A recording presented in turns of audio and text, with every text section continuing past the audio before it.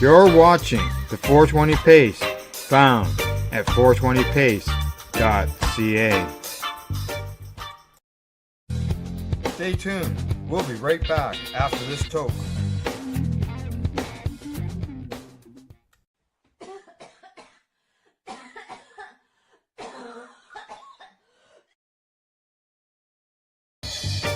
You're watching the 420 Pace Network, found at 420radio.ca and paceradio.net.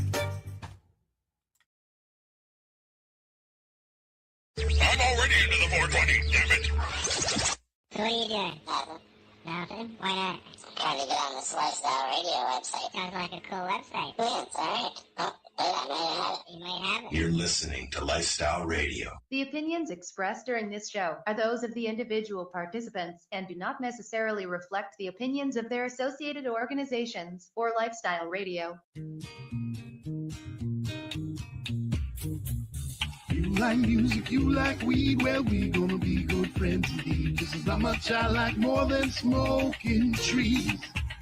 They'll make you dance the do-si-do and teach you how the cheese will grow. Smoke a bowl on the 420 radio show.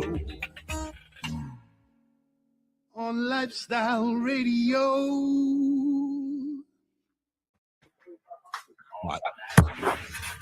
Hi, how are you? How high are ya? Lenny's got his puppy. Morning. Let's This see. is a bum. Okay, sorry. You can't stick a puppy in my face at the beginning of a show, Len. I'm sorry. Anyways, Puppies. yeah. Yes. Good morning, Ken. Good morning, Ken. Hi, how are you? G'day. So we're gonna, G'day, eh? we're going to be chatting with Ken Tovich from not Flomax, Flora. Totally different products. Yes, we were Yes, just completely discussing different. Ken's here to chat with the guys about, grow stuff. And I know nothing about it, so I'm going to let them do. And Mary Jane's going to move her microphone. Right. And, I'm just going to watch the NHL playoffs. Okay. And we'd like Nice. we'd like some updates on that, though, Len. Yeah. Okay. He's gonna watch the Leafs lose. Oh, really? I think they do lose tonight, to be honest. I don't play hockey or anything, so I don't care.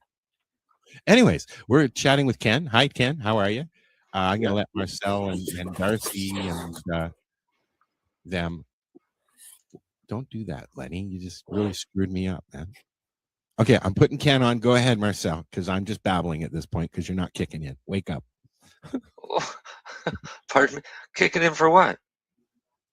Don't look at me. I'm here just listening to Ken. Ken and I were chatting a few weeks back, and Ken said that he would like to come on and talk about organic growing of cannabis. And I, of course, got excited and said, yes, let's do this. And then he canceled on us. And then he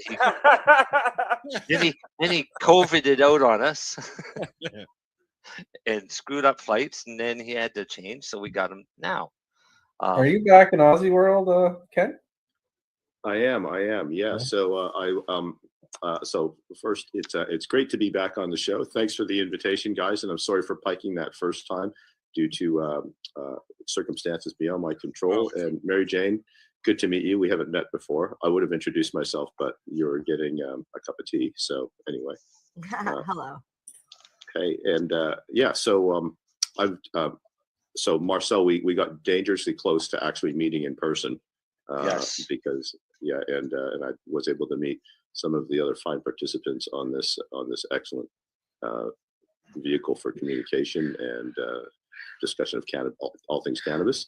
But I'm coming off. I was over in North America for probably 11 weeks on a marketing trip for Floramax because we have been sort of restricted for travel, locked down for 2 years with COVID, so having to make up for some ground. So it was a good opportunity to get out and actually meet just 2 years out of the North American game. But obviously with legalization in Canada and the US, the industry has moved ahead there, I would say, in terms of growing practices from what I'm seeing in other countries. So in that time, in the 2 months, there were a couple of things that really struck me, and that prompted the comment to you, Marcel, about sort of organic growing. Yeah, so that's sort of how it's all happened. And that, just to make excuses, I did catch COVID that first time and got stuck in transit, so was unable to attend the show the first time that I committed. So I didn't know that you actually had COVID. I thought he was joking around. Sorry. Yeah, okay. So I'm just full of shit, right?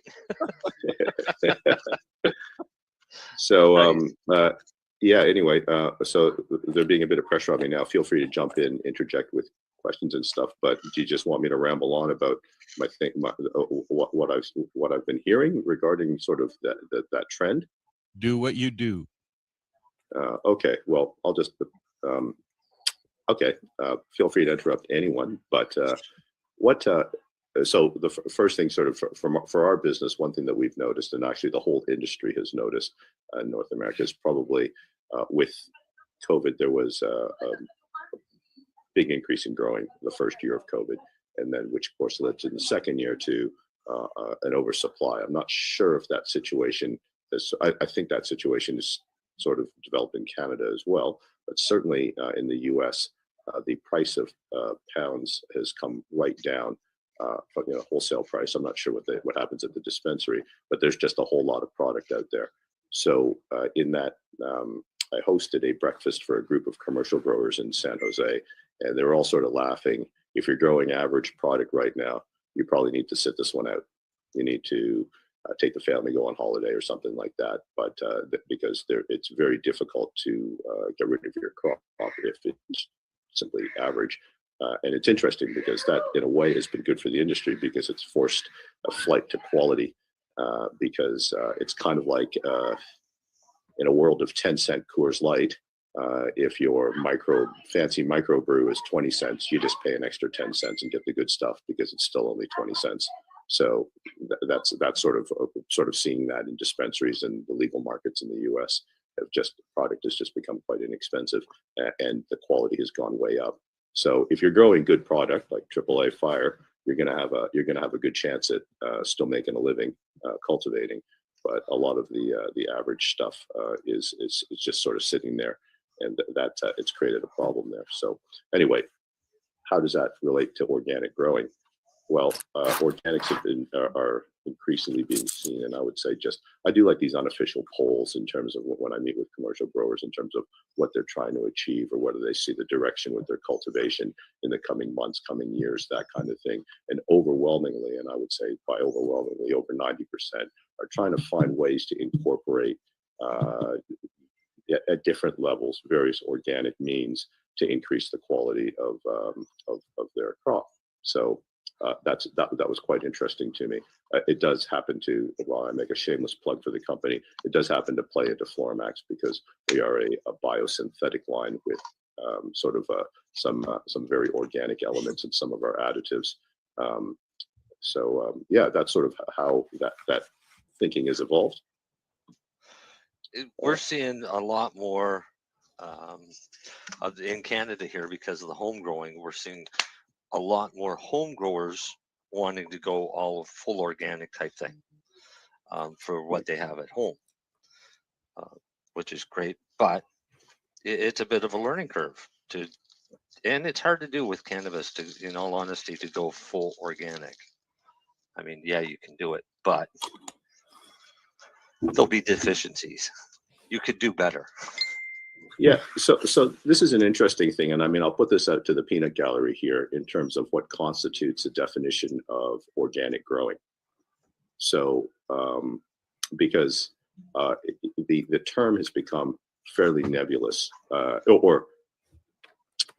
think everyone has a picture in their mind of what constitutes organic growing, and it usually involves some kind of animal fecal products, like be that bat shit, seagull shit, fish shit, you name the animal.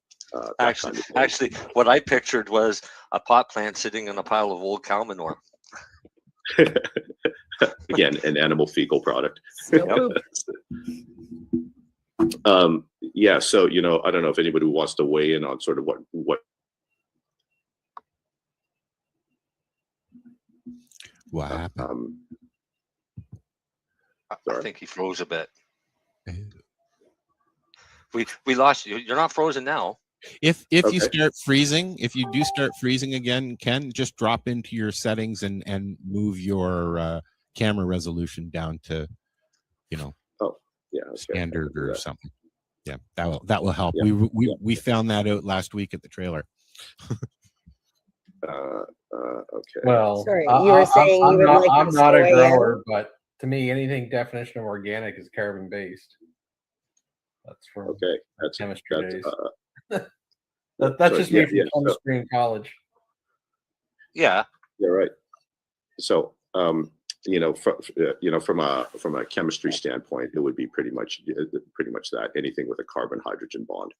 Right. Yeah, that So- again, I don't know if that's what everyone's really talking about, but that's what to me is. And most inorganic things are more like your just basic elements, things like calcium, magnesium, phosphorus, things like that.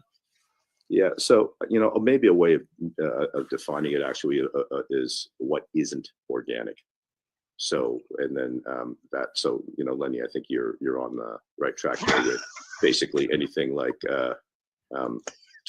mineral based, basically anything mineral based without that carbon hydrogen bond. Yeah. So, how that organic product looks can be an animal fecal product because they will all sort of contain that kind of or meet that definition chemically. But so I guess if you're taking what a lot of people could soil amendments, manure and soil, that kind of thing, or teas and bacteria and stuff like that. All that stuff, there's such a wide range of growing styles there in terms of how that's incorporated, but they all have that carbon hydrogen bond in there. So the opposite of what it isn't would be of what organic growing isn't, then would be the mineral based side.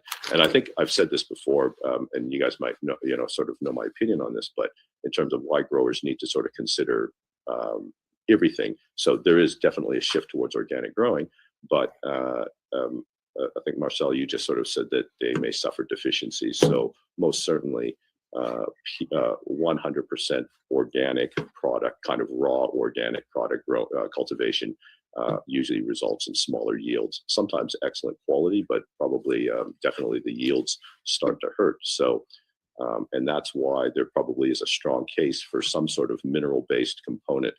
At the end, whether your calcium or your magnesium comes from a liquid nutrient, a powder, or whether it was just naturally present in the soil, it's still actually just a mineral-based component, and a lot of that stuff exists naturally and I guess there's various levels of fertilizers that will contain those things. So, but basically on that organic track, I think that's something that people are trying to improve that quality piece. I also think some people take the term organic and think it's just natural. Like, I don't know if they necessarily have the same picture as everybody. That's just what I think some people think it is sometimes. Yeah, so it's an interesting thing because we've actually done quite a lot of actually that's the angle of Florimax, and a lot of the research that we've done sort of looks towards that organic space and why. So the advantages are can result in a more call it naturally created product is going to be probably actually a truer expression of the genetics of the plant.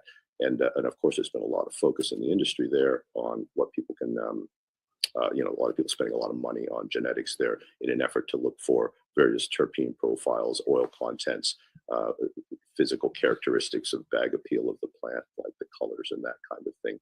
So organics are a way to sort of access those things.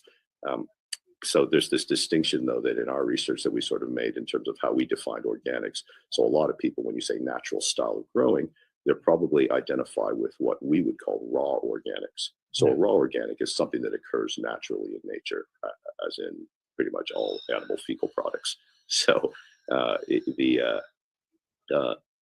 but it doesn't, they don't. So I think there's a distinction here because as the industry evolves, I think what we're going to see is a move away from raw organics because there are some problems associated with it. So in our sort of product design and in sort of the way that we've developed our products, we're trying to address some problems. And the way that I'll put it this way is I see there are three key issues with organic growing. Okay, so the first one would be the shelf life of various products. When you buy a bag of manure or a bag of bat shit, bat guano, whatever it is, all the rest of that, typically those products have a very short shelf life because they are naturally occurring and they're at a raw stage. So they're open to all sorts of issues like fermentation, which would be the creation of alcohol. That's going to affect the efficacy of the product. So one, is shelf life. Two is ease of use or mess, because invariably most raw organic products are seen as messy. So for someone growing at home in a garden, in like a bed or something like that, just top dressing, that's not really a big deal. But if we're talking about larger scale cultivation, and this is the commercial growers that I've spoken with, they're all looking for ways they need to be able to deliver organics on a large scale. So, through drippers, reservoirs, and that kind of thing. And they're not just going to throw a raw organic into a reservoir there, because it'll take about 3 seconds for it to start clogging the lines, the cleanup on reset, that kind of thing. So that's always been an issue, large scale application of organics. So that was the second issue. And then the third one, the one that we were most concerned with, and this is probably interesting for some people from a manufacturing standpoint, is actually consistency of performance.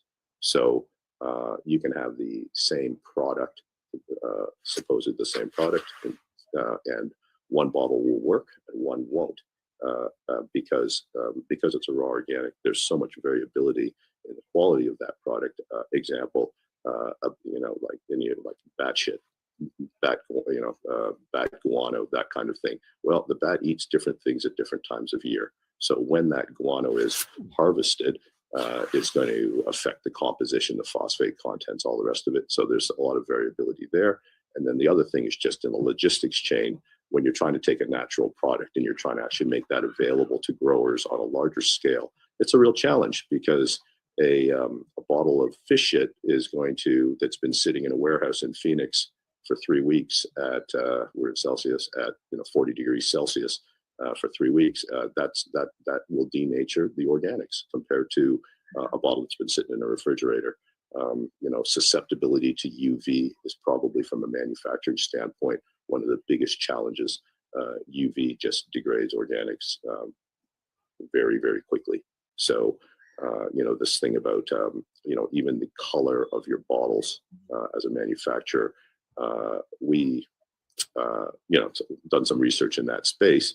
And the thing is, just putting your organic product in a black bottle to remove UV light probably buys you a year of shelf life. So, that kind of thing. So, clear bottles of organic products, typically someone hasn't done the work there. So, I mean, is freezing affected as well, like colder weather here, because we got like cold weather here, right? Well, I would think that there would be a difference in the performance. I don't know if it's better or worse, but the thing is, all those sorts of things, that sort of storage stuff on raw products there is going to be some kind of an effect to denature the organics. You sort of think about it, the process of, like, with kelps. There are a lot of kelp products on the market. We have quite a few years experience in working with that, and kelps can come in for manufacturers. They can come in cold pressed extract, kind of like a cold pressed juice. They can also come in a heat refined form. So that heat refined form can be liquid, but more often than not is a powder or a pellet type of product. So you guys have probably seen powdered kelp products, maybe, those of you that grow on shelves and stuff like that. But all those powders and pelletized products are part of a heat refining process. And in the early days, we used to use those kind of products because there was a little bit more economy in them. But you 100% will denature, or the organic efficacy is significantly reduced when you put it through an heat extraction process. And that's just a product of, like, applying temperature to it. So that consistency issue. So one of the ways that we've gotten around it, and this is, I think you're going to see the trend, is towards an extracted organic product. So everyone's familiar with cannabis extractions because you're getting quite a bit more potency in certain products, especially in the case of some of the products that Marcel and Darcy.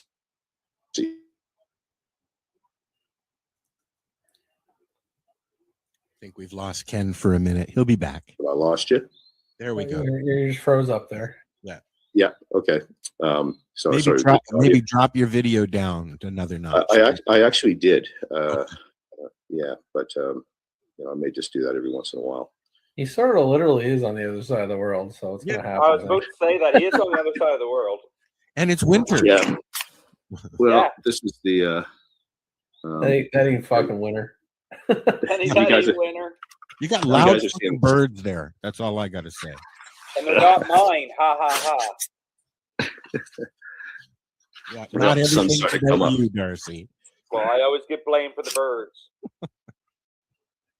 Yeah. So, go ahead. Yeah. Yeah. Anyway, I was just going to say that. So, just cut things short. Basically, there is a solution to those three problems associated with organic growing. Okay, and that would be an extracted type of organic. So it still stays organic. We're meeting the definition with that carbon hydrogen bond. We still see the benefits of actually expressed in the plant. But the way that we're actually doing it is in the manufacturing process. We are taking a raw organic, call it a bucket of fish shit or fulvic acid, which contains thousands of organic compounds, and then extracting specific compounds that we've identified have an effect on plant function. And when you have that extract, if you can create an extract, you see increases in solubility and stability.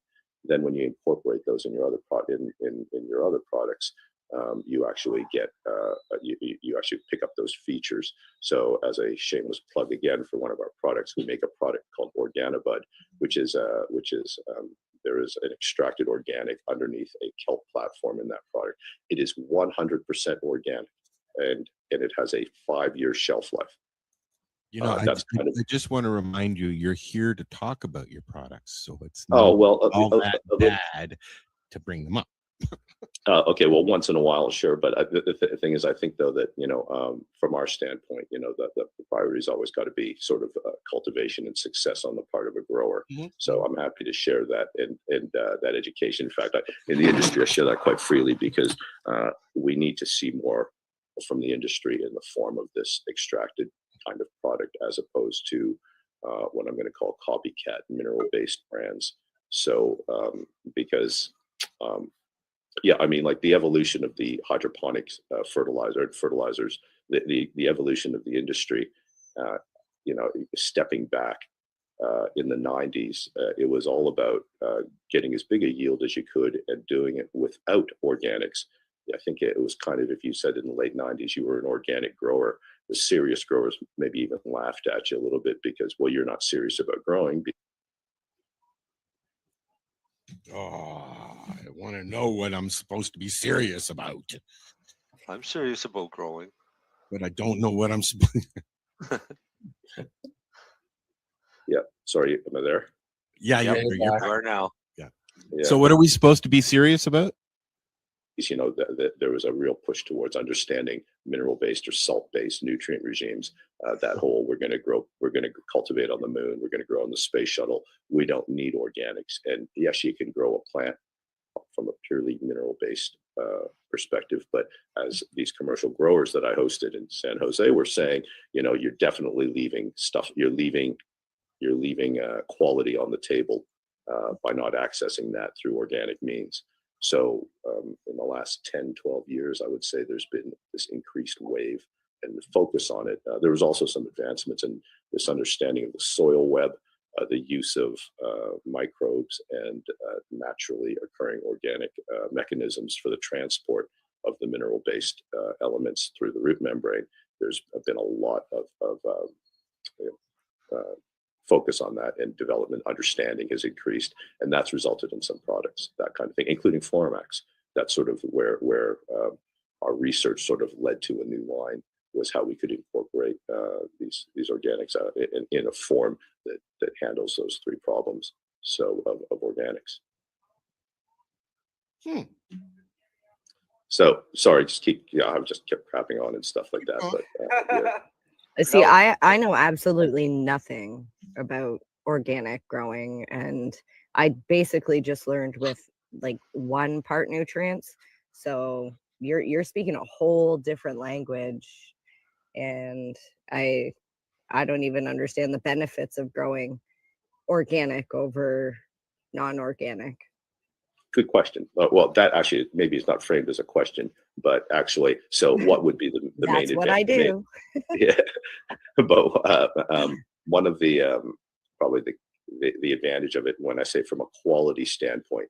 So what we see with our Organobud product by accessing the organic that kelp and specialist organic compound extract in that product is we actually get a wider terpene profile. So we've got a bit of data now to show that when the final product is produced, that you're getting a broader spectrum of oils, not necessarily more. We have another product, Resin Excess, that actually uses an organic stimulant to produce more oil, which is fantastic because there's a lot of ways to sort of trick a marijuana plant into producing a little bit more oil. Some of them are good. Some of them make use of chemicals that probably shouldn't be in the industry or shouldn't be. But there may be other consequences to the use of those chemicals, and by that I'm referring to certain PGR, plant growth regulator products. So Mary Jane, those are there are fertilizers out there called plant growth regulators that can create different effects on plant function. You can get faster growth. You can get a denser cola, denser nugget, which is important for a product that sells by weight. Some of them increase oil as well, but in the process, some of them can cause a plant to absorb more heavy metals. Some of them are actually by themselves like cancer causing. So there's obviously some implications to the use of those kinds of products. So do you want to name some? Sure. So the big bad boys, one called paclobutrazol. Yep. So the nickname is called Paclo. You won't find that easily, I would say, in most North American markets because they're well regulated.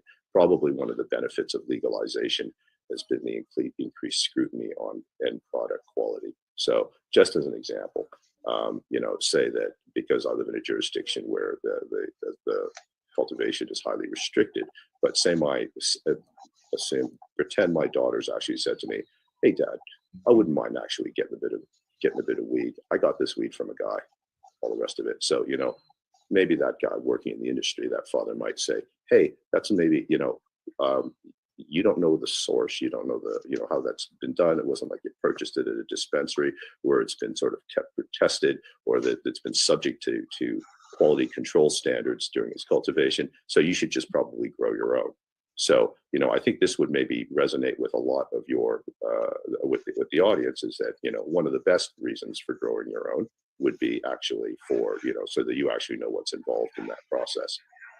And to sort of establish quality. The other way to do it is to purchase it from a reputable source, which is available in those legal markets in Canada and the US, but the rest of the world maybe doesn't have that luxury. So, Mary Jane, you were saying the benefits of organic growing. You're using a 1 part. If you're saying you're using a 1 part nutrient, that is going to be a mineral-based. That will be a mineral-based additive. And the best way to sort of incorporate is continue using that and then put on some kind of an additive on top. Mary Jane, where are you located? In Ontario. Okay, so I could probably get you a sample of that of our Organobud, that kelp product, and then you could and you would not change anything you're doing. You would simply add that on top. Okay. So yeah, and as an organic, and another benefit of organic products and organic growings is that there's very little to no toxicity risk. So with a lot of fertilizers, and people would know this even from just fertilizing a lawn, you can create saturation or toxicity condition in the soil if you over fertilize, and that won't go well. But with organics, there's very little risk of that. So that's a good thing. But again, the benefits might be a wider terpene profile. We've seen with some organic products, there's ways to organically stimulate oil production. So that would be a higher THC, CBD content. You can also, with that, there are, when you're getting a more accurate representation of a plant's genetics, you're probably picking up on things like colors in the flower, which sort of contribute to bag appeal, that kind of thing. So, there's a thinking that's starting to evolve in some of the growers that I've spoken with, that if you just hammer plants with mineral-based lines with no organic content, you'll get you'll probably actually get quite a large crop, but you're definitely leaving something on the table. And in a world where everyone's doing the same thing, people are trying to differentiate themselves and create better quality product. And I think that's sort of why organics has been an increased focus on organics. Okay, I just talked way too much, so sorry. No, that was amazing. Like personally, if you can get more terpenes in your cannabis and more resin on your buds, that just seems like a win-win. Like, why wouldn't you do that? Yeah. So those things, those are great end goals, but it's kind of like how that's achieved. It is also quite important, because, as we said, there are products on the market, plant growth regulators, that will create those things, but maybe in a way, how it's done is important too, because sorry, I'm gonna relate it to like working out. You could get muscles and get jacked by doing all sorts of steroids, but that's not probably the best way to go about it. That's a pretty good that's a good metaphor, I would say. Yeah. So how it's done. I'm on TV. Okay, now get me gone. Okay. All right. Oh, so what are you guys seeing? I'm seeing a lot of birds in the trees in front of me. That's what's keeping me Trying awake. to take it with your camera out there. Yeah. No, I'm meaning on like that. So sorry.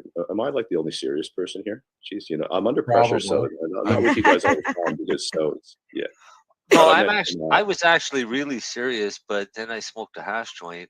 Now I don't know where I am or where my bike is. You're at home. But I'm loving this. Yeah, you fucker, you're trying to kill me. I'm enjoying listening. No, I'm learning lots. No, I think it's interesting. The thing I like about the products, the line is one, it's affordable. It's not overly expensive. Two, it has the science to back it up. And three, well, you guys sell. I like what you guys say on your bottle, but I like to change that to you guys sell results. Well, I like that. I mean, like, really. What does it say? Your harvest is our priority. Yeah, we say That's that. a pretty good tagline too, though. No, Ken didn't even know that they said that. but I like the fact that yes, you guys sell the science, because I love this pamphlet, Ken. I love it. Oh, the Grower's Guide. Oh my God, I love this thing, man. Marcel, you're gonna love this. Is it up on the website, Ken? Ken had that on last time he was on it. It's the best grow guide I ever saw. Yes, I got a bunch of them, Lenny. So Grow Guide. Yeah, but I mean, I'm gonna share the website. I want one. Bring me one. Everybody can. And you got feed charts. I want a feed chart. Yep. So the Grow Guide is a compilation of articles with cultivation techniques, and they're not actually specific to Floramax products. You guys can see what I'm doing, yeah? Yeah. If you go up to Grow Guide, and you will see all those articles. There's actually more articles on the website than on the actual Grow Guide. So over the years, Andrew Taylor, who's the founder of Floramax, he's also the head chemist. He's written a couple of books, and he's basically condensed the content from those books into sort of easy to absorb articles that are kind of topic specific. Pick one, Marcel. I can't see. It's too small. How about? Okay, hold on. Let me. Oh, it should be full. No, on my screen it's too small. Oh, okay, I get you. Yeah, maybe pick up supercharged cuttings. Supercharged cuttings. Right there. Okay. All right. 10 steps to cuttings. And incidentally, this works for tomatoes and everything else too. So basically, where to take a cut, how to take a cut, and then a couple of just how-tos. So that's a pretty easy to absorb article. All of this stuff is at floramax.com with the www, of course. Yeah. Oh, they have an amazing webpage. So we actually have an ulterior motive with this Grow Guide, because the more likely that growers are able to employ good cultivation practices, they're more likely to get better results and less likely to blame the nutrient. Mm-hmm. So that's that. It's actually pretty smart. That's serious. No, that's serious because most growers or companies or just people that get other people to grow for them will say, "Here, take this and grow my plants for me." Yeah, not a problem. And then he takes it and he grows it. Never used the product before. Grows a plant. Doesn't turn out to what the brochure or the jug tells you that you'll get a good result with it. And then now he's pissed off and says that nutrient is garbage. So yeah, I like that. Yeah. Yeah, there's a lot of factors in a grow. So we're attempting to sort of, I have this discussion with growers and you say, all right, well, prioritize. What are your priorities as a grower in terms of managing? Where do nutrients sit? I sell nutrients for a living, but honestly, nutrients are probably number 4 or 5 on that list. There's probably a whole bunch of other environmental factors that actually have more of a, that would actually, things that'll fuck a grow. Well, there are things that your first two is lighting and airflow.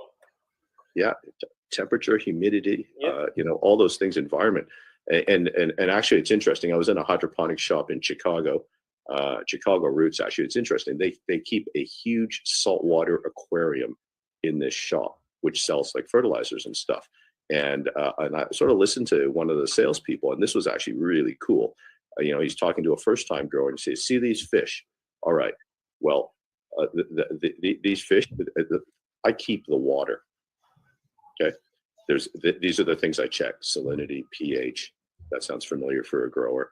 Okay, all the rest of this, all this equipment is to manage the water. If I get the water right, it doesn't matter what fish is in there. That fish is going to thrive." So another way of looking at cultivation, with plants, because everyone focuses on the organism. So, it's a plant, right? So, people see yellow leaves, they lose their shit. Everyone's like kind of, oh, have I got a disease? And then people do all sorts of crazy things, like they'll dig up and try to look at the roots to see if there are root aphids, that kind of thing. Is it a disease? Like all sorts of stuff, because they're desperate, because they're about to lose their, their crop or their plant and all the rest of it. And the thing is, plants take a long, they can take a long time to revamp or to come back from, like, say, root rot or some of these other situations. So in the haste to apply different products to solve a perceived problem, they end up creating more problems. So, the other way, and maybe it's a more organic way of thinking, is that you actually, as a grower, you're probably keeping the environment. If you get that humidity, temperature, light, right, all the rest of it, if your humidity is too high, powdery mildew is going to be a significant risk. So the thing is, but if your humidity is low, that'll probably never be an issue. So actually, instead of focusing on the living organism, and I mean, you obviously have to for things like trim, but focus on the environment. And that's sort of an interesting way of doing it. So this shop actually uses that aquarium as a sales tool and an education tool, because they're saying the reason you need a fan is because you need ventilation. The reason you might need some kind of air conditioning is because it gets hot a couple of days a year. That kind of thing, because in the process, they sell tents, they sell fans, they sell lights, all these different things that are environmentally, associated with the environment. So I thought that you might find that interesting. I like it. I think that's a great way to say it. It is an analogy. I'm interested in something else now that I've read about it, because Darcy had mentioned it, because I read the article about cuttings, and it talks about Floramax clone spray. Did you? Does Darcy? I ain't got none.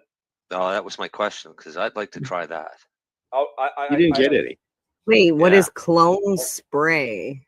So clone spray contains. I got some, Ken, but I ain't got none, Marcel. Oh, you got some? Good. Because I want to try it. I've got clones right now.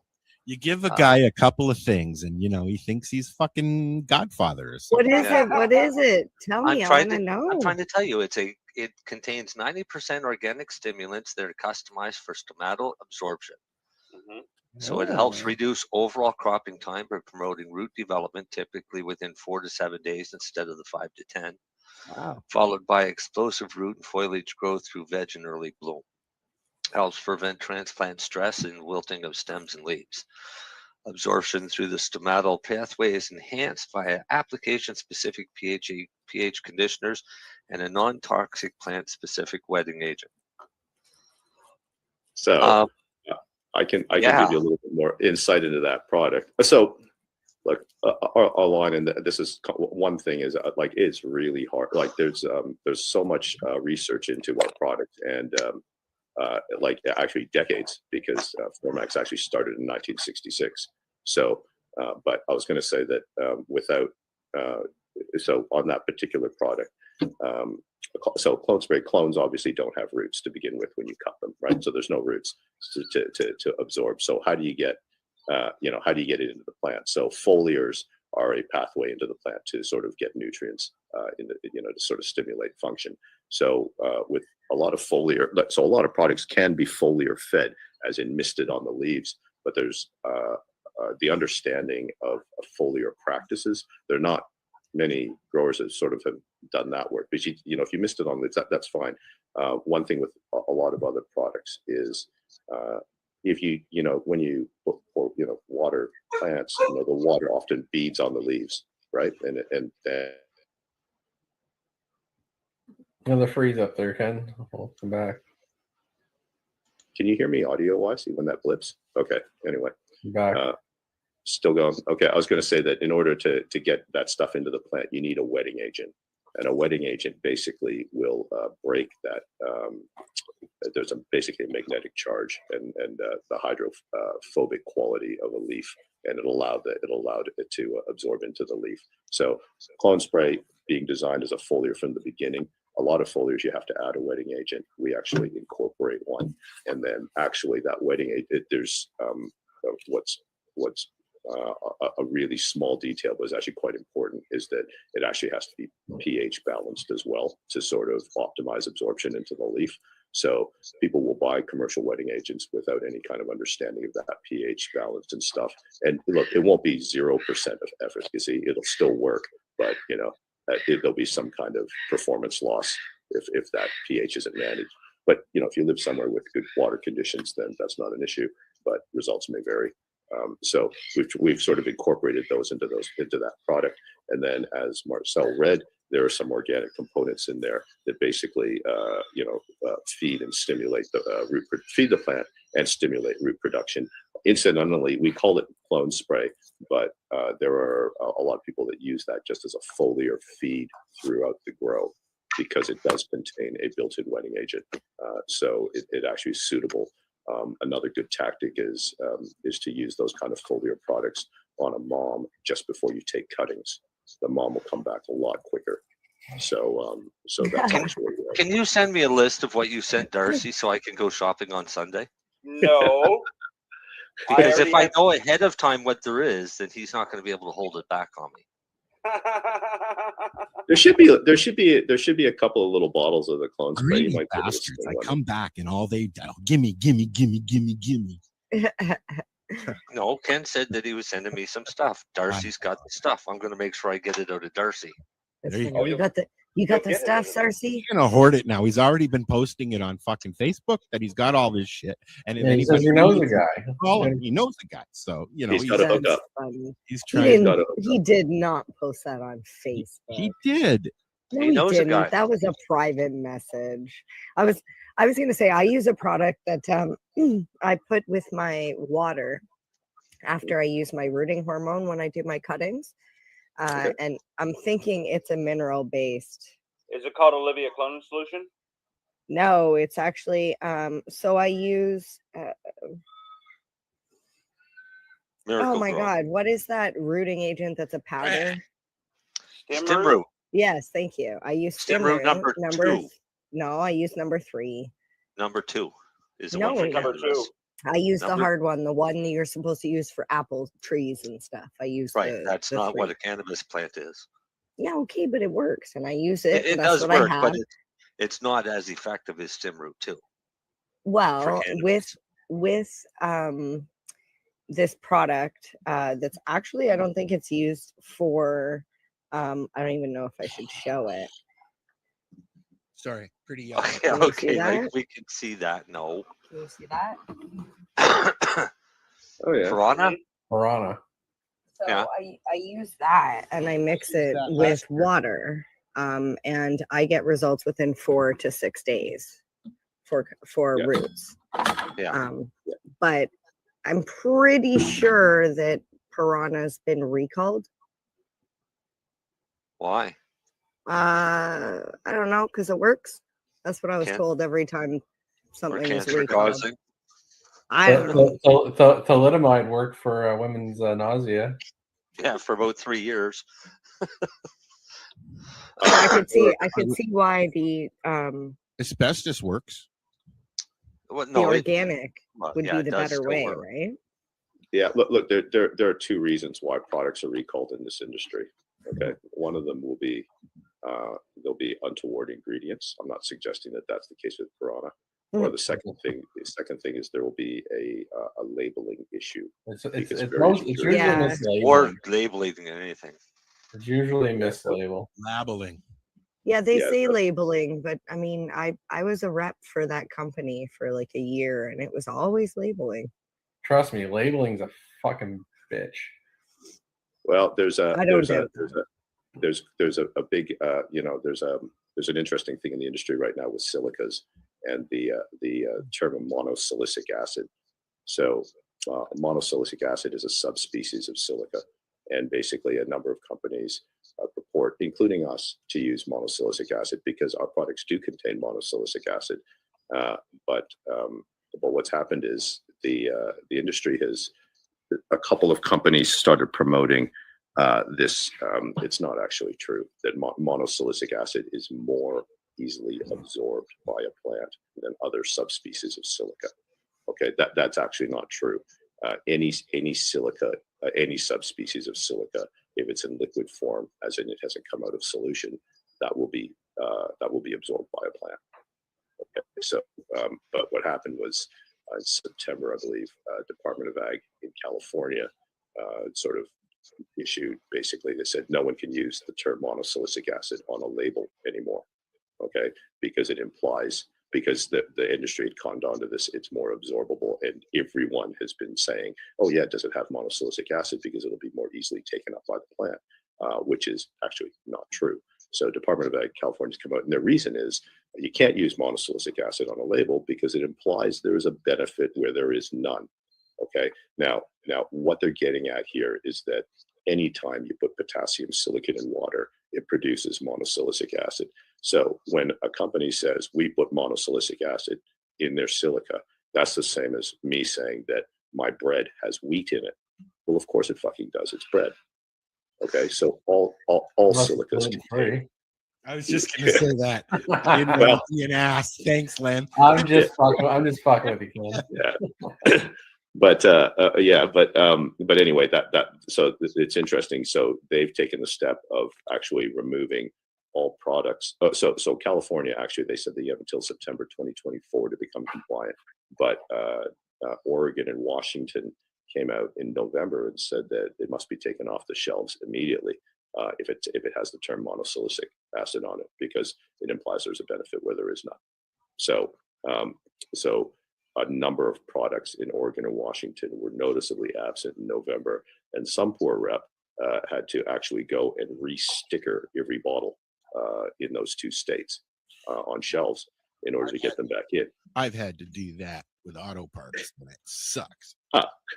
Yeah. So I wish I'd taken a picture because I was in Seattle, and I saw there's this one product, and basically it's the identical sticker. It's just where it said monosilicic acid, it's just left blank. But if you hold it up to the light, you can see through the top sticker and you can see the bottom sticker where it says monosilicic acid. But that's just, so in that case, with that ingredient, there is no health risk. But that's just, some of the motivations for the various governing bodies in terms of how, what they're trying to achieve with their labeling is, obviously they're trying to represent some kind of truth to the consumer. We do see in the industry a lot of locally products that are sold in a region or locally, but people on, say, the west coast of the U.S. would never see some products from the east coast because they would never meet the labeling registrations. So it's interesting because as a company, one of the things you target is, you figure out what markets you're going to go into. So with Floramax, there was always a desire to create an international brand, a brand that would be actually sort of suitable in a number of different markets. So if you're going to do that, the first thing you do is you go to your toughest jurisdictions, because there's no point in making something that is compliant in. So one of the weaker states for compliance and registration would be Ohio. There are a number of brands in Ohio that you will never see anywhere else. Because so what you're saying is don't smoke weed in Ohio? Well, no, not necessarily. Because there's actually some great product comes out of there too. But at the same time, but there's a a lot of these products you would not find from being used in commercial operations. Most commercial operations will have some kind of a process and look for some kind of compliance just as a risk management strategy and governance strategy. So, but I was going to say that some of those products in Ohio, so if you can follow me here, if the manufacturer, you come up with this product, you launch it in Ohio, you've done all your labels, and you're good in Ohio. Then what happens is you go to Kentucky, and they say, hey, you know what? So Kentucky has strict, is pretty strict on silicas. Then it went, so you take your silica and you go, oh shit, we don't have to. So you got to come up with another label. Okay, so you do that. Then you decide to go to California. Again, there's a step change in governance. So now you've got to do a label again. Okay, and you have to re-register each of these products, and you have to relabel. And when you relabel, it's not just sticking a label on. Someone actually has to create a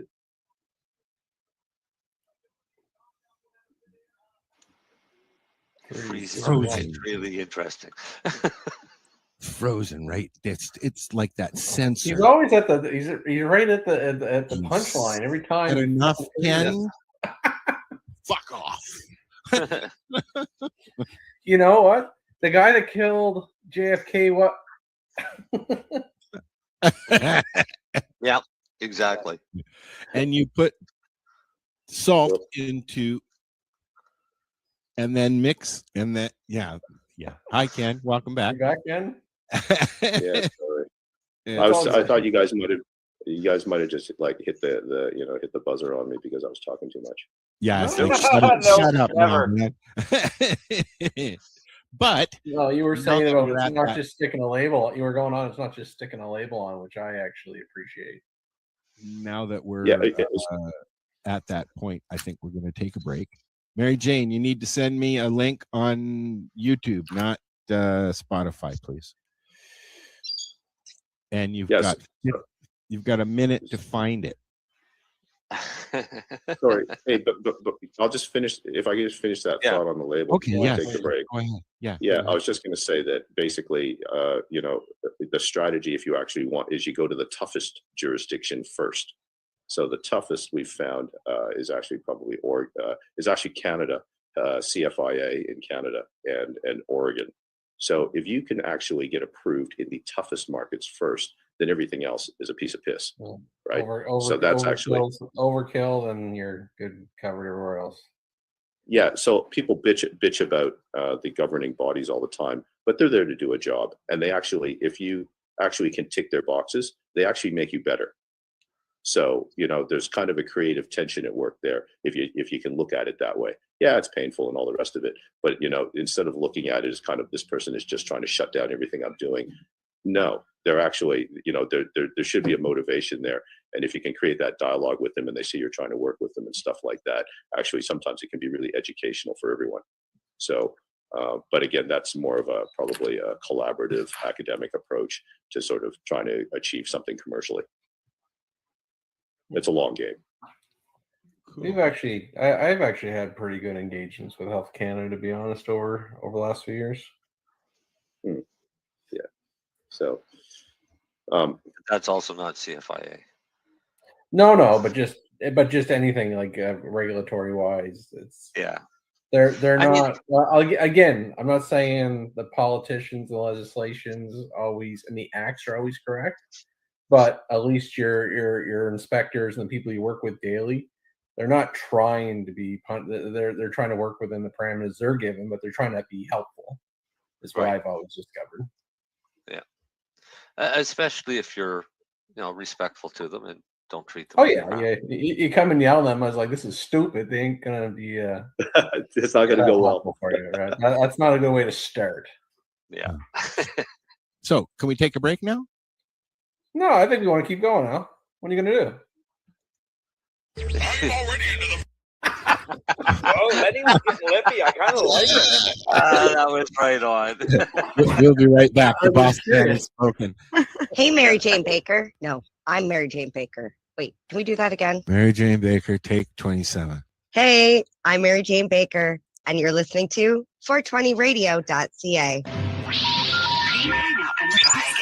You're listening to 420radio.ca, Canadian Cannabis Radio. Enjoy the buzz of legalization with Campbellford Lifestyle Shop. From lights to plant nutrients, books, consumption accessories, and more, we've got all your basics to grow or consume cannabis. Visit our info center or take a look at our piercing services and body jewelry, now available in-store through Campbellford Lifestyle Shop, 17 Bridge Street West, Campbellford. You want music? Rock, punk, metal, alternative music. The Coverage Radio Show has what you want. Every other Tuesday at 8 p.m. Eastern Time on 420radio.ca. Hosted by DJ Michael Alvich, bringing you new and retro tunes from both major and independent labels.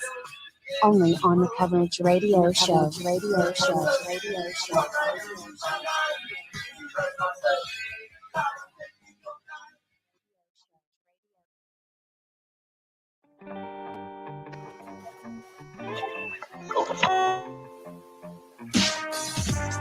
I'm in love with the pure hydrate, Mary Jane.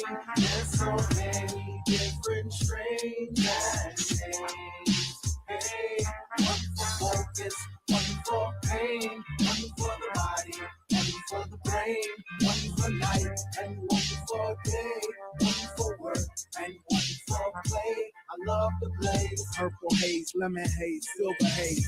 I want mason jars filled with every grade. Since the star jet, Haramazar, nightshade, white widow, white rhino. Let's ride the white train with Mr. Mendo to Humboldt County.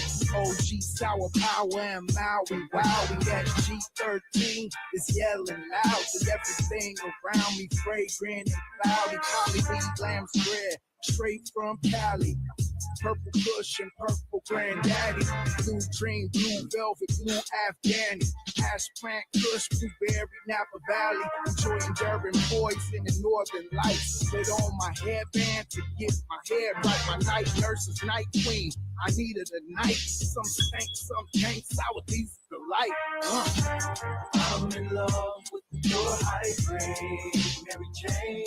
There's so many different strains and names. Hey, one for focus, one for pain, one for the body, one for the brain, one for night and one for day, one for work and one for play. I love the blaze. About 34 different ocean cushions, Skywalker, Tahoe, Girl Scout cookies, critical mass. And tangerine ash, super crystal, blackjack and green crack, power plant, king's bread, romulan, blackberry kush, royal flush, and harlequin chocolate. I'm buried in smoking lost off that great white chalk and strawberry cough. You can't dismiss Indy 99 or Swiss Miss, the white mighty pineapple express.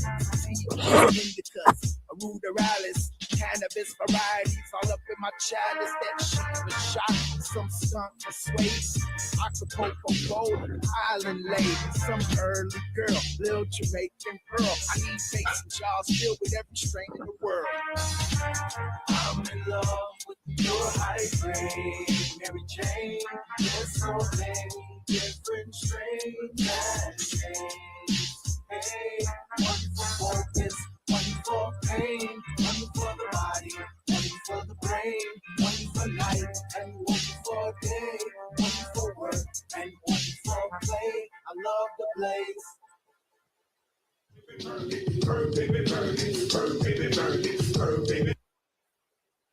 I like to blaze too.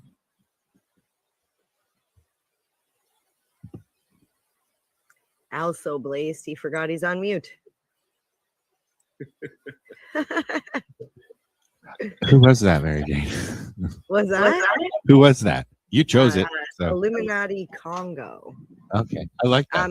If anybody's interested, I have a whole playlist on Spotify with songs just titled Mary Jane. Huh. Yeah, Look at that's one of. You would be surprised how many songs there are with the name Mary Jane. Oh, I know. I think I've probably made that search myself a few times. So I'm this sad to is say none the of them are about me, though. oh well, you know, the Not yet. ego gets struck down every now and then. No, I it missed just the whole grows song. every time it gets struck down. It gets bigger. The demon gets bigger. The bigger. So this is the 420 radio show with the demon Mary Jane. We're chatting with Ken from Flomax. Floramax. I know. Jeez. Of course, I know. I've said it so many times now. You I have know. benign prostatic hypertrophy, Al. What was that? The large prostate. Yeah, I do, and I'm actually on Flomax. So yeah, there you go. That's funny. But anyway, so Floramax is a. I don't want to say the wrong thing, so I'm gonna just if you could just give. No. You say what Floramax is, Al. It's a chemical you put in your plants to make them grow better and do things. Oh, no, never did they say chemical. See, that's why I Organic. didn't want to say it, bonehead. Organic. It's not a chemical. No, It's a bunch of I natural would still ingredients chemical. all put together, and then Ken kisses every bottle as they go out of the warehouse. Comes from spit from Australia. Can I guess? Like Yes, yeah, based go on I'm gonna ahead. say it's an organic concentrated nutrient or additive for your That would plants. be a good. A better. Can I try? Yes, please. Can you tell us? I would say that Floramax is a full range of cannabis-specific nutrients for Stop all your reading off the growing web needs. page, you fucking shit. Organic. That's off the You top of forgot my the word head. Organic. It's not all organic though, so He's I'm not reading going the fucking they have website. minerals too. right. They've got because it's not all organic. That's not what I would lead with. It's a full range of cannabis products. Because you do have some non-organic products, don't you? Absolutely. Some yeah. or what they call now synthetics. Like minerals, like minerals, like the plants do need them.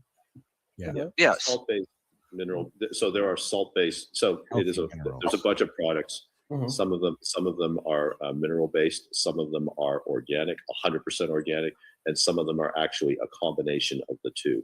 And that's probably where we're a little bit different because we're probably one of the first lines to actually be truly biosynthetic, as it have components of both in the same product. Typically, people will have their mineral-based bottles because they'll have a long shelf life, and that kind of thing. And then the organic piece, they'll sort of throw on one or two bottles on top of that with it'll usually be a raw organic, which we were. I know a lot of OG growers here in Ontario, probably around the world by now, who the minute they hear that word synthetic, not interested. Because a lot of times Hold they on, think- Marcel. Hold on. So I guess what I want to say is change my mind, which is what we're doing. We're chatting about it. Because some of these, like I don't want to mention any names because there's an argument coming down the road. But a lot of the guys that I've known for years and years and years in the community, they don't want to hear anything about it. So what do you say to them guys like Marcel, Ken, whoever wants to say, what do you say to You them? go first. He's gone. He'll be right back. But I'll say something to that. I've used personally myself over the past 22 years of growing cannabis. I've used 8 different nutrients lines. The last 2 years, my products have never been better. And that's just not, and that's being non-biased. And he keeps talking about it, and it's fucking Well, boring. No, I'm kidding. Well, it's just I can't say enough about it. I Yeah, tell I know. everybody about it, and they're Yeah. like, "Oh yeah, well, it's just like every other nutrient." Well, no, And that's what I've heard, because actually, it's not. I've said we've had Ken on before, and we chatted about this. That's what I get from those people. Those people. But no, but Yeah. seriously though, I that's what I find. I try it, I use it. I can't say that I push the product. I tell people use it, and you won't be disappointed. Yeah. Well, a lot of people grow by the if it's not broke, don't fix it. Yes. Like, Oh, of course. I've been using one that's nutrient smart. for I this think that's amount of time. extremely So smart. yeah. But you can also do like on a small scale, a little R&D is like, there's always a little bit of aspect. You can always do better. So there's nothing wrong with that. But I don't get too tied up in the term synthetic, right? Like if I told everyone is like, man, everyone should be using magnesium sulfate all the time, not for plants, but just for their body. In general. Most people don't know that's fucking Epsom salt. Right? Like it's a pretty Yeah. safe product, but like everything's a chemical. How it's made, like in the meat, to me, it's like comes down to purity, what other additives are in the product that may not be on the label. And really in this world, it's all about transparency. And you show me some fucking evidence. If you say I'm going to get 30% more of X, where's the study showing it? This is from the drug kingpin here. No, I deal. No, Listen, I deal with supplements and pharmaceuticals. I know you do. Pharmaceuticals a little bit different, but natural supplements and botanicals. Everyone it's the has the same. highest purity, the best quality, all tested. They're the best. But why is this fish oil fucking $70 and this one's $12? Well, Yeah. hey, Letty, I'll second that right there. Probiotics, for example. Same thing. Go out. No, exactly. I've used the cheap ones, and then I go to Lenny's medicine shop and I buy the more expensive ones. And you want to know something? I feel 10 times better taking the more expensive ones because it's more of a pure product. When it comes to quality products, you pay for Yeah. what you Well, get. no, exactly. So I guess what I was getting at is, to me, it's not even about synthetic. Like, listen, I think one of the worst things in this world is, maybe I'll be wrong, but everyone's eating these plant-based fucking burgers. Oh, that to me is synthetic. That's made in a lab, so. Hey, everyone's going to be eating lead-based beef here soon. They've been growing beef for how long? Yeah. And that's but what, most vegetarians and vegans are not eating that, Lenny. Yeah, no, I'm not Because saying that, but I'm just they saying know it's the processed, because it is. It's still processed. Exactly. So I don't really get worried about synthetic. It's just what is the product claiming? What's the science behind it? As it appears, you know what I mean? I think sometimes we just get too righteous sometimes. I think when people talk about synthetic, so the reality. So you pose that question about those growers that sort of say it's synthetic. I don't want to know anything about it. I have no interest in that because I'm an organic grower. Okay, so here's the reality, right? Plants need inputs. All right, those inputs, and they actually need synthetic input. Well, they need mineral-based inputs. You can divide those up into macronutrients. So those are your big blocks. So calcium, magnesium, iron, okay, that kind of thing. Nitrogen, phosphorus, and potassium. Those are your macronutrients. And then plants actually need micronutrients as well. So those ones would be boron, zinc, manganese. There's a suite of them. There's sort of 6 key ones. So all plants need those things. Now, really the distinction, so those organic growers that go, well, I don't need mineral-based. You're wrong. They actually do. The difference or the distinction is, are they naturally sourced? Okay, naturally sourced is probably the right term. Is it calcium, magnesium? Is it iron that naturally is occurring in your growing medium? So your soil, your living soil, how that gets there, it can be animal shit, it can be microbes, all that stuff. They all contain various amounts of those elements. Okay, so and the growing medium will have them as well, and the plants will absorb it. In the absence of those elements, a plant will not grow. So does it need to be natural? So then the next step is, does it actually need to be naturally sourced? Okay, so some people feel they get a better end result with if it is naturally sourced. But a big problem with a lot of living soils, and because we get compared with, they'll say, oh, I'm going to compare your products versus a living soil, and I'll just say it's actually it's not a fair comparison, because most soils over 12-month growth the naturally occurring elements in there will deplete over time. There is not as much calcium at the end of the grow as at the start of the grow, probably when the plant needs it. So it's never a fair shootout, and that's why I sort of say to the organic growers, I say that's not really the right way to do it. But people use fertilizers for also, there's got to be a way to inject or to replace the minerals that have been depleted in the soil. So people do things like they top dress with manure, they put kelp on it and stuff like that. All those things will contain those elements to some degree. It's just in a naturally sourced form. So that's what they want. So whether it's naturally sourced or whether it's a powder that you're throwing on top of the soil, I don't know. People need to make that judgment as to what they want. If they feel better about it because it came from kelp, there's no way the concentrations are going to be as high as if it was in powder or in a purposely made nutrient. But those organic growers, they need those things. And then Mary Jane, you made that comment about you're right. A lot of growers are resistant to change. A lot of people, but the technology moves along. So I have a 20-year-old Nokia cell phone. It works. There's nothing wrong with it.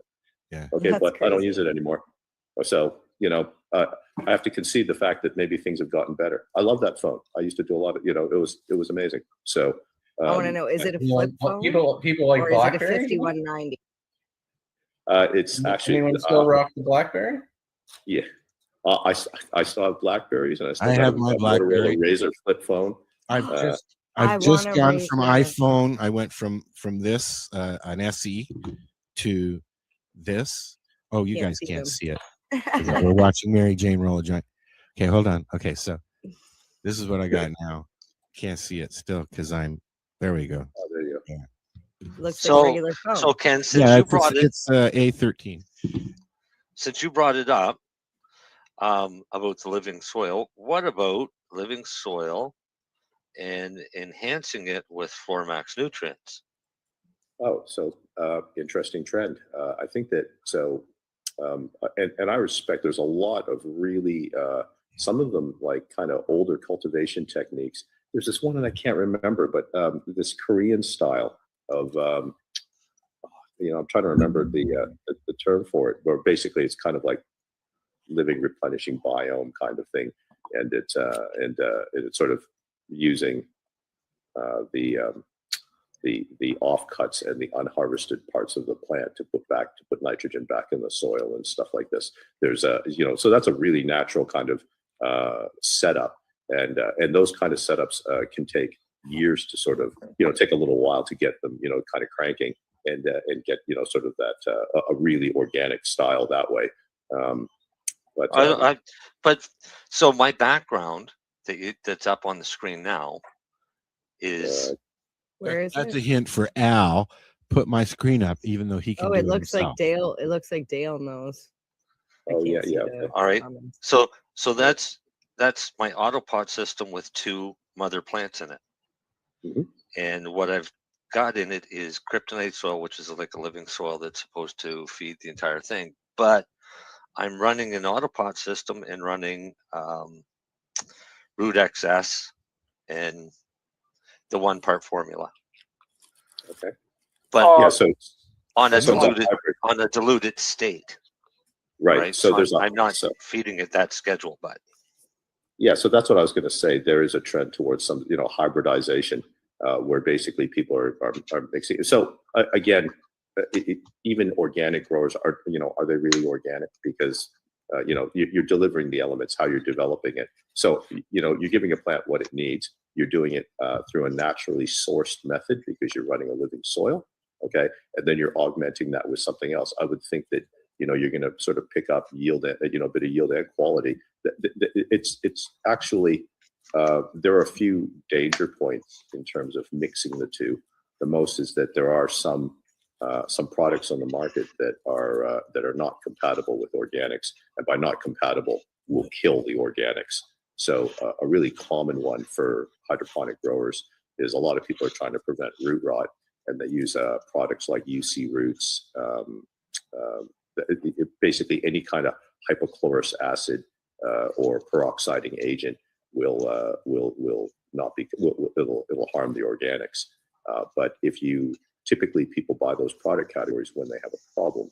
So again, if they haven't managed their environment right and they have pests or they have a fungal infection, they need to a fungal infection in a plant in nature usually does not turn out well for the plant. Okay, so but people then, it's like, at what stage does an organic grower, if you're really organic and, live and let live, you're just kind of like, okay, well, this wasn't to be. But, if you're 10 weeks into a grow, it's kind of like hard to give that up. So maybe you're going to be organic, except for that 1 week you weren't organic because you were about to lose your whole room. So exactly. yeah. So then you go hit your reservoir with UC roots, which are hypochlorous acid. That will kill the fungus, but it will kill everything else that's organic as well. Right. So so that but people have figured out there are ways to manage it. I know there's some people that will use those disinfecting products. Maybe they use them once a week, and then well, it depends on how often they turn over their reservoirs.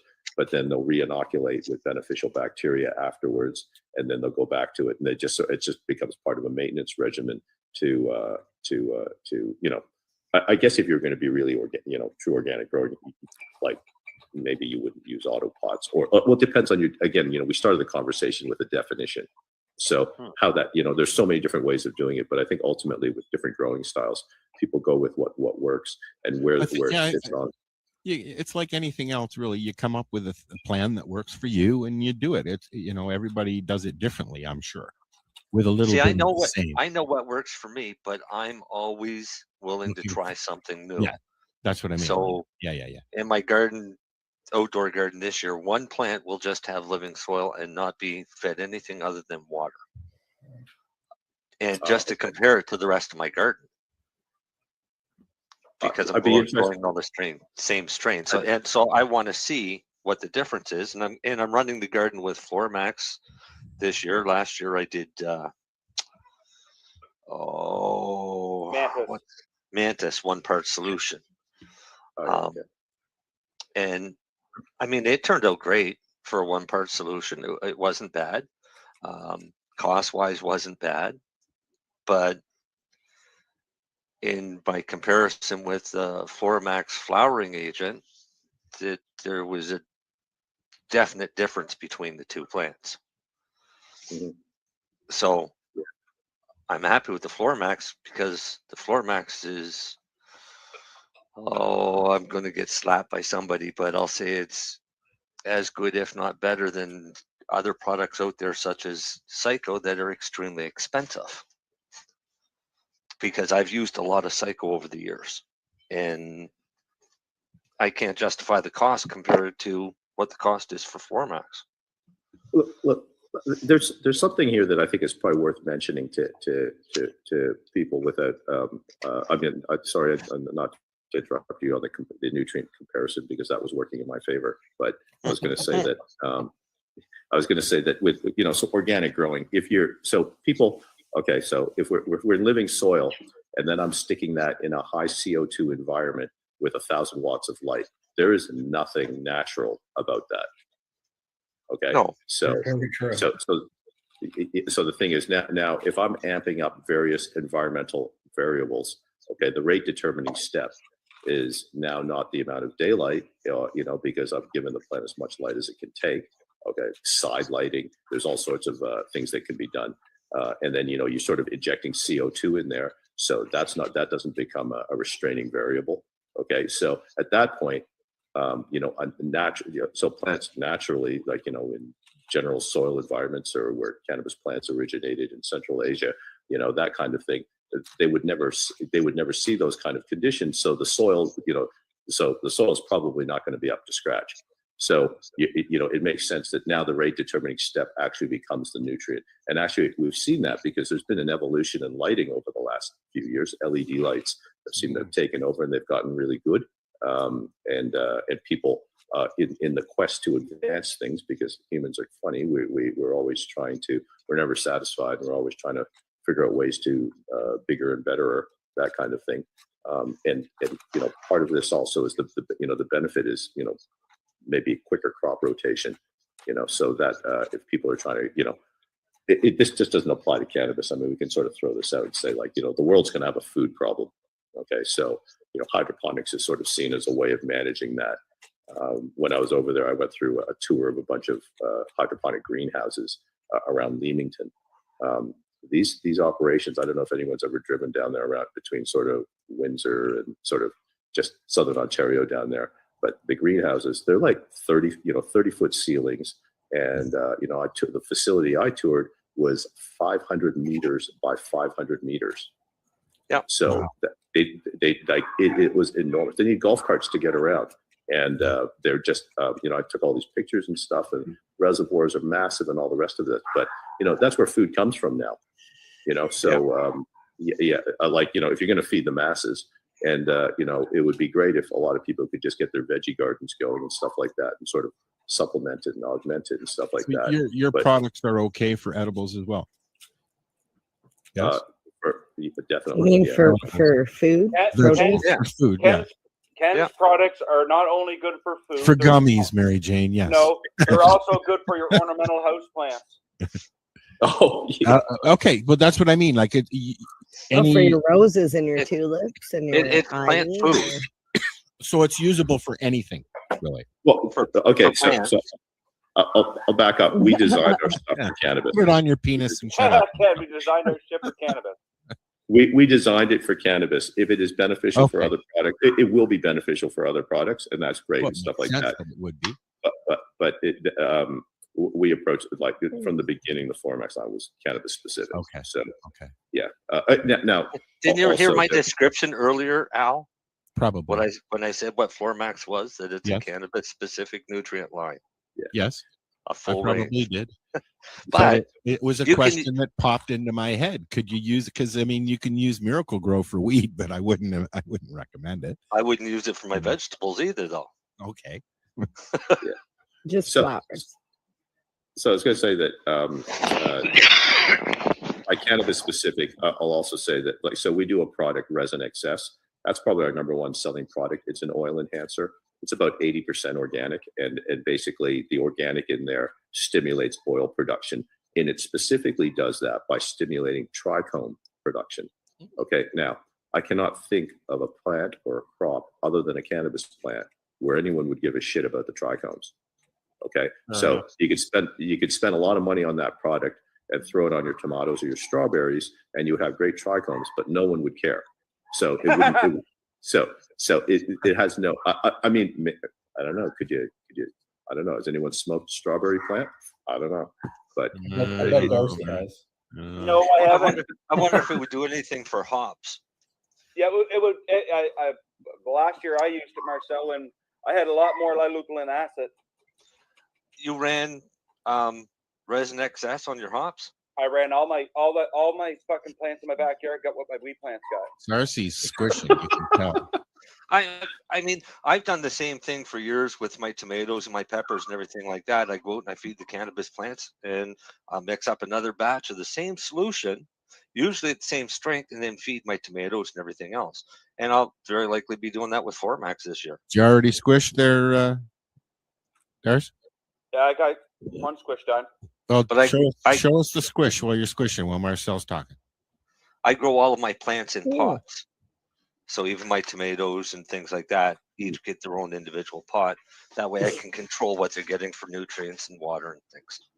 Look, you could probably, if you're doing vegetables with our line, because it is, you can be you could probably back off on the concentrations, because the demands won't be as high with other crops, like in terms of the what you sort of flower production. Like I say, I do testing. If they die, they die. Not my cannabis plants. I don't let them die. Yeah.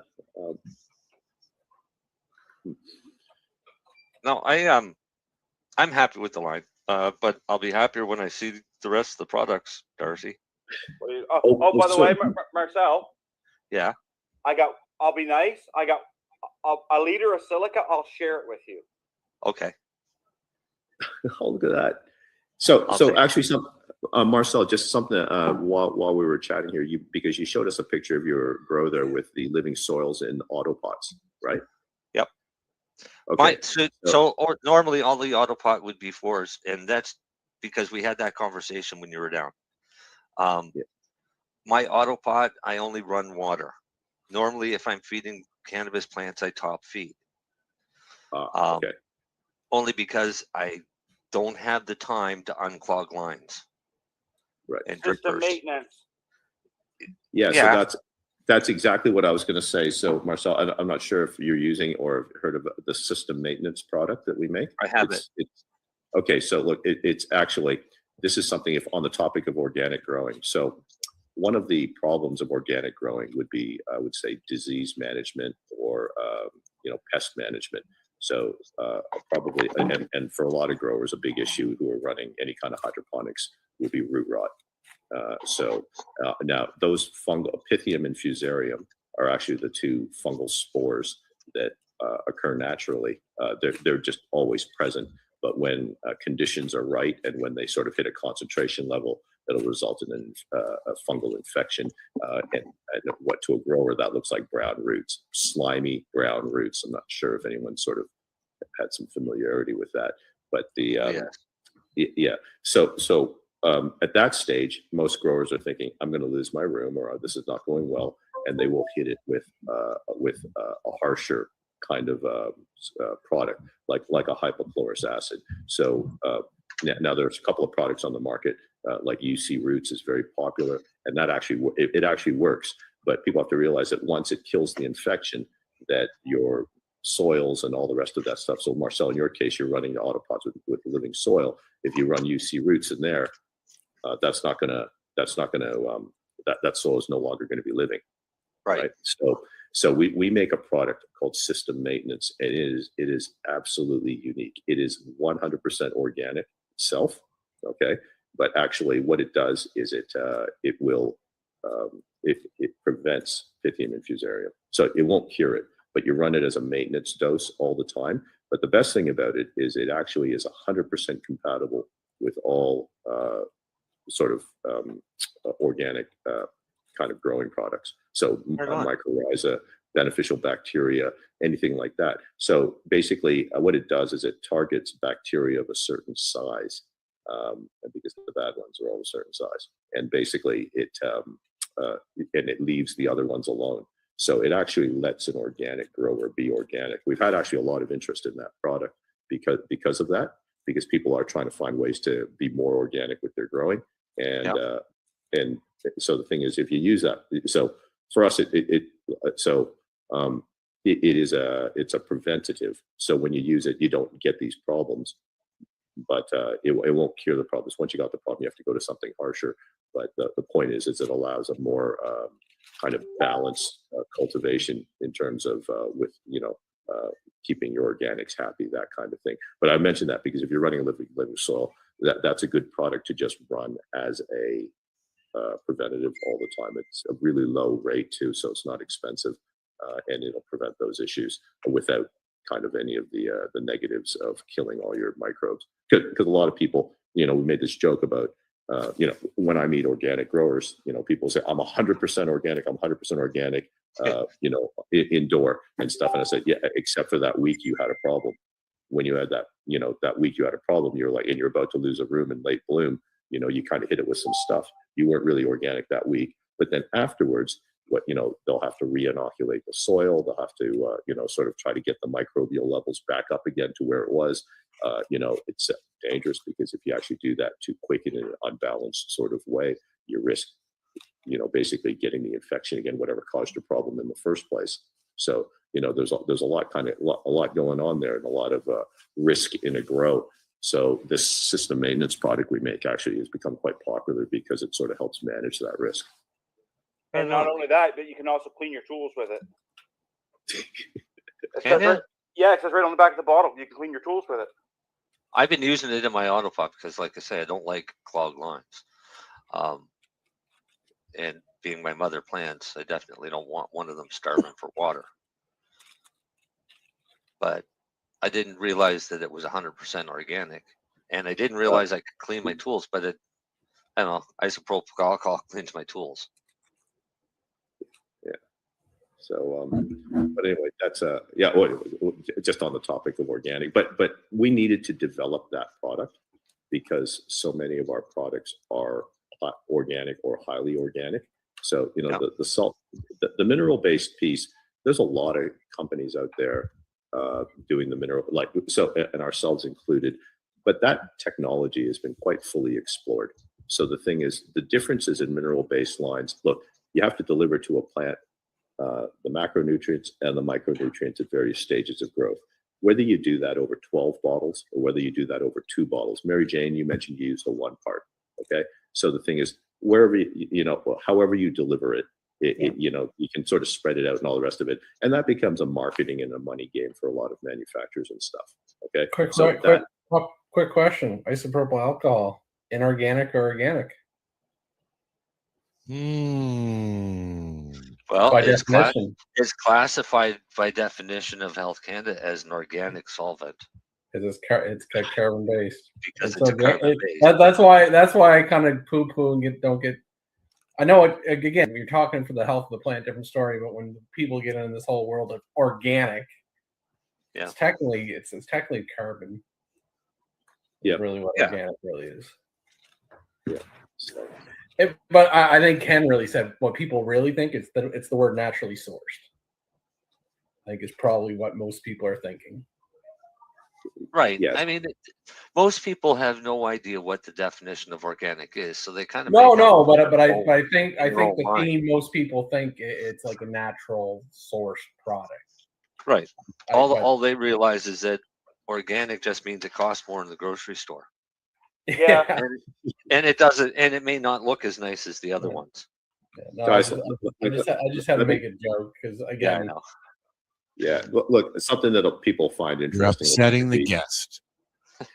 No, I know, like not at all. I think it's educational for people just because some people make poo-poo products for the wrong reasons, and even Ken's, like he said, they are sort of a biosynthetic organic as well, right? And he's got combination products. I would never don't shit on him because it's not pure fish shit. Yeah. So here's the thing, right? With organic, the other thing too is a lot of consumers will go to the label and they'll look for some form of organic certification. Okay. Now this is where I can actually get a little bit bitchy and just sort of say this organic certification stuff is the biggest cash grab load of horseshit ever. Okay. So as a manufacturer, we actually have over the years manufactured for a number of our competitors. Okay, we've been a contract manufacturer. So Floramax is our line. Okay, but we've done other people's stuff. We've designed other people's stuff, and we've even pursued on behalf of other people organic certification. Okay, the organic certification thing. If people look into that process, it's just because it says organic on the label, but it's really. So one of the rules here in Australia is that Canadian beef doesn't mean it's 100%. That's the name of the company, 100% Canadian beef. Yeah. So, but I was going to say that here in Australia, the organic certification, you can have a product certified organic if there is no naturally occurring element that performs the same function. Okay. Huh. So think about that. That means that you can nothing. There is no organic substitute for I don't know, like maybe magnesium sulfate or something like that. Like whatever it is. So if there's no naturally occurring or organic kind of product that does what you need, you can get your product. You can say, well, there is no substitute where I can put in for what my product does. So that means, and you can get your product organically certified. There are products that we have organically certified that are. But you have to get certified in each country that you want to sell in, though, don't you? Yeah. So this is the thing. People ask us, why aren't we in North America? In Canada, is it the OMRI listing? OMRI? Is that the listing that or EcoCert? Yeah. Okay. So each one of these, so we do a little exercise. I think for us to do a product in every market we sell would cost around $250,000 per product US to get organically certified in every market we sell. Okay. That's to get a label. Now, here's the thing with the organic certification. There's also no enforcement. Okay, so the thing is, it's like, the thing with the certificate, people haven't actually tested the product. You submit your data on these products, and then you basically pay your money, and you get your certification. And that's it. So and no one's going and checking products on shelves. Like none of these certified bodies have any form of enforcement. So the thing is, you sort of think and just go, well, as a company, am I really going to invest in this, or am I just going to do what I do? So the thing is, we know, like, our system maintenance, our Organobot are 100% organic. Are you allowed to use these products at Churro? What? What's that? The floor mats. Floor mats? Yeah. As long as they're CFIA, and I'll say it. Ken won't, just because he's a nice guy and under NDA. But no, Ken was at Churro. I'll just put it that way.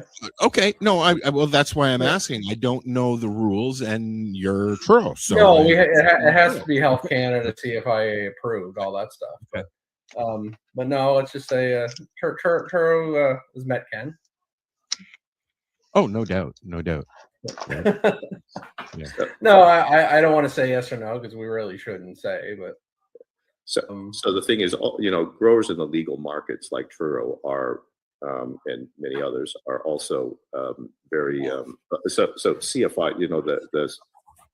They have to comply with CFIA regulations, right? And that's good for consumers, because when people they invest in these businesses are big businesses and stuff, and the risk, you're providing products that people are using for medical or health reasons as well.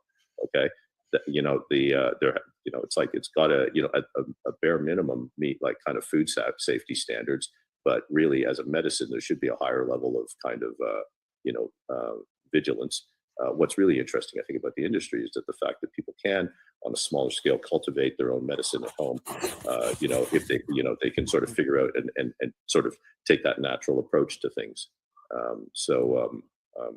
Yeah, it's an amazing plan. I will give a little tidbit for Churro. Churro Cannabis follows Floormax. How about that on Instagram? Does Floormax follow Churro Cannabis on Instagram? I have no idea, to be honest. Oh, here's not going to go look. They will now. Yeah, I'm sure somebody's getting on it right away. No, along with the NHL or Dua Lipa, we follow all of those things. No, Churro, like I say, I don't think the growers really appreciate me telling exactly what our people are using, but no, like we if good products like Floormax, we're not gonna poo-poo it. Shy away from it. Well, I mean, like with all the bad press that growers in Canada have gotten since it's happened, the legalization shit. I mean, we've there's been a lot of lying. There's been some false walls. There's been stuff hidden in the fucking roof or in the ceiling. I mean, it's nice that you're allowed to use products that your normal everyday guy down the road is using, right? It just makes make it easier. It makes it easier. That's theoretically possible. I don't think Lenny can confirm nor deny that. No, I'm not, and I'm not asking him to. What I'm getting at is it's nice to know that it's not just the crap that we're hearing about in the news that's being used, is what I'm getting at. Yeah. Because there's a lot of bad crap. Actually, here's a good analogy. I was going to ask Ken this because he and Mary Jane sort of led to this earlier. If it ain't broke, don't fix it. That is probably a lot of the mentalities of people Ken runs into in his job and meeting, like especially commercial growers, right? For example, Churro Cannabis, if we're going to try something new, it's going to be R&D on a very small scale. Yeah. You just don't take thousands, if not hundreds of thousands of dollars of product. Oh, let's just change that tomorrow. Without knowing what it does. Yeah. Yeah, right. you have to. There's a lot of R&D for any little change of anything. So for any LP to switch a nutrient or add something, I would expect it 6 months minimum to a year before they decide if they're going to do it or not. I would think that there's also a lot of never mind. Go ahead, Ken. You were about to say something. The business risk of adopting a change. So the thing is, even a large scale, yeah, definitely, but even smaller growers, there are people who sort of 4 plants at home. Okay, so that's 12 weeks, 12 to 15 weeks or whatever, the time and stuff like that. So, sometimes when a grower, people were sort of influential growers or testers and they're willing to give our line a try, the thing is, we consider ourselves honestly a little bit privileged because there's an opportunity cost to them trying something they've never heard of. Okay. Well, so and if it doesn't work, you don't learn things unless you try it, right? Right. And that's why people like me are always trying new products so we can tell other people. Yeah. Yeah. But you also try it on a small scale. Like it's just a tip for anybody, right? Don't do all your entire crop on the change. Look, some of the things that I contend with, people will come back and they'll say, "Yeah, I did a grow, and yeah, it was amazing." Okay, and then they'll say, "It was the first time. Yeah, the first time I've switched from 600 to 1,000-watt lights, and I used your nutrient." It's kind of okay. It's great. Time, right? Oh yeah, it was definitely the nutrient. There's there's got to be a method to it, right? So the thing is, people always say, they'll say something like, "Oh yeah, it was the first time I tried this as well." You're changing too many roads. You don't know, but the thing is, at the end of the day, though, you want people like for us, the other thing is, like, at the end of it, the way that I sort of qualify is, did you have a good grow? Like, did it produce good quality product in decent quantity in the end? And then one thing that we've always focused on with our line is actually the simplicity, because there has been a move. I think, there was this mad scientist kind of chemistry class kind of approach to hydroponics in the 90s. And you had like lots and lots of bottles. And Mary Jane is here smiling there because I know that she recognizes the benefits of using a one part, because I honestly, like a little chemist. You feel like a little chemist in the garden. That's why I was like, And a lot of them also had things like you've got to mix it for 15 minutes and then let it sit, then head to the next one and mix it for however long. That's great. I just want to know how much to put in and when. That's all I need to know. Yeah. So that's it. So there's this thing about, disruptive innovation, which is basically good enough already exists. Okay. People could cultivate a super dank plant in the 90s. Okay. Could they do it easily? Maybe not. Now they could. So, yeah. So the thing is, but things have gotten better, right? So this is the thing. That's why everyone uses an iPhone, because it does so many. It's simple. The interface is easy and all the rest of it. Is it better? Well, sorry, Ken. I hate phone. Yeah. Okay. Well, sorry. I was just going to say that for a long time there, though, and actually, even is still now, the technology, I think, in like other companies' phones, like the processors and everything, they're like way better, way ahead, way higher performing and all the rest of that. But what brings people to Apple, love it or hate it, is the interface is really easy to use. So Apple and the price. I mean, I like my Apple. I've always had a Mac sitting in front of me. I have a Mac and I have a PC sitting in front of me. I just don't use an iPhone anymore. I know Marcel's gonna kick in here. I'm waiting, Marcel. Yeah, he doesn't like Apple. I was waiting for you to say fucking Mac sucks. Yeah, well. I don't have to bash Apple products. I mean, they just turn on and bash themselves. No, you know what? I've had to use both Apple and like Samsung or Android, because I use a Samsung for my phone and I've used it for, oh my God, ever since I had the S3. I think it was the Galaxy S3. Now this is the S11.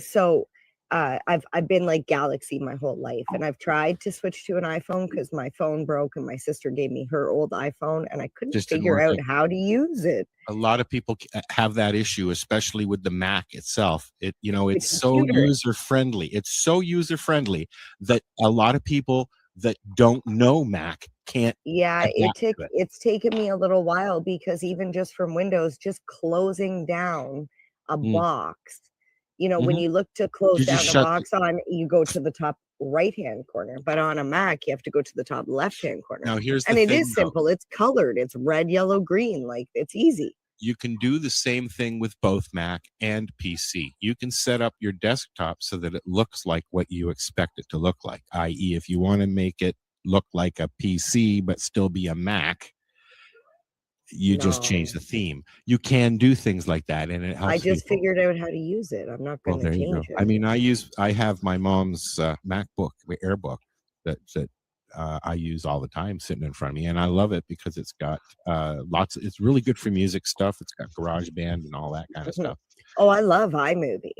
I absolutely. I've been love trying to iMovie. learn iMovie because I want to try and do some new videos for this thing. Yeah, okay, this all sucks.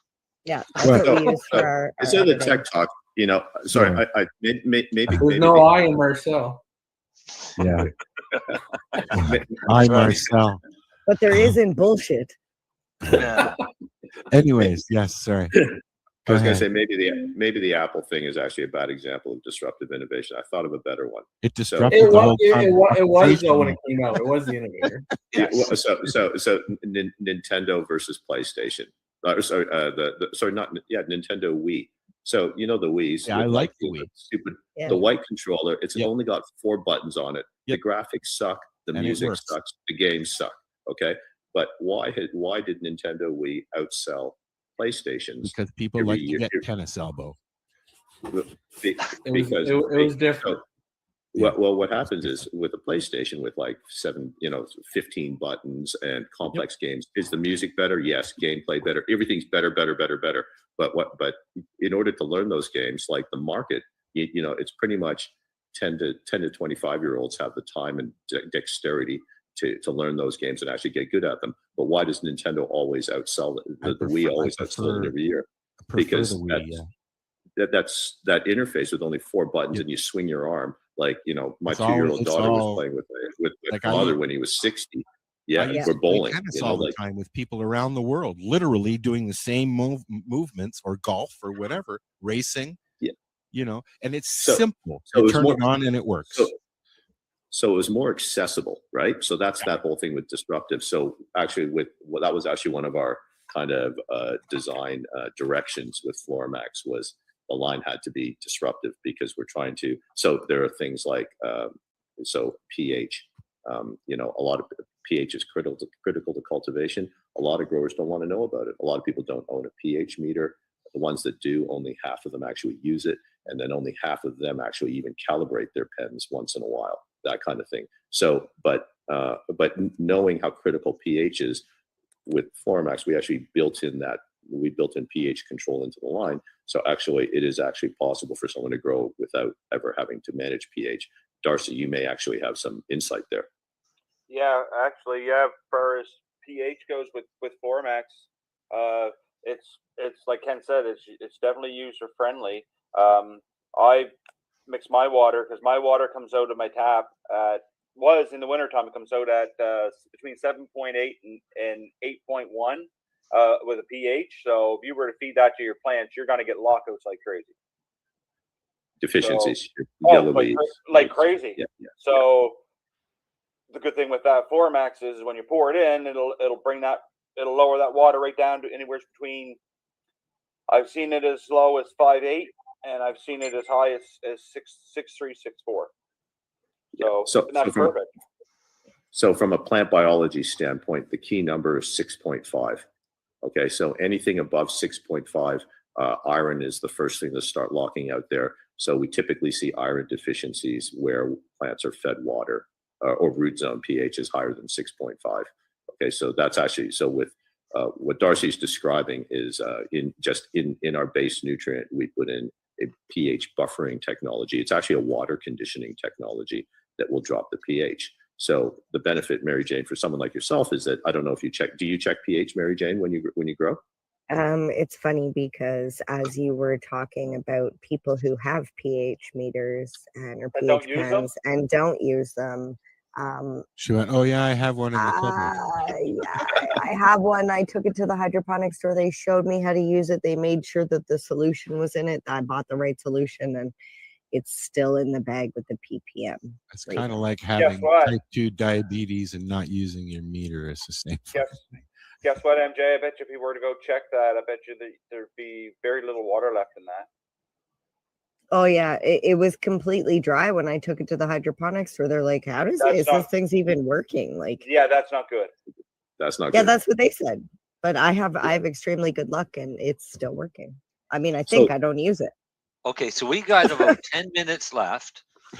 So we should let Ken tell everybody where they can get a hold of him. And you have stores in Canada?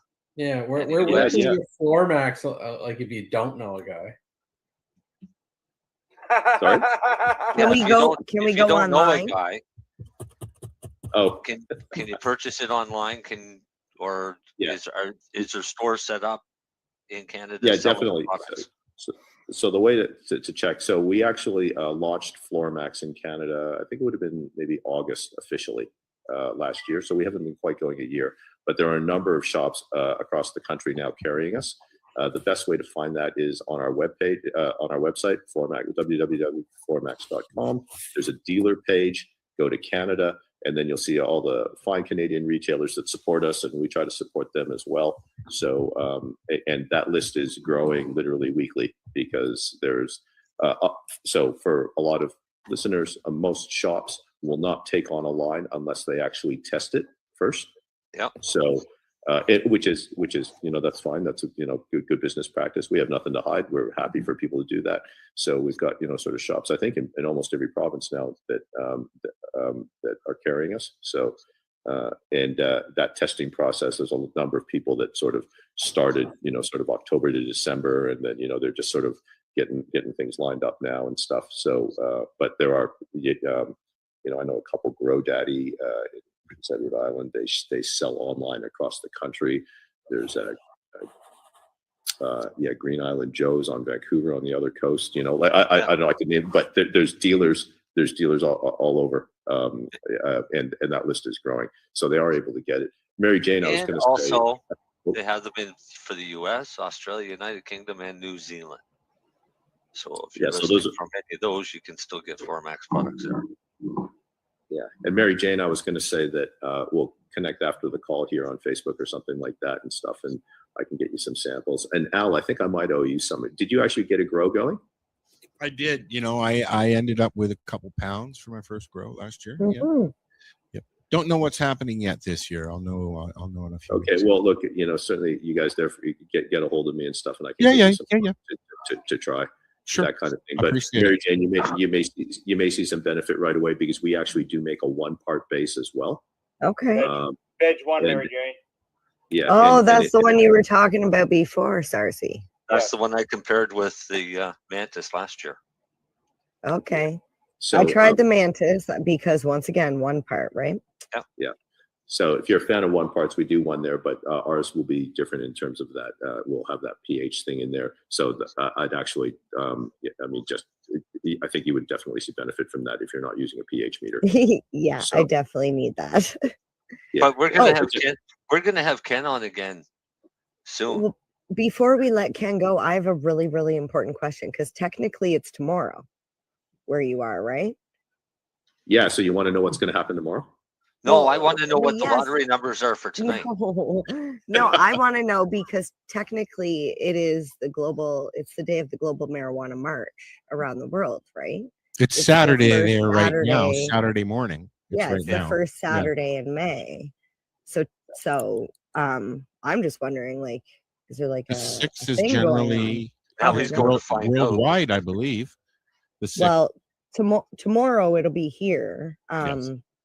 And I did actually want to touch. See, this is my way of like sneaking this in, right? Because I want to make sure that I mention that tomorrow at Queen's Park from high noon to 4:20, you can find the Doobie. That's Toronto. Yes, in Toronto. You're going to be able to find me.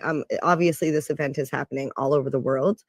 There are different locations where you can go and show your support for global legalization, not just, your own country.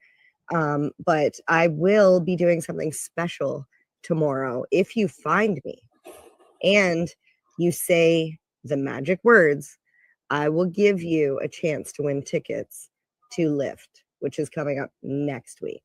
Oh, and before I forget, the magic words are newbie, doobie, do. And I won't be here next Friday because I'm going to be at Lift. Nah, you'll be with me. I'm going to be able, yes, you'll be there too. I will. We're partying Friday night. We're going maybe to you guys should come on arcade. together Friday night. Oh fuck! I got some plans. Okay, Saturday then. Yeah, we're I'll definitely probably going be to down. fucking arcade. Oh wait, I I'll forgot probably Saturday be around on after Saturday or party. Sunday. I'm not going to the thing this weekend because I'm going to go cut my lawn for the first time this year. Oh, Leafy Things is going to be there tomorrow. Oh. They're going to be handing So- out suckers and swag and. So Mary Jane, just to Yes. recap, if I can get there for tomorrow, so if I Yes. actually go back in time, then it's newbie doobie doo, right? Yes, and if you go back Hello. in time, then you're my new favorite person because like that's never been done. I'm pretty sure Michael J. Fox. That we know of. Hey, I'm gonna give a quick shout out to our buddy Jack Lloyd. Fuck was that? I don't know. Love Jack. Why are we shouting out to Jack this time? Yeah. Because Jack and his buddy Kirk Tusaw are going to do some ass kicking Again. in Yeah, Manitoba. what? So Yes, the rights to Manitoba grow.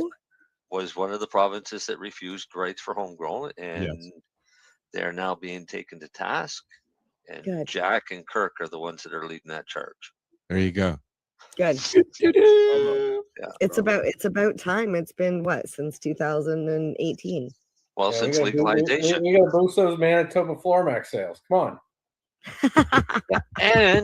But there's a distributor in Manitoba for selling floor Oh, max I'm products. I'm just making fun of the government. Yeah. Who's There could be a lot more. Who's tapping? Me. What? You've been Let doing me it get all night, dude. restless. You've Are been you doing it all excited? night. What's up? Were you excited? No, I don't know. I It's just, like, wait. Yeah, okay. Oh, Ken, it's a blast having you on, buddy. Yeah, it's always Hey, thanks very a much. good, Let's do this good again listen sometime. there, buddy.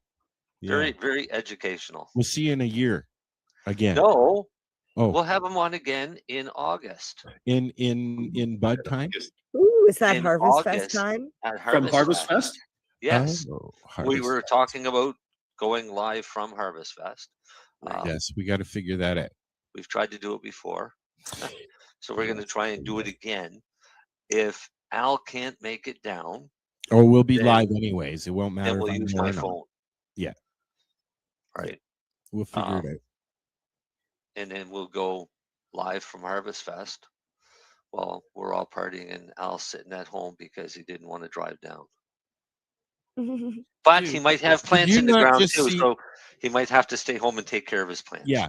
Listen, I just saw an article that says we're going up again in the gas prices, and it's supposed to be up in the $2 range by the time the summer comes. So yeah, nobody might be going anywhere. That just Yeah. sounds to me like we need to get another sponsor for the event. There you go. Yeah. Get a sponsor for the event. Pay Al's way to Harvest Fest. There you go. Yeah, if you want us to cover the event, right? I'll start a 420 GoFundMe for Harvest GoFundMe. Fest. Yeah. No, don't. Yeah. I like it. Please. Oh yeah, but Lenny, now Lenny, I'm kidding. Lenny, are you going to be at Harvest Fest? I'll be down part of the day for sure. He'll be Okay. around. I'm not He's a staying. busy I'll man. tell you right He's a now, I'm busy not man. staying overnight. Look, he likes. He's a busy That's guy. how I He's feel busy too. giving people drugs. Just leave him alone. Just let him. No, do no, his thing. I don't fucking camp. I want to Ah, bed. that's right, yeah. I'm doing Thursday to Sunday. And, I'm 4.5-star hotel, guys. Can you and I'll guys do find a 6 spot with like a.m. cabins? till 1 a.m. Pardon? There's You guys, cabins can you there. find a spot with cabins? There's some there. So there's like, You have. You oh better wait, be where are quick. the You better, bathrooms? better reserve them. Pardon? Where are the bathrooms? In the cabin? Yeah. Oh, we moved up. So Well, the cabins are more like motorhomes, trailers, that type of thing that have been Oh, redone that's over okay. with You permanent say decks. cabin, I think like wood with like No. bunk beds. No, these are trailers and things with it's decks a built trailer onto them. park, is what it is. A campground. Okay, okay. Yeah. It's an actual not like- it's campground. not I guess like I where we better were- send Debbie a message. It's not like where we were There's- last time, Mary Jane, where it was in the bush. I mean, it's in the that bush. but- was literally just a field. And you're like, here's your Yeah. spot. No, I this couldn't one stay is there. It was so hot. I needed a fan. but it has washrooms, it has showers. Okay, cool. Nice. So it has everything. And it'll have So, Ken that we're we're hoping. gonna let Ken go because it's like really early, and then It's now he needs 11. breakfast. He Oh, needs look how breakfast now. beautiful it is. Yeah. Go enjoy your day, I'm gonna Ken. leave it's you 9 guys. o'clock I'm in the gonna leave morning. you guys. I'm gonna Oh, leave it's you guys 11 a over view there of now. Isn't Go, Oh, it? look go at the for, beach. Saturday Go, morning. go for a swim, Ken. Saturday Go on. morning. That's what Saturday morning looks like. So Strip it down Anyway. and go, buddy. Come on. Enjoy tomorrow. Yeah. Nice winter there, Ken. yeah. And Yes. we will be back. I'm looking for my stuff here that I gotta do. We didn't do the second segment though, Darcy. It's all your fault because Darcy didn't do his gross segment. But it was That's one all big right. gross You'll segment. have to It do was an a extra gross long segment. one next It was week a long one. All right, because I'm gonna No, start tapping out. we won't be here. I'm gonna do both. And Yeah. hey Len, hey Lenny. Yeah. Hey, this is Cheech. This is Chong. And you're listening to Lifestyle. Are you looking for non-stop, continuous cannabis and psychedelic programming? If you are, then turn your browsers to 420radio.ca or paceradio.net, where you will find the 420 Pace Re-Rolled Saturday. Everything gets started at 8 a.m. Eastern Saturday morning. Hi, I'm Timmy. And I'm Mary Jane. He's the newbie. She's the doobie, and this is the show where we toke cannabis talk from both sides. Is that even possible?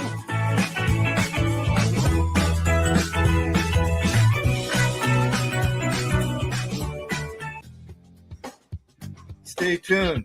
We'll be back.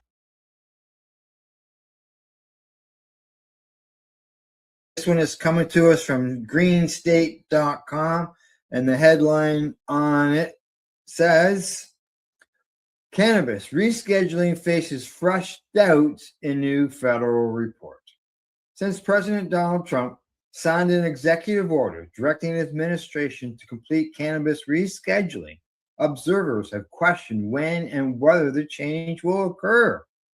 Months have passed with little visible action. Now, a new Congressional Research Service report offers some talking points. As first reported by Marijuana Moment and the CRS provided a revised briefing on cannabis policy entitled The Federal Status of Marijuana and the Policy Gap with States. The report appears slightly less optimistic in tone than a previous version of it. Now, according to the researchers, the discrepancies between state and federal law on cannabis could be addressed by Congress, potentially. Areas include cannabis or marijuana's designation under the CSA, financial services for cannabis businesses, federal tax policy, oversight of federal enforcement, and state implementation. Now, if Congress takes no action, the DOJ may move cannabis from Schedule 1 to Schedule 3. This marks a shift from 2024 report, which said it was likely the DOJ would reclassify cannabis. This may call into question whether Trump's order will indeed be followed. The report also states that moving cannabis to Schedule 3 would not bring the state legal medical cannabis industry into compliance with CSA. The latest version of the memo referred only to recreational cannabis. No, other more pessimistic language notes include concerns about the United States compliance with international treaty obligations in regard to cannabis control and what may remain. Now, while compliance with international drug law has been cause for concern with regard to cannabis reform, other countries, including Canada and Germany, have legalized cannabis with no apparent consequences. The report is speculative and does not indicate how rescheduling will proceed. However, its tone shifts from momentum to caution, underscoring that meaningful reform may depend on Congress rather than an administrative action alone.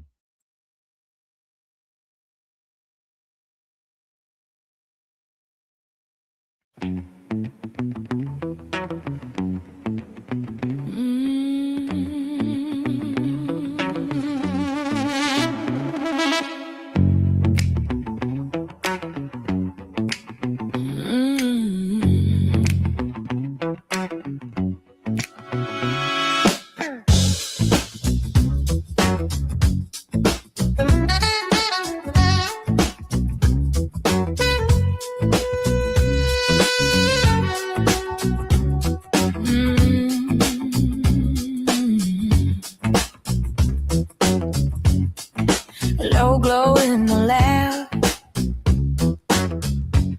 white coat, dark shades, beakers on the table, science on parade. I pull it from the plant, drop it in the vial, charting every change, every little smile. CB1, CB2, talking to your brain, slide into your system. You never feel the same. Cannabinoid groove, sliding through your veins, so smooth. From your head to your shoes, every little cell approves. Cannabinoid groove, body talking back in truth. Let it all line up and move to that cannabinoid groove. Cannabinoid groove. Got a map of your nerves laid out on the wall. Lock meets key, now the dominoes fall. Pain takes a seat, worry drifts aside. Tiny little molecules taking you for a ride. Cannabinoid groove, sliding through your vein, so smooth, so smooth. From your head to your shoes, every little cell approves. Cannabinoid groove, body talking back in truth. Let it all line up and move to that cannabinoid groove. Cannabinoid groove. Up in smoke or under tongue, either way that signal spun. Tiny switch flips your mood, turn a static into attitude. Heart slows down, thoughts get wide. All your edges soften on the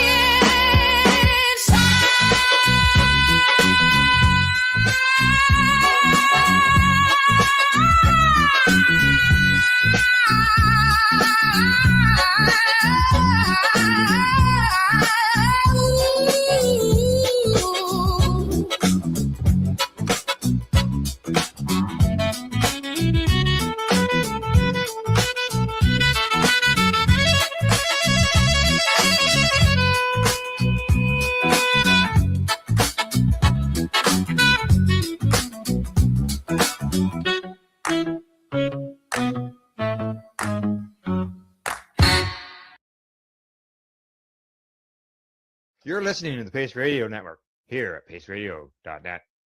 The views expressed by the individuals during this broadcast are their own opinions, and they may not be the same as those of their group or other organizations they may be involved with.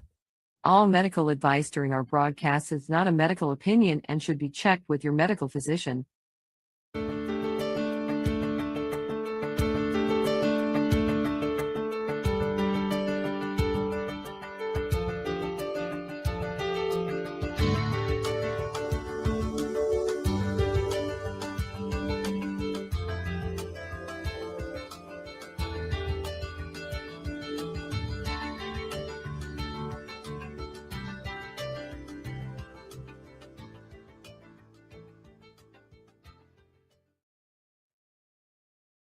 Hello, everyone, and welcome to VAC Roundtable number 82. That's right. It's climbing the charts. And with us today is a hero to us And as we continue our discussions with the people who we greatly respect, this is one that Michael and I have special love for because we have worked with our guest tonight, and her name is Lennis Worth. She is from the wonderful state of Virginia, and she basically has run an organization called Virginians Against Drug Violence. And I've been fortunate to work with her at the state capitol there in Virginia. And that was 25 years ago. And I know Michael's been, working with her for 30 plus years. So it's an honor to have such a dedicated activist. So I want to welcome Lennis Worth. Thank you for joining us tonight. Oh, that's great. I've been excited about this. Well, we'll just jump right into it. Our first question is one that is a multi-part question. So it is, of course, how did you originally come to cannabis? Such as when were you originally heard about it? When were you turned on? And then when did you realize it was going to be your life's work? So we have other questions, of course, that follow up on some of that history, but just kind of give us an understanding of why cannabis for Lennis? All right. Well, that's kind of easy. I'll tell you, the first time I ever had it, first of all, I was a teenager in the 60s. I was born in 1950. So I was literally a teenager all during the 60s. And so how much fun was that? That was great. However, it's never fun being a teenager. It's hard, And I think that the first thing that happened to me with cannabis was that my mother had taken me to the local mental health, run by the government, basically, where they put me in a group therapy. And the other kids in the group therapy, some of them they weren't the best kids at school. You know what I'm saying? They were kind of the bad guys. The boys I would have never found myself in the same room with. And then one time my mother was late picking me up. Well, actually, she forgot to pick me up. So these guys offered me a ride, and they also showed me how to inhale with a tobacco cigarette. And then I think the idea was to see the weird girl get stoned. You know what I'm saying? And so they turned me on to weed there. And they drove me all over Northern Virginia. I'm from Falls Church, Virginia. And finally I started asking, I wanted to go home. And they did. They took me home. I had to ask a few times, but they took me back to my house, and I got out of the car, and I went inside, and my father had been he sold encyclopedias. So we had several different sets of encyclopedias. We had the World Book and the Britannica, and then there was one I think called the Book of Knowledge. I can't remember, but we had multiple. Well, I went to the Britannica, okay, because I knew that was the best one. And I looked up marijuana because I was curious. I've always been kind of intellectually curious, but I looked up marijuana and I read it had all that Anslinger stuff, the whole reefer madness. It was like about 8 column inches of reefer madness. And then at the end of it, it said, "See cannabis." So I get out the C book and I look up cannabis, and then I get all this medical stuff that was known this was probably in 1958. It was all known back then. It was in the Encyclopedia Britannica that it had medical use. And then at the bottom of that column, it said "See hemp." And I got the H book out and I looked at that, and it had 3 pages of stuff about hemp. That was much more, that dwarfed the other 2 issues.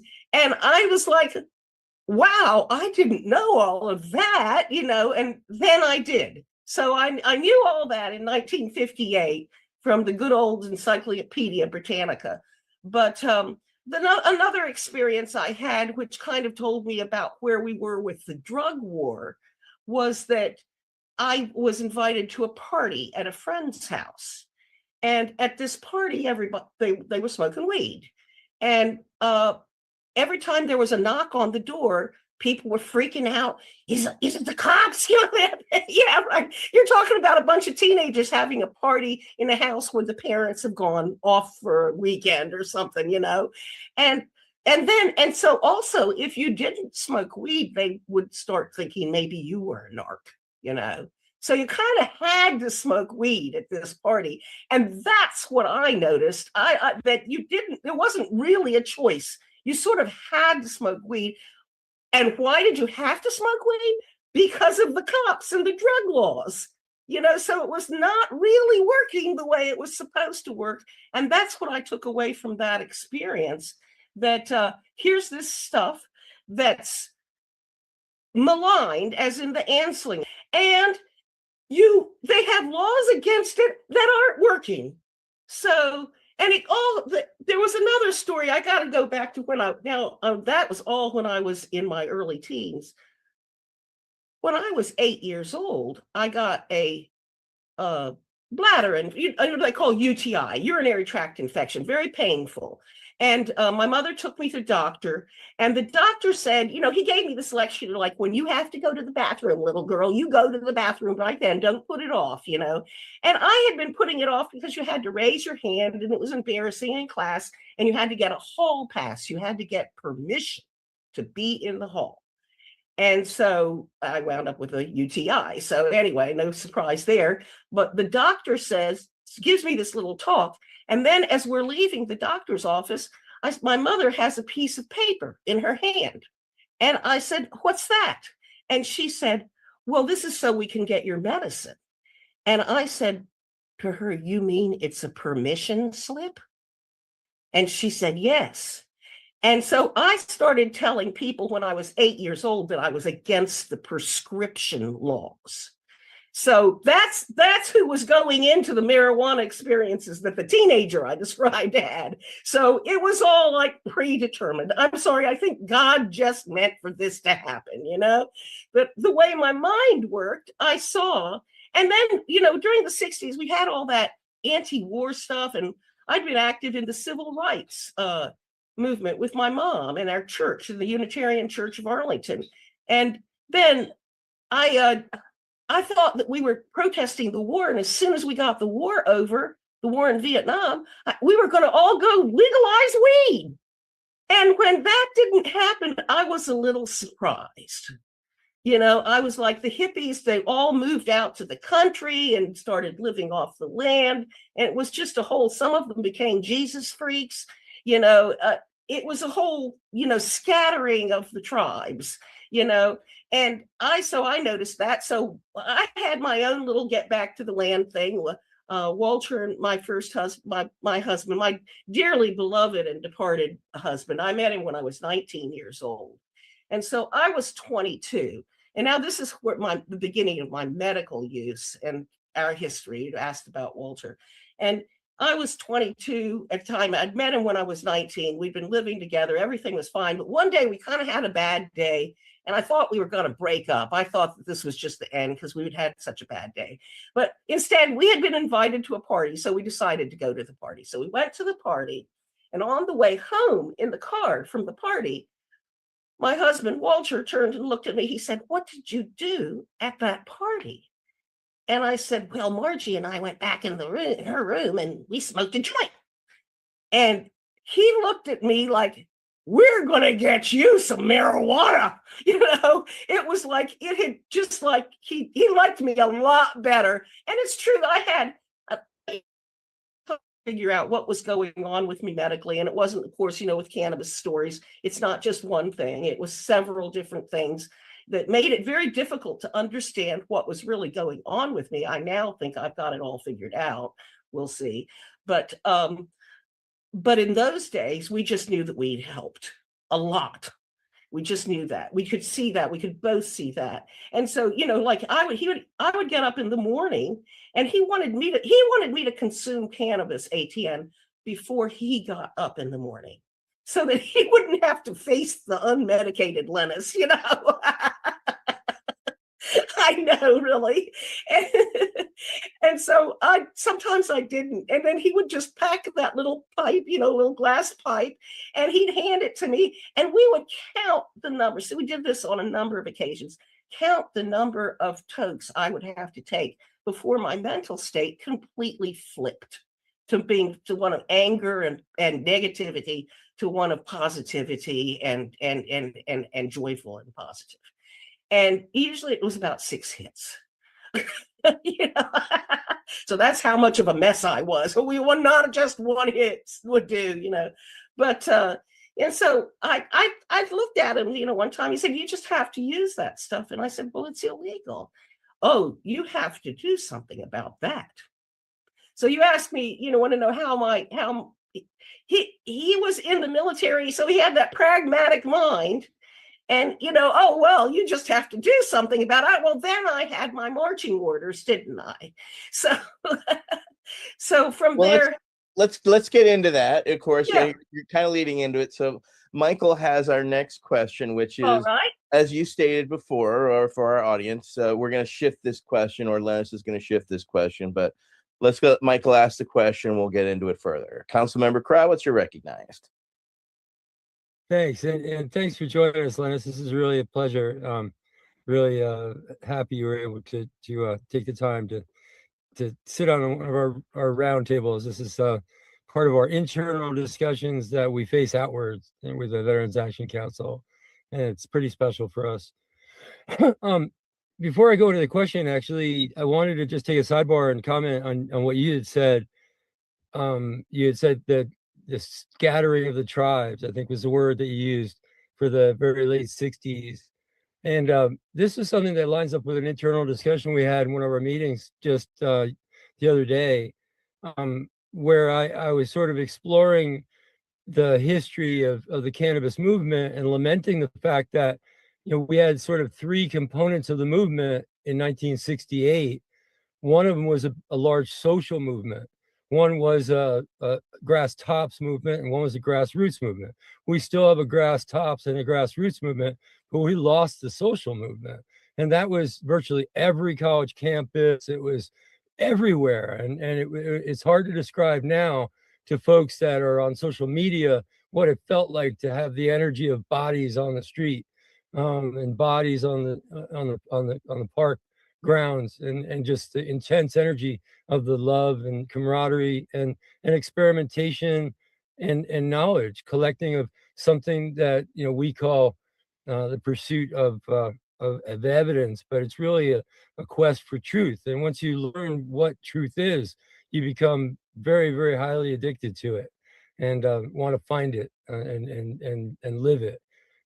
So anyway, much love for you and for the past and for the social movement that was. But anyway, the question, you are coming at this with a very different perspective, and I love that we can explore that perspective. But we wanted to start this first question grounding you a little bit in our world as veterans, because it strikes me that you could engage cannabis activism without the veterans experience, and the veterans are still there. We're stakeholders. We're recipients of medical cannabis often, and we're also activists. I mean, I've yet to see a single social movement that doesn't have veterans near the front of the line in taking some sort of active role, putting rolling up their sleeves and doing these things. Seems to be in our DNA to be activists as veterans, but rarely and quite special is when we actually can use our knowledge that we gained in the military and actually apply that to our craft as activists. And I think you did that actually quite well. And the question is, however you want to take it, but how did the military experience of your loved ones, and it's, certainly I remember your first husband, Walt, who passed away. He's just a wonderful man and an amazing activist. behind the scenes. Walter is the one Um, who set me to the activism, as I just described. But I wanted to talk about my great uncle Charlie Fair. Charlie Fair was a veteran, I believe. I'm not certain. The Spanish-American War. You know, he was totally. I never knew this man because he had I think he either had a badly damaged leg or an amputated leg. And you know, I can't have to tell you, I'm not even sure which one it is. This was something my mother could not talk about, but I got it from other relatives, and I had to piece this together, what happened. But you know, back in those days, not everybody had running water in their house. And even though my mother's household was a upper middle class household, her father was a lawyer and a judge, they had an outhouse. And Uncle Charlie would go in the outhouse and use morphine. He was in pain and he used morphine. And this is actually, so the Harrison Act had been passed. This would have happened in the 30s. But so the Harrison Act was already there, but they were starting to enforce it more and more. They gradually enforced it more and more. So Uncle Charlie's physician, who would sometimes, he would give him morphine. And I believe, I'm not certain about this, but in those days, a lot of times the doctors would actually use with a patient. There are cases like that. And I don't know what the situation was.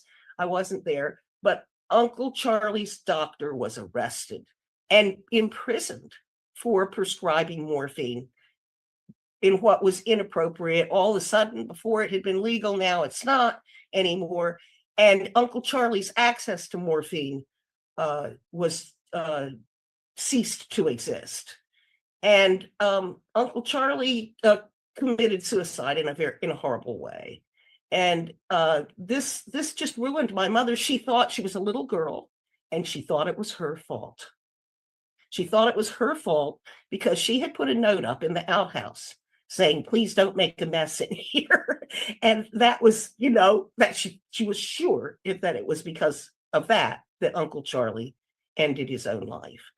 And that so damaged her that I could never talk to her about drugs. She really got into a place where she just couldn't deal with it. And the trauma was so apparent to me because I did try to talk to her about drugs that, you know, it took me a long time to figure out. But this was what happened as a result of my Uncle Charlie's military service. Now, my first husband had had a kind of a nice military experience. He had he never let he did his whole service in Washington, D.C. He was the personnel sergeant for an intelligence unit in Washington, D.C. And it was interesting. He learned a lot. And when us all over Washington, D.C., Walter was running the war room. They actually had a table set up with the cops and hippies, and were moving them around like you see with like the Battle of Waterloo, you know? And so it was just kind of crazy that was what he was doing during those times. But yeah, but he knew when, you know, when he saw what cannabis did for me, he knew that we had to get it legalized. And he just, like I said, he gave me my marching orders. And so he was just a very logical thinker, which I think is what happens when people serve in the military. They're forced to be logical. You can't be poetic about it. You have to say what you mean and mean what you say. And he told me I had to get weed legalized. Well, So- you followed through. Yeah. Now, my current husband, I met him at a party where pot was being used, and you know, I had been widowed, and this is another pertinent thing. I'd been widowed, and a lot of people. I was looking for another guy. You know, what can I say? You know, Walter was gone, who was the love of my life, but I was looking for somebody to hang out with and have fun with. And most of these guys, that were in my age group, my activism made them nervous. But when I met this guy, he was actually bragging to his family that he had an activist girlfriend. He liked it. And so there you go. Michael has a follow-up. Yeah, so I just have one question that you could focus on just to give a taste of the the strategy involved. But explain the strategy behind the name Virginians Against Drug Violence. Oh, we worked really hard on that. Walter was, insisting that we have a good name to go down to the state legislature and lobby under. We had, first of all, we had decided, my girlfriend and I had gotten together and we decided that we were the Little Sisters of the Mother Herb, and Little Sisters of the Mother Herb was a loose organization. We consider all women who are activists for cannabis to be Little Sisters of the Mother Herb. At the time, there was on the West Coast, there were the Holy Hemp Sisters. So we considered ourselves the East Coast Holy Hemp Sisters. So yeah, so there was that. But obviously, you wouldn't want to be going into a senator's office and saying, "Hey, we're the Little Sisters of the Mother Herb." That wasn't going to work. So we sat around the kitchen table for hours and hours playing with things, and we just wanted to. Basically, the Virginians Against Drug Violence was designed to get the response that we usually did get. Well, what do you mean? How are you against drug violence? And the answer would be, well, you know why there's violence in the drug market, don't you? And no, well, because of prohibition, because the laws against it, the legal dealing, the regulated dealing is illegal. They can't do that. They have to do black market things and illegal things, and that's where the violence comes in. And at the time we did this, we were doing it in Richmond, Virginia, and Richmond was actually the murder capital of the United States in the late 80s and early 90s when we were doing this. And so it worked. Right on. Well, that's quite a journey, sister, to say the least, but let's continue that journey. Council member Michael Davis has a follow-up. Has a next question, not a follow-up. There we go, Michael. Yeah, you were just talking about the Little Sisters of the Good Herb. Could you just explain a little bit more? Just expound a little bit more on their role and the impact on the cannabis movement.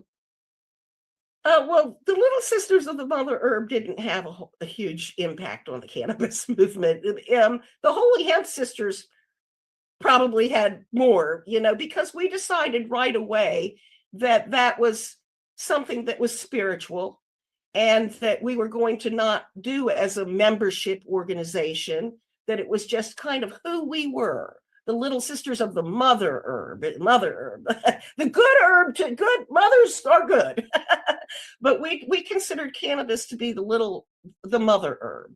And I used to ride on a bus in Washington, D.C. that went past the Little Sisters of the Poor convent.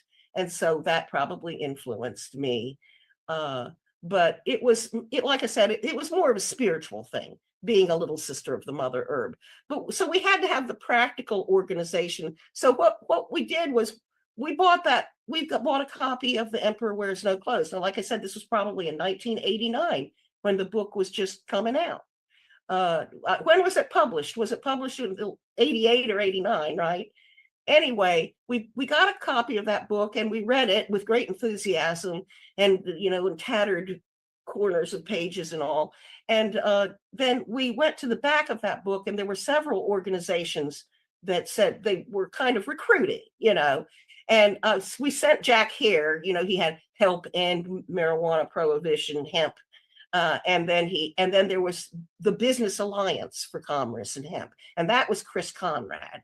So we wrote letters to 3 or 4 of these organizations, and the only one that got back to us was Chris Conrad. And so we became the Virginian Business Alliance for Commerce and Hemp.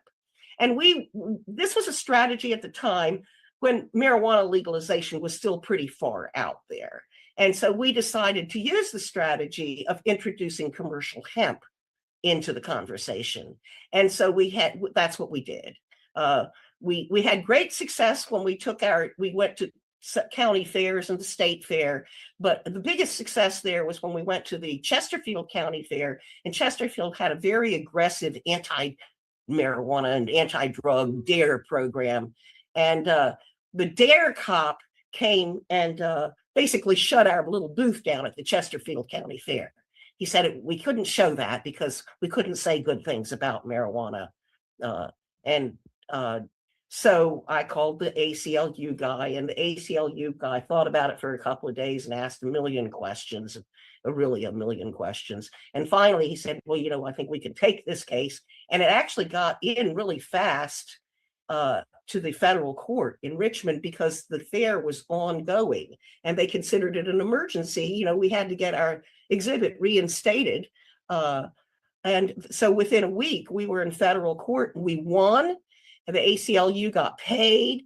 And there was a big article in the newspaper, which got us like 100,000 times more publicity than our little exhibit.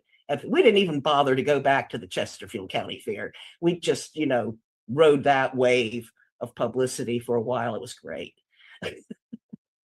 So, but the Business Alliance in Commerce and Hemp was the one who did that. And that was at the same time. So we were Little Sisters of the Mother Herb unofficially, and officially the Business Alliance in Commerce and Hemp. And then at some point I told Chris Conrad years after that, I said, geez, we're going to just kind of move on. And that's when we became Virginians Against Drug Violence. And Chris was a little disappointed, but I had to tell him, it was time to get to the real issue, which was not non-intoxicating hemp. So we went on to intoxicating hemp. All right. Yeah, it was. Let's get on to Councilmember Freeze. I have to say, this is all amazing to hear this history. It's quite a footprint you've had. My question is, what can you tell us about, well, you've kind of already gone into this, but what can you tell us about the Virginia chapter of the Business Alliance for Cannabis and Hemp in its effort to advance cannabis and hemp-related businesses in the state, as well as the hemp case in the U.S. Court of Appeals? Right. Well, I'm not so sure. What we did was we did that exhibit. We took our exhibit around to the county fairs and the state fairs, and in the courtroom when that federal judge, his name was Payne, and I brought in some hemp paper, and I handed that to the judge. And he was very interested and impressed, and we had samples of hemp paper and hemp cloth and all of the things that you could do with hemp and books about it. Chris Conrad had written a book about the future of hemp and all of its commercial uses. And so we had all this information. And we were just trying to proselytize. We were telling people, no, this plant has more uses than you know about. And that was our message. And we got it out there. And by the time we were done, we succeeded in that, as you know. And then later on, a strictly hemp organization that's still in existence now, the Virginia, hey, Mike, say the name of that. Jason Armatucci's, because he changed the name of it. Yeah, the Virginia Cannabis Coalition. But he was the Virginia Hemp Association, I guess. Yeah, the Virginia Hemp Association. So that has, somebody else took that over and is doing it now and doing a great job and making sure that farmers' interests are being represented at the state level here in Virginia. And so We did, but I thought we were pretty darn successful at the time, way back when, in the early 90s, getting the issue of hemp out there. People were ready to hear that. They were, and Yeah. those Hemp Lifeline to the Future, Mhm. definitely from Chris Conrad, was definitely one that elevated things for sure. And that's the book. I'll tell you what, the cop took that book off of our table in our exhibit in Chesterfield County, and he put bookmarks in it, and I still have that. Ah, that's great. Well, Yeah. that's the thing, because Jack's book was a compendium, right? Oh yeah. We Oh yeah. used that, or for people who aren't aware, in the day, because it was Jack's book was the exact 8.5 by 11, so we literally would just put his pages on copiers and use those pages at rallies and information. Whereas Chris Conrad took Jack's book and made it into an actual book, which Jack's is more of a reference, and it reads better later. But the earlier on was more of a compendium. To me, it was like what you'd call a graphic novel almost. Correct. Yeah. It had so many illustrations, and it was just packed with stuff. Absolutely. And Jack's book changed the world.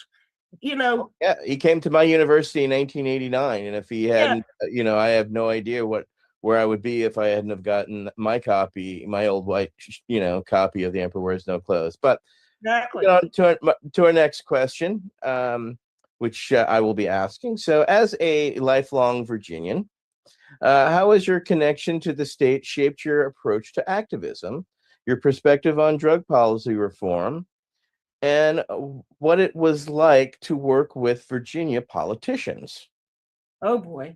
Okay, that's kind of two questions. And the first one was, how did Virginia shape me?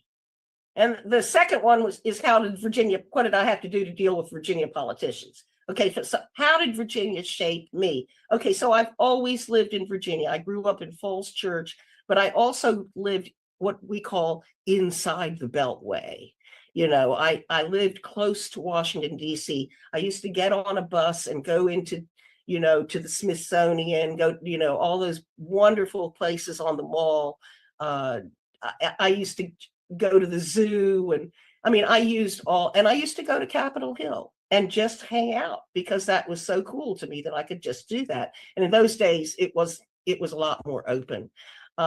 So I knew about Washington, D.C. And so when I wanted to get weed legal, and Mike's heard me tell this story so many times, so get ready, Mike. But, I wanted to get weed legal. And so I went to see my local politician, and the delegate to the Virginia House of Delegates. And I talked to that guy about cannabis, and he was totally uninterested. His name was Parker at the time. He owned a oil and gas company, so he was in fossil fuels anyway. So, but he was a bit hostile. But what he told me was, he said, well, that's not something we can do. That's federal law. And so I went to see my congressman, and there again at that time, this was not somebody who was interested at all, and was probably a little bit hostile, but still, this guy told me that the feds really couldn't do anything about that because it was international. So I knew right away. And then I tried. I packed a briefcase up. I said, well, I've hung out on the Capitol a lot. I'm not scared of the Capitol. I put some stuff in a briefcase, Mike, the circle chart, and I went up to Washington, D.C., and I tried to talk to my Congress critters, and it was daunting. I realized that you really, let me just put it, I know Rob Campia, I know Howard Wooldridge. These people who are able to take on the federal legislators and really do well with them. I just wasn't there. So I said, well, maybe I can just do Virginia because that's home. And the state laws are the most important that it's what you get prosecuted under is generally state laws. So I started going to the state meetings, the crime commission meetings, and I just dove in and I learned the ropes. It was before the internet was really, before they had everything really digitalized. So I remember the first few sessions I covered, I had to call them and ask them for the book with all the proposed laws in it, and they had to mail it to me. And by the time I got the book in the mail, some of the laws had already been considered, and passed on to the next house. I usually could catch it before it went through the whole legislative process, but I've missed half the process just because they had to mail me the book. So, it was great when now that's all online and you can see everything that's going on and you can even go to the meetings virtually. But I decided I was just going to be there. Well, what really happened in Virginia, and I'd be amiss if I didn't mention this, was in 1990, they passed what we called the smoke a joint, lose your license law. And I heard about it and I was like, well, where was I for that? And then that's when I realized I had to go to these state meetings. I just couldn't pass. I'd been going around the state with the hemp exhibit and this had happened. And I felt that it had happened on my watch and that I hadn't done my job. And that was an awful law. It was the worst thing that happened to you. You lost your driver's license when you got busted for possession for years and years. And so that was an awful thing. And I wasn't going to let that happen again. And we didn't let that happen. Nothing really, once I dove in and started, they did do that seeds and stems thing. It took them 6 years, but that didn't have as big an effect, And then after seeds and stems, they stopped getting bills through, period, that were anti-marijuana. So, I just learned, on my own and I got her done. But I really regretted not being there for the smoke a joint, lose your license thing. But now, okay, so that was Virginia. So Virginia politicians, well, I rubbed their noses in the smoke a joint, lose your license and anything else that they were, that they were trying to do that was Hold on. How did you rub their nose in it? Explain it to the people so they can understand how it was done. Okay. Well, I would, first of all, I would talk to people when I met people out and about. And I met a young man who had gotten busted for possession, a small amount, just like not even a whole joint,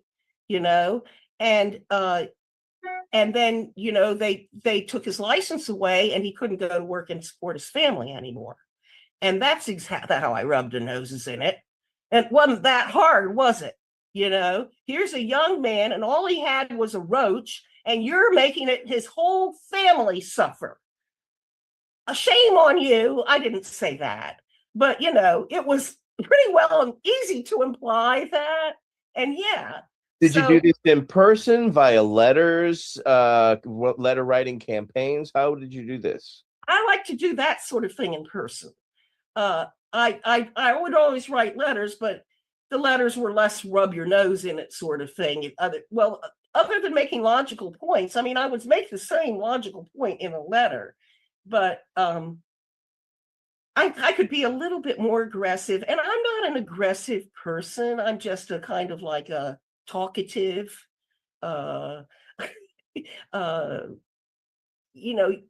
people might think I'm lightweight, and I probably am not. I'm not I love particle physics, but that doesn't make me heavy, So anyway, I just, every politician's got their own personality and you handle different personalities differently. And I just size people up and do the best I could. All right, I got a follow-up question because you worked so hard on this. When it finally became legal in Virginia, how did you celebrate? Well, first of all, I just couldn't have been happier. Oh my God. And plus we got grow your own. We can grow 4 plants, which so last year I did my first legal crop and I had a 10-foot tall plant of how did I celebrate? But I didn't. What we did to celebrate was we had a seed giveaway. And that was a blast. Mike, was that a blast or what? So we caused a big traffic jam, and because people were, Well, coming hold to on. get Tell seeds. people how that happened and what happened, because the viewers don't understand what Oh, okay. transpired. So tell them y'all decided on a seed exchange. So where and why was that a seed exchange, and why was that important? Well, because there wasn't any legal way to get seeds before that, and that that was the big thing. Everybody wanted seeds, so we saw that as filling a need, and I think it was filling a need, and because people really showed up, and what we did was the DC group, the people who got weed legalized in DC, that group, we had somebody we met in the middle of the Key Bridge on midnight of the night of the day it was legalized. So at the stroke of midnight, the DC guy handed the Virginia guy a bag of seeds in the middle of Key Bridge, which is, if you know DC geography, the Potomac River is the border between DC and Virginia.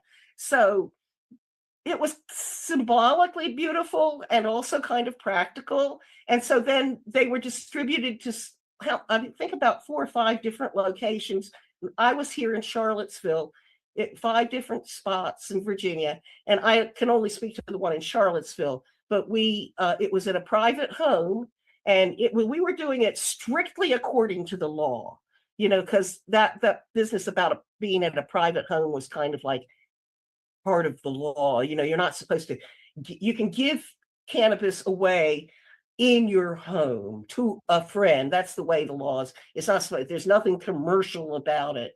And so that's what we did. There was a guy who was willing to have it at his house. And like I said, there was a big traffic jam, and there was even a cop got stuck in our traffic jam, but that went down okay because Mike Krawitz was handling the traffic jam. So it was just a lot of fun, just a lot of fun. Well, thank you for clarifying that, because you worked so hard.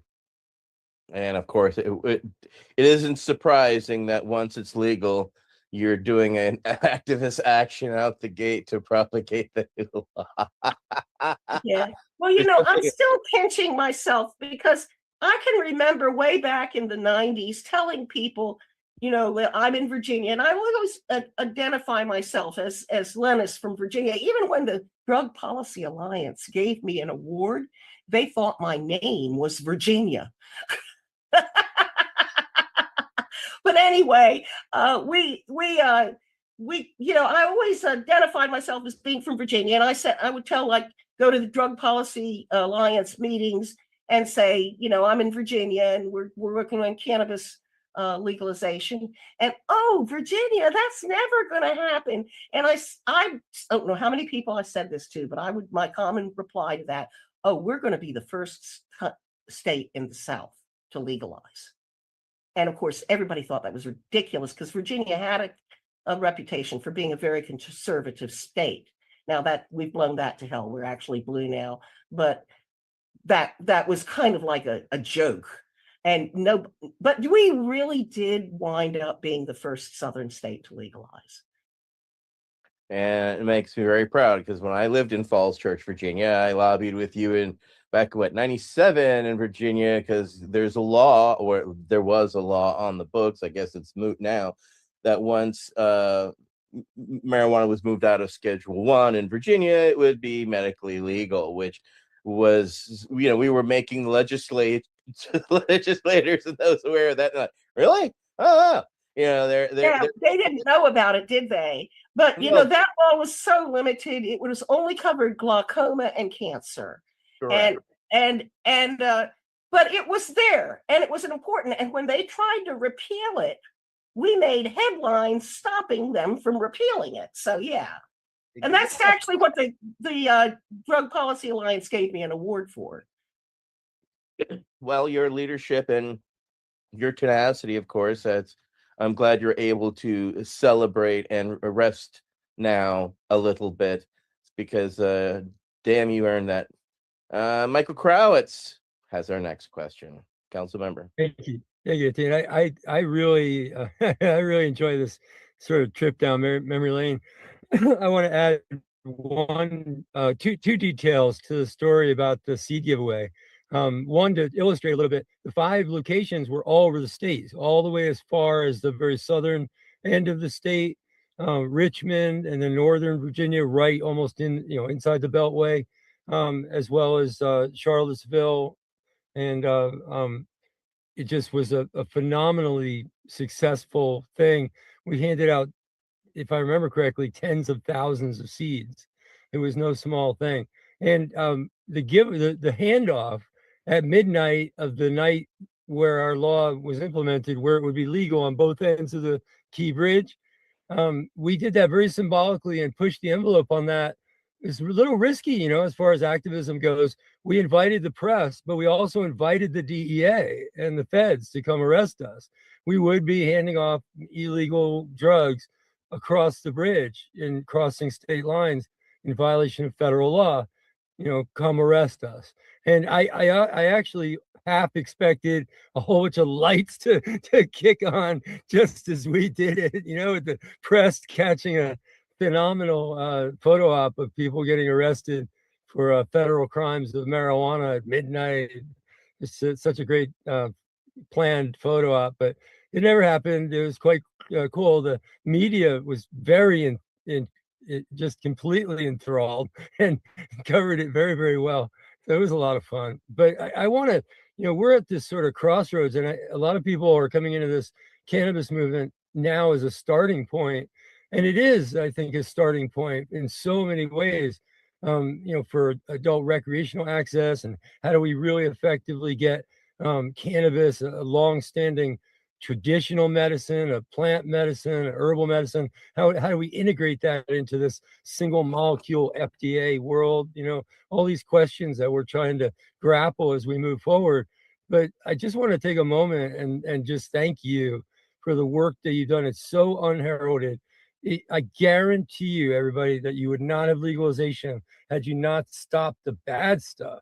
And you're talking about some bills that were like death penalty for a certain amount of marijuana, taking away your guns, even if they were legal because you use marijuana, on and on and on. And it just is a scathing, just litany of bad ideas that came out of the legislature.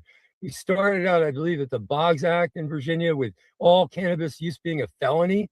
And our mentor back in like 1971, Roy Scher, with Virginians for the Sane marijuana laws, later renamed Virginians for sensible marijuana laws, and then finally Virginia for the study of marijuana laws. But the Virginians, when they started out, I remember the story that Roy said, he convinced them that you didn't want to have all marijuana be a felony because that would just push the kids to the harder stuff. He sort of turned around their fears against them, because they were so scared of marijuana that certainly the hard stuff must be scary. Of course, we know that the hard stuff is just extracts and things that you just smoke less of. But they didn't know that, and they got really scared of that. And actually, that was the first, crack in their armor. And then, your work to stop these bad bills from happening, it's just unbelievable. How hard it would have been to start out now if we hadn't had that stuff knocked down. If any of that had become a status quo, my God. But the question actually, starting now, looking forward, two questions in one, sort of, how do you envision this, moving forward? We've talked a lot. There's a lot of little nuances about legalization that have come up and stuff like that. So feel free to just talk a little bit about what would be like the perfect way to handle cannabis, once we knock down these walls and stuff. What's in your vision? And then the second part of the question was, what kind of little tidbits can you pass on to those that are starting out now, grassroots, in the 21st century? Well, it's a whole different scene now, isn't it? I mean, something that kind of I think it maybe limits me a little bit at this point, because I've never been interested. This has always been a civil liberties issue to me. The business of cannabis has not. I always, like back when it was worth its weight in gold, as we can all remember. Um, it was ridiculous. It's a plant. It's not that hard to grow. I learned to grow it. And it's it was just a damn shame that there wasn't any access. And that was the problem, having access to this plant. But now that we can all grow what's probably sort of enough for us, the 4 plants is a limit I can live with for now. But going forward, what I'm interested in is not, I don't have a problem with, there's big corporations, they're going to be here. I don't think I can stop that. And I'm not so sure I'm interested, but I am interested in keeping it open to the little guy, so that there can be mom and pop cannabis businesses. That's not going to come free. That's where the struggle is right now in Virginia anyway, and probably all over the country, because the big corporations are hugely interested in the profits they can make. And so they want to shut us out, shut little, I'm a hybridizer, so I'll be offering, now I'm hybridizing this year for the first time legally. And although I did it for many years before it was illegal, before it was legal, but I'm never going to be a big business. I'm going to have a couple of strains maybe that I'm offering to people, and it's never going to be a big business. So keep that open to the little guy. Make sure that there are opportunities and licenses that don't cost too much for mom and pop and little people who are just doing very small operations. So that's one of my big concerns right now. Well, thank you for taking the time with us tonight. It was an absolute honor to share this space with you and have this discussion. You are a unsung hero to us, and know that, to have worked alongside you and under your guidance there in Virginia, it has been an honor, and it absolutely warmed my heart when it became, I'm a native Louisiana from Louisiana, so I knew it was never going to happen in my lifetime. Hey, look, there's hope. There's hope. Oh, there's hope. But yeah. you see what the hope that is currently residing there is why I currently reside in California. But right.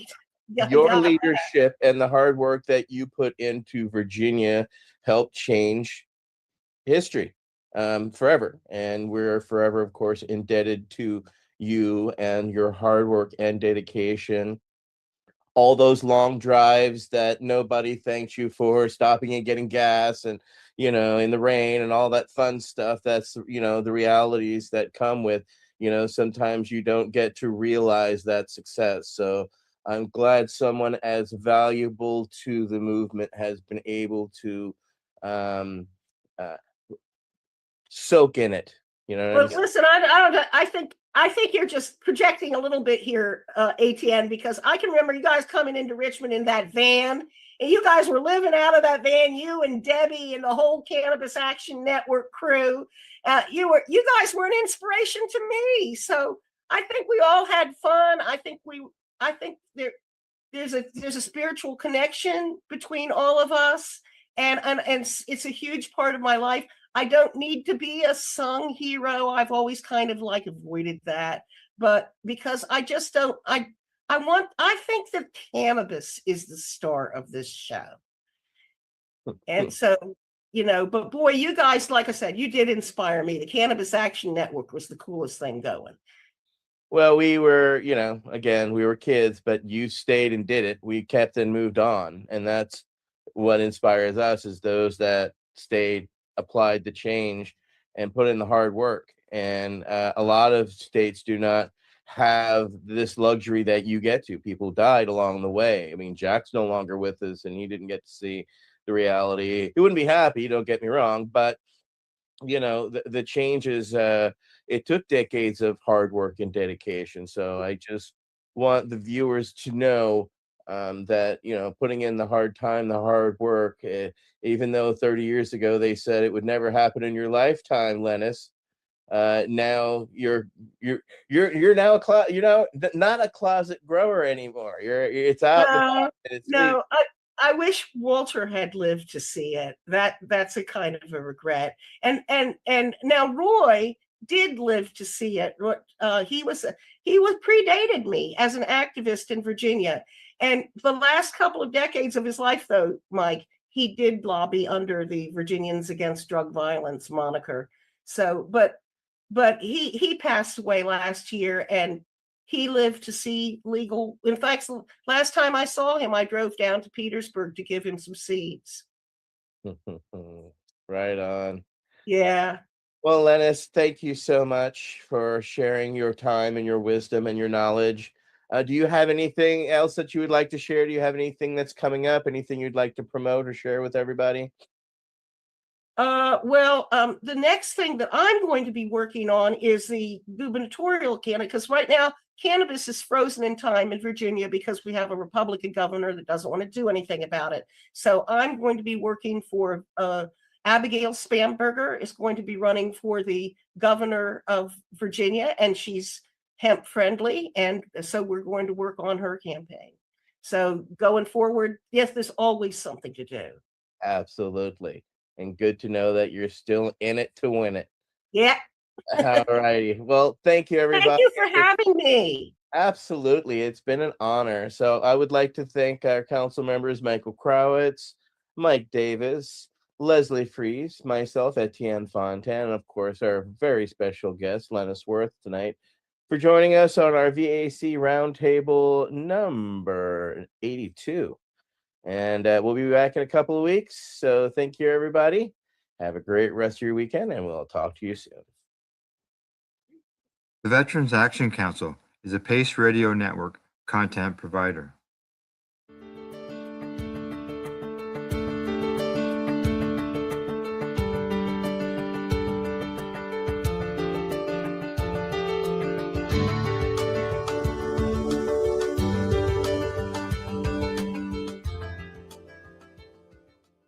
You're listening to the Pace Radio Network here at paceradio.net.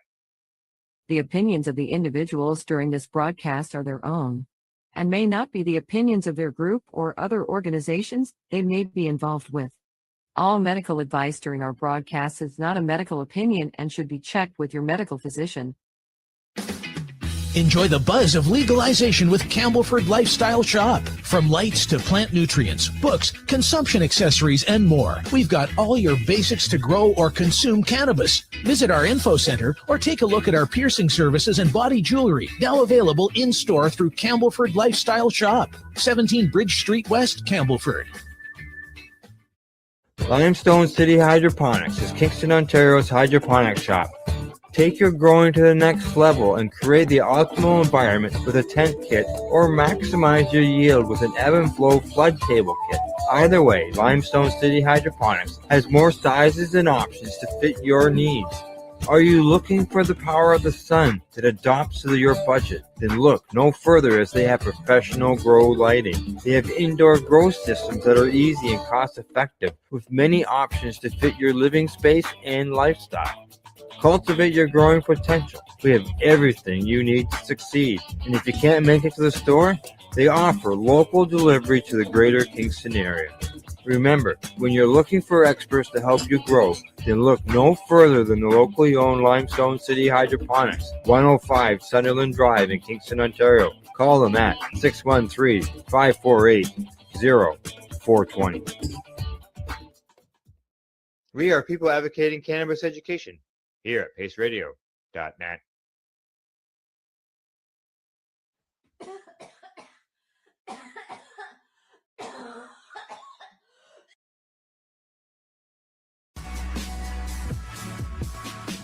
Tune in Fridays at 7 p.m. Eastern Time on 420radio.ca.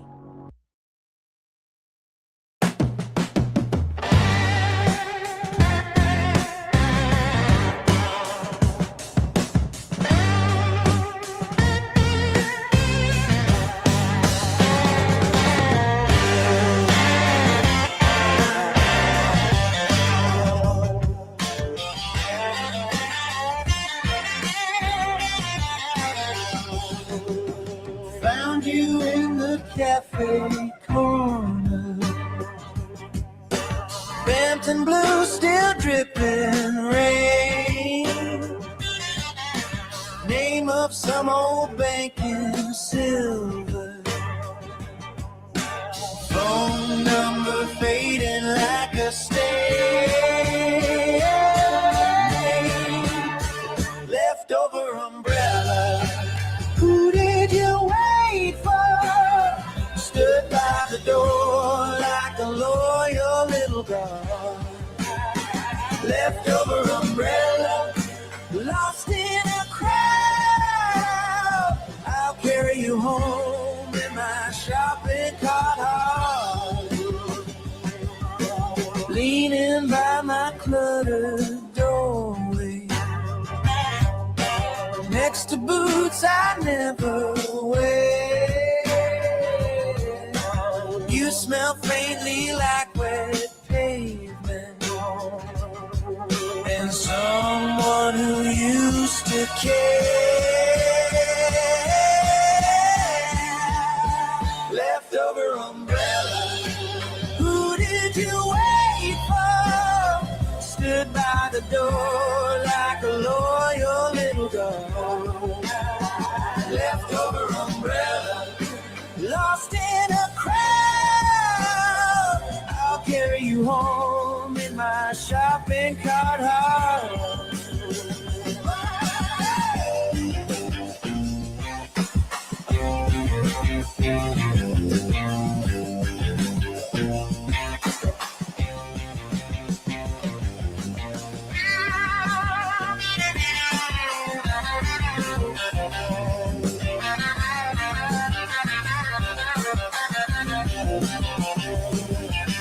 Maybe you remember lightning. Maybe you remember hands. All I know is on the worst days, you open up and understand.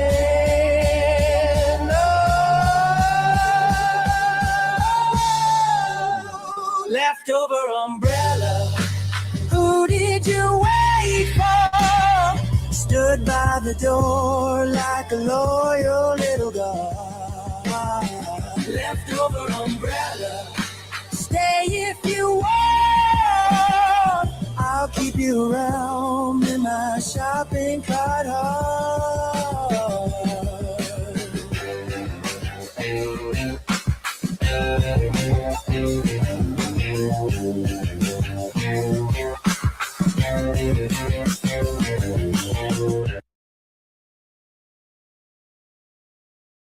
You're listening to the Pace Radio Network here at paceradio.net.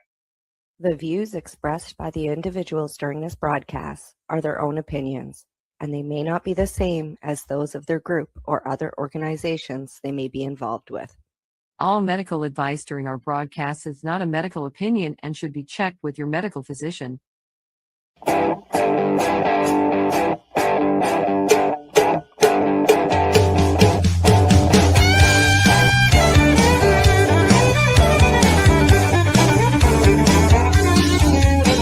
I woke up this morning with a crack in my head. 12 grams of this latest. Good evening, everyone, and welcome to the Pace Radio Show. What's today? Today is July the 30th. It is almost, well, we're in the second half of the year there, Tamara. It's like I don't even know where it goes. Like I said, my Um, husband at my house for the last 8 weeks since my dad died. So I've been just kind of, everything just kind of like keeps just kind of like a tunnel. Like it goes on and things get done. And then I Correct. wake up, then I shake my head and go, oh, it's already Friday. Like, where did the week go? Like, Yeah, exactly. I know exactly what you mean. But yeah, I should mention we are live, and we're coming to you from paceradio.net and 420 pace.ca. And we're also on some of our social media sites as far as Facebook and YouTube, so on and so forth. Tonight, I got a few topics for us to discuss. Mold and cannabis. We're also going to discuss pesticides. pesticides that Health Canada allows to be used on cannabis. As well as an update on that when it comes to some regulation changes. And we've got some research that we're going to look into throughout the night, and that which includes things like sleep apneas, the condition where people end up snoring and end up with a CPAP machine so that they can sleep snorelessly. It doesn't matter what position my husband sleeps in, he snores.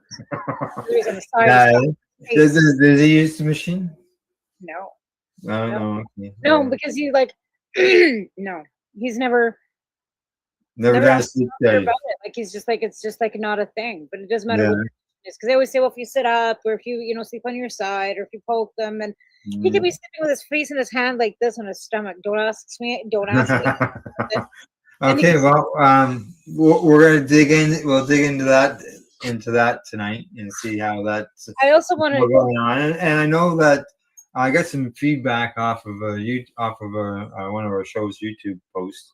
So I got some feedback on that we'll talk about as well. I also want to do a giveaway. I have something I want to give away tonight. Sure. Yeah. What do you So, got? I've got a large icy pot. Oh, yes. 65 milligram icy pot. These things retail for $65. Do they? They do. So, So I need some money for CSP. So the first person that donates $20 to the CSP to my tamaralee9@hotmail.com will get this.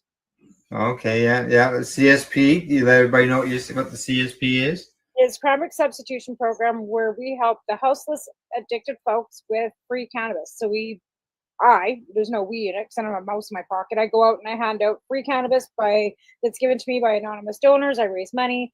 It's edibles and cannabis. Canadian Lumber is one of my sponsors. They get a free buck of papers. If it's winter, we do tukes and mitts and that kind of stuff. And in the summer, we try and give them munchies and some water and that kind of stuff too. But I am in need of some RSO again still, so I can make candy. And I did get some butter donated, which was terrific. But it's been so effing hot, I can't bake right now. Right. It's been yeah. We've been cooking here too. We're roasting here as well. So I'd like to be able to get some candies made, but I need some RSO to do that. And in order to get some Right. RSO, I need some cash. So I figured if anybody would do that, the first $20 will get that. And I've got another one. So if somebody actually donates another $20, I could do 2 giveaways because I have 2 of them here. Again, those retail for $65. It's an amazing award-winning cannabis topical. And if anybody knows anything about Icy Pot, they know. Yeah. Exactly. Yeah. Icy Pot's been around for quite a while. 20 years almost. And There you Canada go. no longer exists. She's retired now. So if you can get your hands on this stuff, you're fucking lucky. And I buy mine in a pump bottle that comes in a big pump bottle because I use it a lot. So mine comes in a great big pump and I pay for that. It's over there. But and that's how I give out samples too, because a lot of times I'll get little, and that pump bottle was able to put samples in the cannabis substitution program stuff as well, right? So that's Yeah. tamaralee9@hotmail.com. The first $20 donation will get this, and I will even that's including shipping, dudes. So that's another $22 on top Wow. of shipping. That's just the $20 just covers the shipping. We could auction it, and the highest bidder gets it. Yeah, I'm just letting you know. Yeah, like usually, like you go to the post office and you get the smallest box that you can ship $20. stuff in. It's $20 anywhere in Canada. Yep.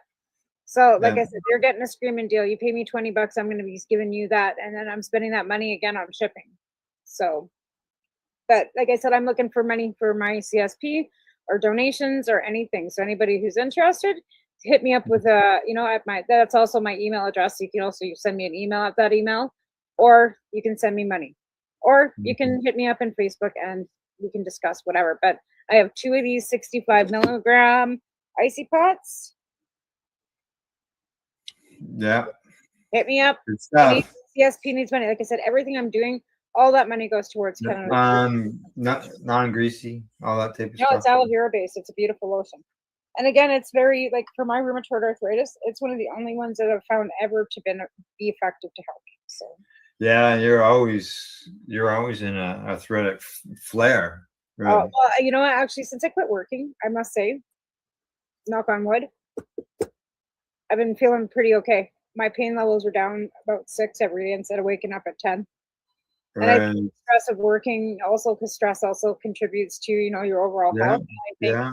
the stress and being able to be out in the sunshine and being able to be like not always on a hamster wheel has really made a world of difference. And even at work, whether you're lifting heavy weights or not, you're still doing up and down, bending around. Repetitive stuff, right? And I'm not on my feet standing on my feet for 7 hours a day anymore. I'm not up and down. I'm not. Yeah, it's just like I said. I'm still like doing stuff. Like I still have to wash floors. I still have dogs to run after. I still have a kid to take care of. It's not like I'm not doing anything. I mean, it's just not as It just doesn't seem to be as hard. Right. Right. Yeah. All righty. So, as I said, we got a few things I want to discuss tonight. The mold. Everybody hates mold when it comes to cannabis. Well, it's not good to smoke it into your lungs, like mold spores. Well, yeah. So there's this contributor guest column that I read, and the headline on it says that mold in cannabis is not a significant public health risk. What do you think about that? I was surprised. I went, what? We went from being able to cut the mold off our cheese to now not being able to do that because the mold goes through the whole cheese and it's not good for you. Now they're saying it's okay if you smoke it. Well, they're saying if you smoke moldy cannabis, is what it says here. It's not a significant health risk. And what he says here that let's see, he talks about stone driving and things. It says when it comes to medical reports from Canada, which analyzed adult use cannabis nationwide in 2018, as well as in the U.S., health orders. Okay, yeah, so blah blah blah. Your tactics. I don't quite understand how they could even say that. Yeah. What it boils down to in this is that for years and years and years before any testing, all that stuff came along, people consumed it. And yet, as we all say, no one's died from smoking of cannabis. That is a fact. So people question, so they're questioning that. Is that over all this time? Now there is something called where did it go? There is some type of fungus. There it is. Aspergillus fungus. And it says it's a lung infection and it's associated with inhaling cannabis mold spore, with this certain mold spore. But it is extremely rare for people to get it. So I was surprised. I guess that makes me feel a little bit better. That means all the moldy buds that I smoked over the years isn't going to kill me. Yeah, I can see. Oh, you smoked that moldy bud, you won't die. Woo! Yeah, I can understand because we're both people with an autoimmune condition, right? That there could be problems there, but yeah, I wouldn't have a clue because the mold could be not visible to our eyes, all that type of stuff, and you can taste it. Like if you've got a moldy bud, a lot of times it's got like a dirty basementy taste to it. You can taste it. Like if I smoke a moldy bud, I can taste it, and it's like, oh, this is moldy, and I just but you can taste it, but it's not always visible. It's not always visible. Like if it's inside the bud, the bud inside the bud. You don't see it on the outside. It's inside the bud. Like again, not everybody's looking at their buds with microscopes. No, exactly. Testing and stuff like when they're getting their bags of weed, right? Like especially when we were buying weed in the 80s and in the 90s, and we were just happy to get a bag without seeds. Yeah. Thanks for the thumbs up, JJ. But yeah, exactly. Like it was We're just happy to always, get a bag of weed without seeds. I know. I was yeah, just happy to get yeah. one that was dry. But yeah, you'd look through it, and sometimes there was buds with mold in it. And I remember the early days when I first started growing, and reaching into the tub, like 6 months later, and pulling out a bag, and it looked like lack of a better term, just a white fuzzy bun in a bag, I guess. It was just brutal. Holy fuck! Well, What the we hell? also started I putting just stuff in jars and stuff. Like we also started curing in glass yeah. because we were finding out that plastic Well, was molding our weed. And then we there were people we putting it. learn by our experiences. You're like, don't put your fucking buds in the freezer. You're gonna knock all the trichomes off it. Well, I keep mine in the freezer, and I'm like, what are you? Yeah, there's also there Like, is the degree. Yeah, I looked into that through the winter, and there is some degradation goes on. yeah, And like you said, there's that they're frozen. So as soon as you move the bag, any you're movement you're of the yeah, you're bud, making your crap. buds are dropping all the trichomes off. And I mean, we didn't know that. Like, let's be honest here. Like 25 years ago, I didn't know any of this stuff. 30 years Oh, ago, I didn't know any of this stuff. We have learned all these things as being patients with talking to other patients and learning from other patients that grew and learning from other people that yeah, had the experience before me because I didn't know this. And honestly, when we were growing like in the early 90s and stuff, and like hydroponics and all this stuff, again, the curing process has changed. Like we didn't know about curing process. We figured if we, no, just left it out, dried it up, and threw it in a bag, we'd be good. But there's a specific way of curing it so that you get the best quality of taste and terpene out of that. that's Out of the right. kernel, right? That's right. We didn't know that. Sure, right. So I was surprised when I seen this. They say that we inhale mold spores daily from soil, compost, household dust. It's in construction sites, healthcare facilities, recirculated air inside of buildings. All that type of stuff has mold in it. I mean, those are facts. Like I'm not even Yeah. those are facts. And I guess we can't just, keep thinking that we're all in this bubble of, cannabis protection. Like we're not. There's Yeah. So there's general like mold in like some of our like food products that we don't probably even know about. yeah, that too. Strawberries. Like, how often do you go to a store and get moldy? You come out home with strawberries and find out the ones on the bottom started to go all moldy. I bought You get some raspberries buzz 4 on days ago, right? Growing 4 days ago, penicillin in your strawberry container. right? Well, Yeah. I made dokla Monday night, and it's Wednesday, and it was covered in mold this morning, and it was in a plastic air sealed bag sitting on my counter, and it had mold on it this morning. I'm like, your garbage now. Well, the chickens got it because the chickens don't seem to mind if it's moldy or not. right.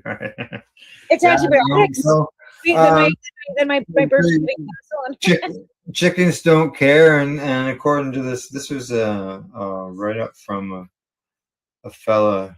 It doesn't have. I don't see his information as far as.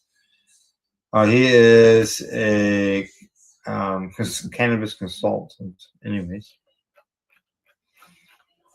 Yeah, there's so much, like I said, there's so much more information that because of medical use, because we all gathered, because we were a community and we were all sharing our experiences together, we gathered and we shared, and then it was taken to another level and another, like, so many, even with like the squishing of the fucking shatter and all that stuff, like that all came within the last 15 years that we've been all involved. Oh, I can remember everybody going, "Wow, holy smokes! You can just take a curling iron and you can make your own." Yeah, like especially with cutting irons, right? Yeah. Like we didn't know any of that, and so blowing it with and all these things that came to fruition because that wasn't around back in the days. No, and they were using like basically t-shirt presses, right? Like that's what those are.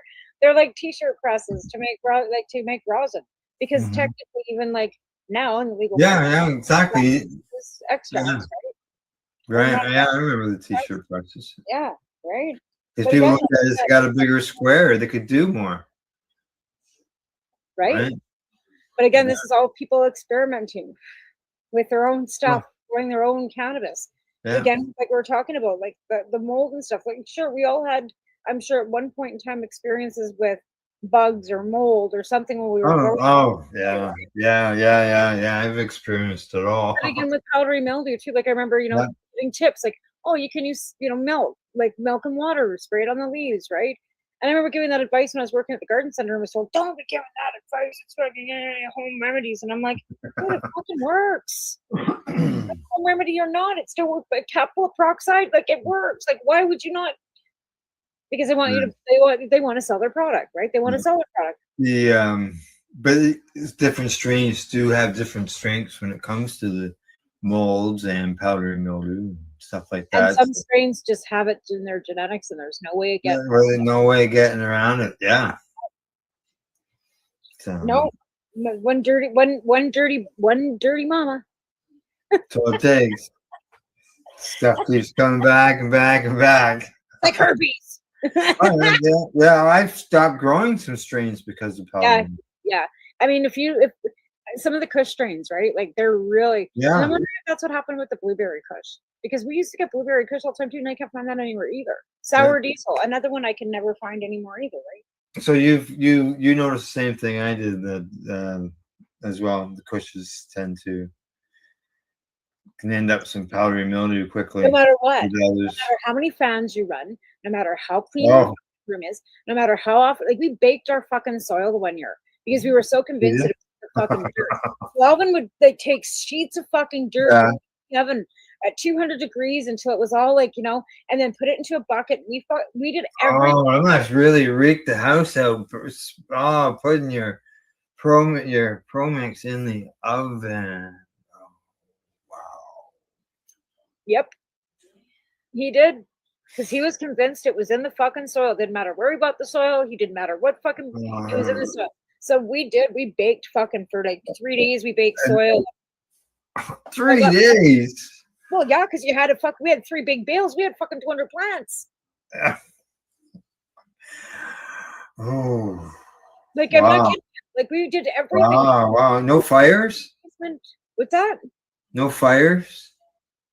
I'm just thinking Promix, it does have little wood chips and wood chunks. We didn't like 200 degree. Like it wasn't a high degree. Just enough. Like I'll tell you, we didn't have any fucking bugs in it though either. Right? No. Right? No bugs. And then, like I said, no micro life left in it. No, nothing. But he swore by that. You can bake the fucking dirt. Bake them fuckers out. So, anyways, he did we still ended up with fucking some mold on the one strain. And it was during this time, we're using the same strain of cannabis growing. Yeah. Same mom, same everything. Yeah. And we figured it was something in the environment. We didn't, and then we did a little. A lot of people go to humidity and lack of wind. And we had 6 fans going in there. Like there was like like 4 fans, intake, outtake. Like I mean, we did. He bleached, he painted, he just. Anyway, yeah. Needless to say, that was the last time we grew that pink Kush, and we never had mold again on anything else. But we also never had bugs either.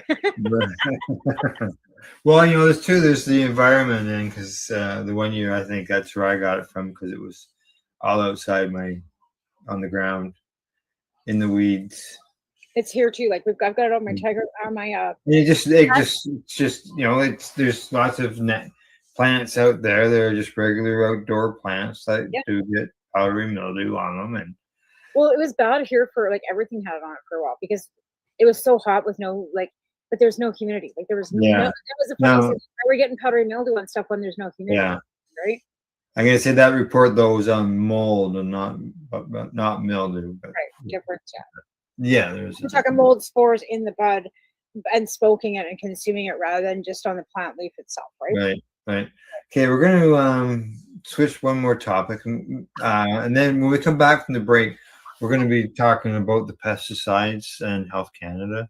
That could be a bit of a long conversation, so I don't want to start it right before we go to break. But I see that when it comes to cannabis sales in Canada, got a new record for the month of May. Oh. On the legal end of things, and this is only the legal stores. Just think about all the all Indigenous, the legacy stores, all the indigenous stores, right? we're on top of this, right? So Yeah. they're talking close to $500 million for the month. So that's a few bucks. Where's the money? I know. I've seen some other people ask the same question. I thought, that's good. We need more people asking that. We have an MP actually or an MLA, sorry, in Kamloops, Okay. the provincial government where the money was Right. going, why it wasn't being filtered, because we were always told that it was going to be Yes, I remember we talked about this. right? Yeah. Right. BC made it so the legislation doesn't include the municipalities that opted in, which we assumed that they would, which they should be. And this Which is is recommended also from the federal government, I believe. healthcare and education is what they told this MLA, and I'm going, it's awfully funny. I don't see any teachers with huge raises in the healthcare. I mean, sure, we've had 700 doctors apply to come to British Columbia to work from the United States. Great. Are you giving them raises? Like, are you going to be raising, like, but to be fair, we've got a new walk-in clinic here in my town. We've got a NICU unit going in, and they're opening an oncology department here too. No, that's good. That's good. Now, whether that's coming from cannabis funds or not, it would be nice. Probably not, because the NICU unit, we actually the town's been fundraising for that, and our auxiliary hospital thrift store has been fundraising. I think, yeah, when we talked about it before, I think it turned around and it basically they said that they could put that just into their slush fund. They just did put it in the slush fund. It just Yeah. goes into the slush fund. It's given it's put into the general coffers apparently. In every province. I don't know of any provinces that are filtering it back. Did you check to see if Ontario was filtering it back to the municipalities? Yeah, there's been some contributions from the government to that. I believe Peterborough might have been one of them. See, so there you go. So there's a difference in their legislation. Yeah, Ontario, I think there was like 3 or 4 that got it. But that'd be great if some of our towns got it instead of my town having to borrow another $10 million to fix our fucking dam for our drinking water. I'm just So the doing dam it. that we have on our reservoir for our own town's drinking water is fucking 55 years old or 60 years old Right. and needs to be repaired. Now we're having Yeah. to borrow that money. Okay, now there was an article here in StratCan. It says, "Where's provincial cannabis tax revenue going?" This is from May of last year, so over a year ago. Right. And what's he say here? Some provinces like Ontario, Quebec, to a degree, Alberta, have been open about how that money has been spent or allocated. And other provinces and territories appear to be less open. Yeah, BC municipalities have been asking for years, where's the tax dollars? Where's it all gone? Same issue in New Brunswick and Saskatchewan. Yeah. Like, where's the money? And I said to one of the fucking town councilors here one day, came into the store. We didn't Yeah. even know about it. I'm like, well, Mike, you should be asking these questions. Like the city should be asking the province, like, where the fuck the money Yeah. is? Especially when you allotted so many stores. And that was the understanding when they allotted the licensing, the business licensing for these stores, that the municipalities would then be able to opt into some of that money. Shouldn't be grants. It shouldn't have to be asked for. It shouldn't have to be a bursary. It should be just filtered into the towns that have opted into the stores. They're getting the townspeople are feeding that. Yeah, we here in Ontario, people who opted out got like $5,000, but then the money from the province to the people who opted in was of greater money. But I'm looking for any dollar figures. But again, like if you've got a town like us with, I think we've got 1, 2, 3, 4. I think we're down to 4 stores from 10. We had 10. I think Oh, really? Yeah, we had a couple closed down. No, I think we only had 6. Now we have 4. So we had Right. 6, we were down to 4. But I think those 4 stores, the revenue that they generate for tax dollars should be coming back to the town. Nice. Yeah, I'm not seeing what I'm looking for here. But that would take somebody in the city council, these city councilors, to holding the government to their feet to the fire and saying, Yeah. like, Why are we having to borrow money for our fucking infrastructure when you guys are making all this money off cannabis taxation? Right. Okay.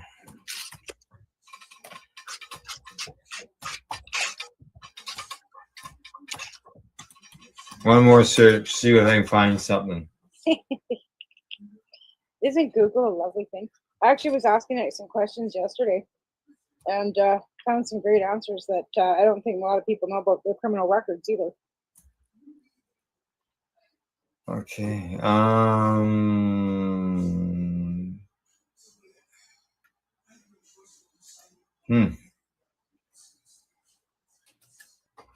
Something here.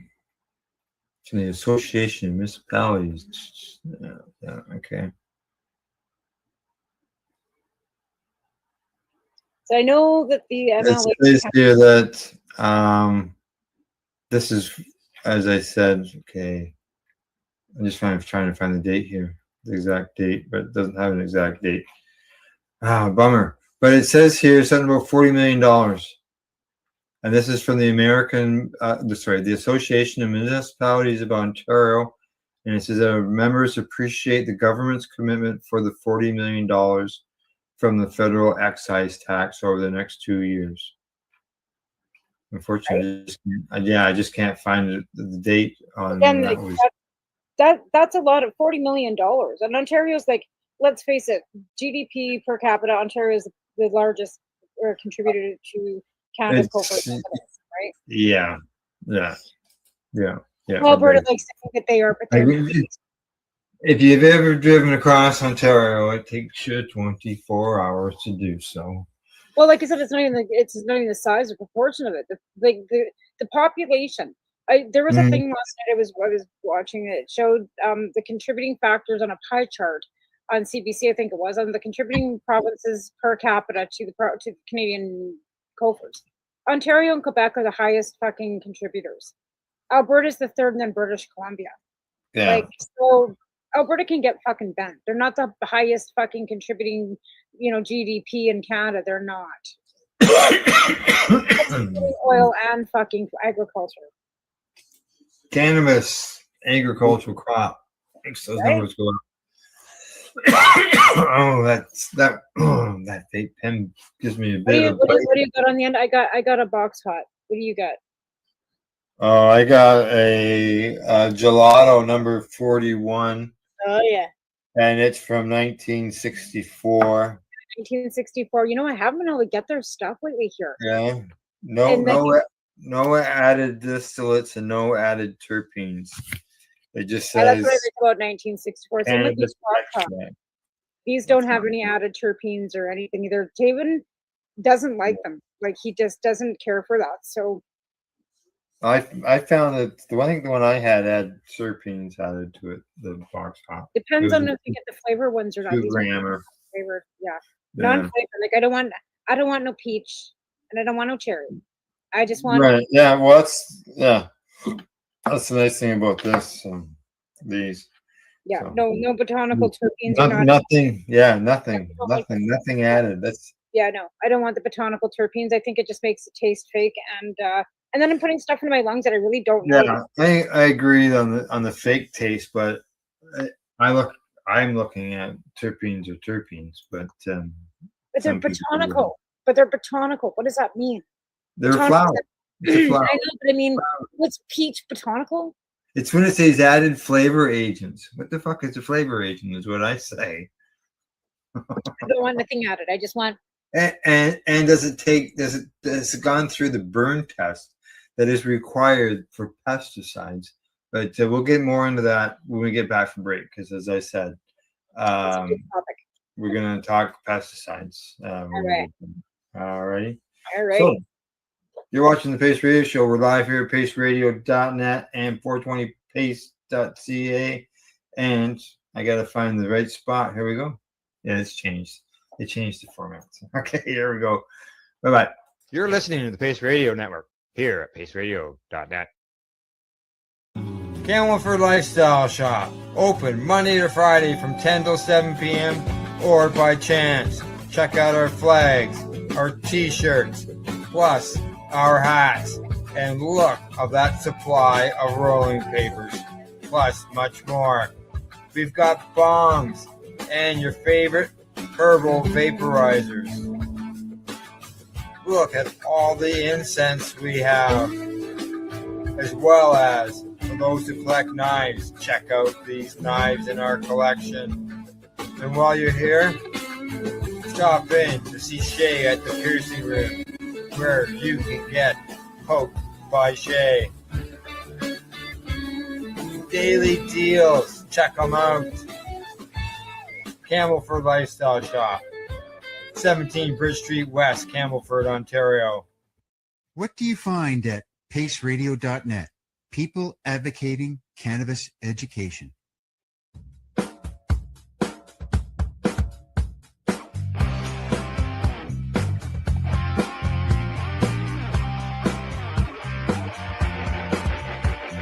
having an awesome day, and I'm gonna make sure it stays that way. I'm having an awesome day, and I'm gonna make sure it stays that way.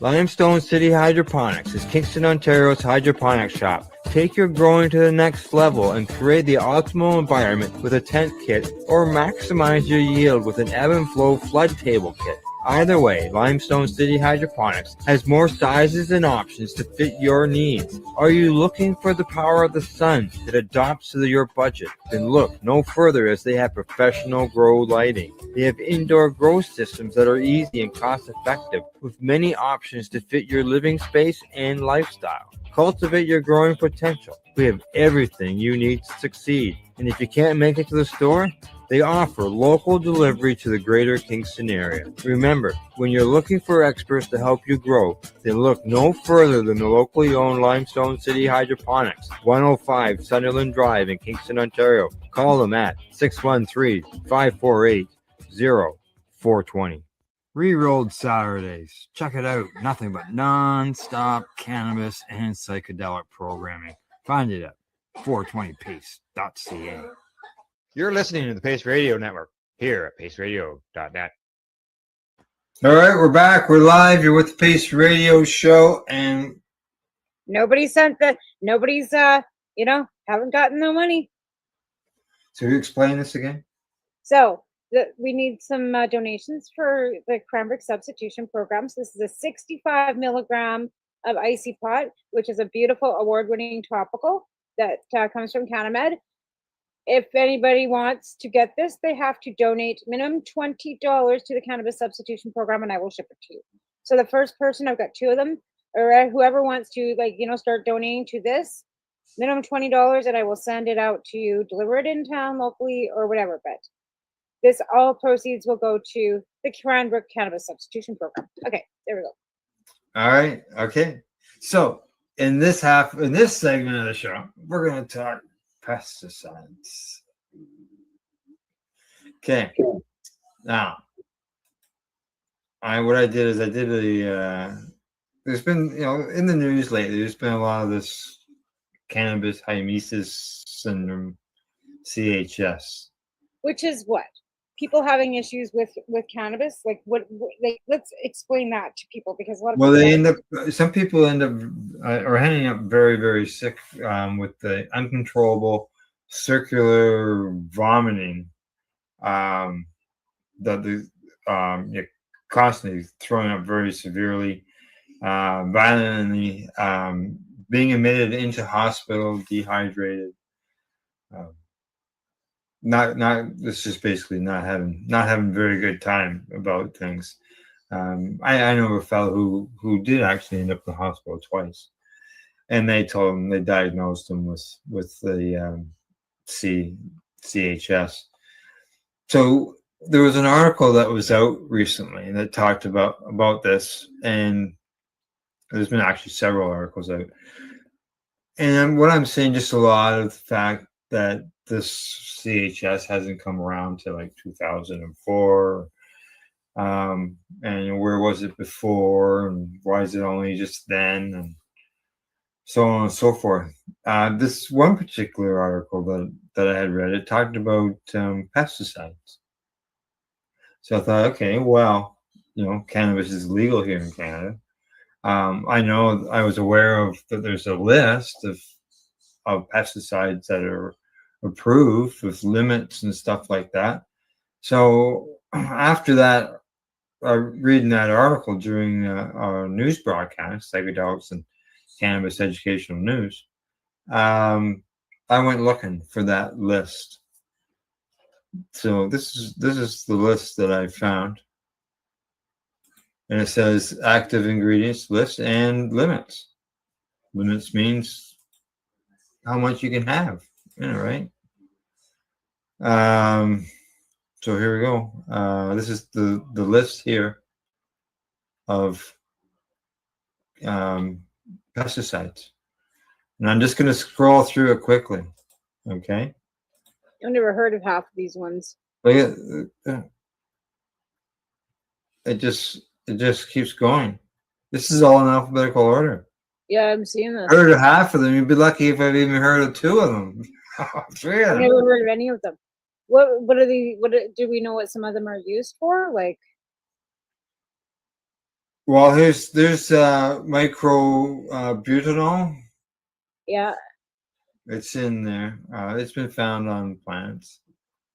You know what I noticed though? You know what I do notice a lot in some of the and Alvin and I were discussing this when he was home last time. Like, Yeah. it's got a funky flavor. It's like, he goes, it's their leaching chemical, because they're using leaching chemicals to get the chemicals that they're nutrients out of their hydroponics, and they're leaving that leaching chemical behind, right? This is pesticides, is what it I says. know. I'm Yeah. still there. There we go. I'm finally at the bottom list. Now I just did a quick count of them the other day, and no way was it ever considered accurate, but I would say it's closer than a guess. About 88 to 90, 95 different chemicals, pesticides within the chemicals. And these are pesticides. So I'm thinking these are what, for bug control, like fungal. Yeah, this is for bug control.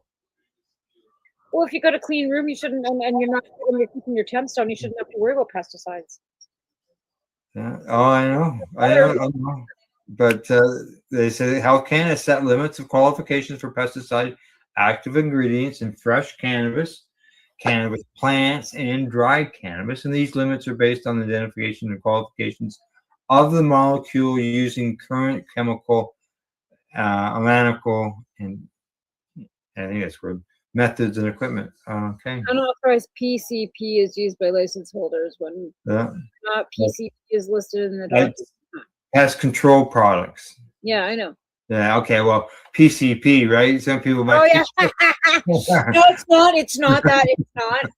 It's not some wild chemical drug. No, it's not some psychedelic. Correct.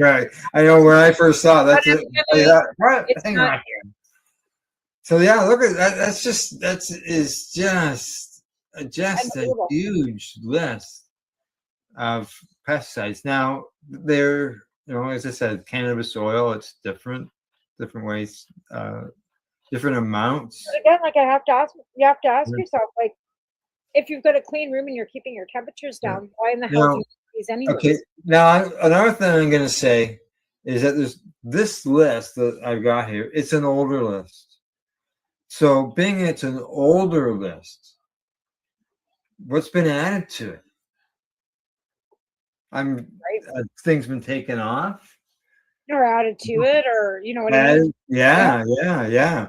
So, but this gives you an idea, and then you start thinking, well, we're seeing an increase in the CHS. Were people consuming all these different traces of pesticides? I don't know. Before that, right? And again, if nobody brought this to anybody's attention, would we know? Yeah. Now I know of a guy way back when that he got sick all the time and got in the shower. Always had a shower. Back then, there wasn't anything called CHS. They suspected it was something else. But who knows? And I know that there's a possibility that that person was possibly consuming pesticides in their cannabis. So. Yeah, unfortunately. And again, Yeah. before legalization, I mean, this is the list that they're allowed to use. Who knows what they were using on? Well, yeah. And again, Exactly. and like I said, we had such a bad rap before the Allard case, right? When we could actually prove that the mold and stuff in these houses, and these were like not medical growers that were doing this. Mhm. People were growing medically in their own homes. They didn't want mold, spores, and mildew and all this stuff in their houses. Why we weren't throwing, topsoil in the middle of our living rooms and growing dirt, like growing plants in the middle of a fucking living room. Like they Yeah. tried to proceed and tell the courts, that this is what we were doing, right? Destroying houses and all these things, right? It just, Yeah. it's just flabbergasting at the misinformation that did come out when we were in that Allard case. How many lies that were being told by the Crown, by, I wouldn't say the government per se, because they're just being fed up what the police were telling them. Yeah. Yeah. So what I did is I decided to do a search on one of these words, and so I went into. It took me into Wikipedia, and it's acephate. I'm gonna say is what it is. Acephate, what is that? Yeah, it's a it is an organ phosphate foliar and soil insecticide for moderate persistence with residential or residual systematic activity. Okay. Its primary use of controls of aphids, including resistant species in vegetables, potatoes, carrots, greenhouses, tomatoes, lettuce. Things that nobody smokes, right? No. Nobody smokes those things. No. It controls leaf miners, caterpillars, sawflies, thrips, spider mites, as well as for the turf and forestry. Okay. So just keeping your temperatures down. It's effective at destroying imported fire ants. What are you growing? It's None of these growers are growing out. A lot of these growers are growing outside. It's sold as a soluble powder, as an emulsifiable concentrates as pressurized aerosol cans, right? Yeah. And in tree injection systems. Now, as of 2012, the EPA no longer allows the usage of this acephate on green beans grown in the United States. And the EU classifies it as an Annex 3 substance, meaning that it meets the requirements to be considered a health and environment hazard. Interesting. Yeah. Yet they're okay. That's only one. That's only one. Okay, here you go. Just put this on your plants. We don't mind. It's okay. Now, like the amounts are small. They're all small numbers, but just the fact that it's there. Why would they think of that? Why would they, if they've got these warnings on them in different countries, why are they even accessible here? Yeah, I don't know. So yeah, it's just nasty. It's.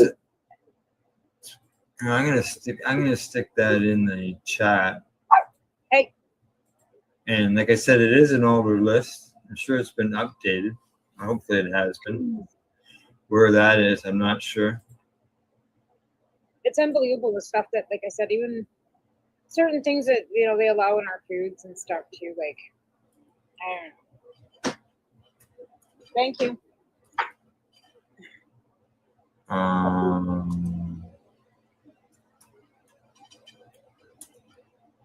Wasn't there excuse me, sorry. A problem with one of the licensed producers, Origami. Yeah. At the very beginning, and weren't they? Was there not a resolution to that? Was there not a court proceedings on that, and then restitution paid or something along those lines? Were the patients ever compensated for that, or? Well, now bring back. I was just in the middle. I almost shut us down there. So I was paying attention to what I was doing instead of what you said. Say it again. Well, we had Origami. right? The licensed producer at the very beginning that was right. That had the pesticide. There was patients that got a settlement out of that. Right. So that was resolved, and there was settlements paid out to patients. Right. Okay. Yes. Yeah. Okay. There we go. I wasn't sure if that was ever resolved. I know that one of the patients used to be on my Facebook, but I don't know whatever happened to him. Yeah. Cindy talks about it. There was, well, she'll mention it when an organogram story comes up, because they're actually doing, from what I'm seeing, they're doing very well as far as where their standings are on things when it comes to I think when is it expanding and Marcel still work there, or I think Marcel Gagnon. what's that? Doesn't Marcel still work at Origami? I think Marcel was working. Well, I know he was involved with a producer at one point, but I don't know what he is. I don't think he's involved anymore, but I couldn't be sure. I'm not sure. See that? Yeah, that? I remember that. I remember his name was Robert, and he was the patient. Yeah. Just so you know, that link might not have gone out right, but whoops. Limits of qualification, mandatory cannabis testing for pesticides active ingredients. Oh, okay, yeah, it did. It went out. Yeah. So, like I said, it's a little bit older list, maybe a new one there, but at one point, this stuff was approved to be used in And cannabis, so and as a lot of it still is. So, right, and as patients, when we're growing our own cannabis, we do not use these things on our plants. Like I've had spider mites before, and I've actually taken a vacuum with a nylon to suck them off. Like, you know what I mean? We've done everything, like dropped our temps, like done all kinds of, like I said, baked our dirt. I never baked my dirt, but what I did is when it came to spider mites, my insecticide-free method consisted of water, a cotton ball, and stripping my plants down as bare as possible. Now, usually when I found them, the plant, was, even if it was 2.5 feet tall, I stripped it. Yep. Strip it right down so it's just a few leaves. Yep. And clean it up. And because of the fact, I checked for eggs underneath the leaves, still wouldn't see anything, but still for the next week I would still wipe the bottom of those leaves just in case a egg was somewhere, or I missed it when I was cleaning up the stem, because I even wiped down the stem. Yep. And then just soap and water in the dirt. Yeah. I just I'm trying to prevent the cycle. Yeah. Right? Well, yeah, like that's the thing. Like they all come in, like, those little rose bushes you get every year that come out of Valentine's Day. Yeah. I've seen them. And if you bring them in your house, they are fucking covered in spider mites every single fucking time. So I don't even buy them. I'm just like not even buying them anymore. But again, like I wonder, like is it the temperature in the stores or still the temperature like in your house? Like it's not any. So why is it they get in your house and all of a sudden they just go boof? Oh, it was like 2 or 3 days later in this rose, it just went frost. Yeah. It was covered in them. Holy shit. Yeah, out they go. It was gone. Out the door. But again, like I don't even buy them anymore because I know ultimately that they're going to end up with spider mites. And even like I have this begonia outside that I took outside and it got hot outside and it's just covered in a nest of web, right? But it's not spider mites, it's actually a spider. It was just like whoosh, I'm like, what the fuck? But yeah, the spider mites are tough. I've never had thrips. I've never had anything because I kept my room at 68, between 65 and 68 degrees all the time. I've never had spider mites again after that one time, and I've never had thrips. I've never had any issues with a lot of bugs, to be honest. And if I ever did, my first step would always be ladybugs. If I could get ladybugs, that would be my first, always line of defense. If I could get ladybugs, depending on the time of year it was, right? Yeah. You can get them. Well, we can get them in the summertime here in the spring. Yeah. Our garden center brings them in. Also, I've got. But you can get them in the wintertime too because they actually they freeze them to keep them dormant, right? And we keep them in the fridge. You keep them in the fridge until you're ready to release them, right? So you can get them all year round. It just depends on, they can ship them to you anytime. They just have like they freeze them anyway. Yeah, the I've used them in the past. I'm gonna say I had mixed results, and it's probably more about the system I had, because they to me they tended to go to the lights, and Oh, like you can have hot lights and kill it. yeah, and Yeah. I had shades that hold the air through the shade, so The air coolers, yeah. yeah, so I could suck out some of them. Yeah. So, Yeah, no, I tried them. I tried them a couple times too, and outside is pointless. They just fly away. yeah. But as far as the pesticides, it's nasty. And then growing outside, that opens you up to all kinds of nasty bugs. Yeah, but you wash your buds, like you wash your plants, right? We've talked about that before in previous shows. Where Yeah. harvesting, you're washing all of that kind of residual off your plants from being outside. Yeah, during my harvest process, I wash my cannabis, and I never did that for years and years and years. And when I first heard about it, I went WTF, and then I thought about it, and now growing my medicine outside where I control it full time, I can see the bird shit and stuff just all in the leaves now. Never mind once you get buds going on, right? Yeah. And bugs that can get inside buds where they're growing, stuff like that, in the leaves. Well, yeah, and I mean, you found a process that works. It doesn't melt the trichomes. Right. And the thing too is, I'm not even like beside a road, like within.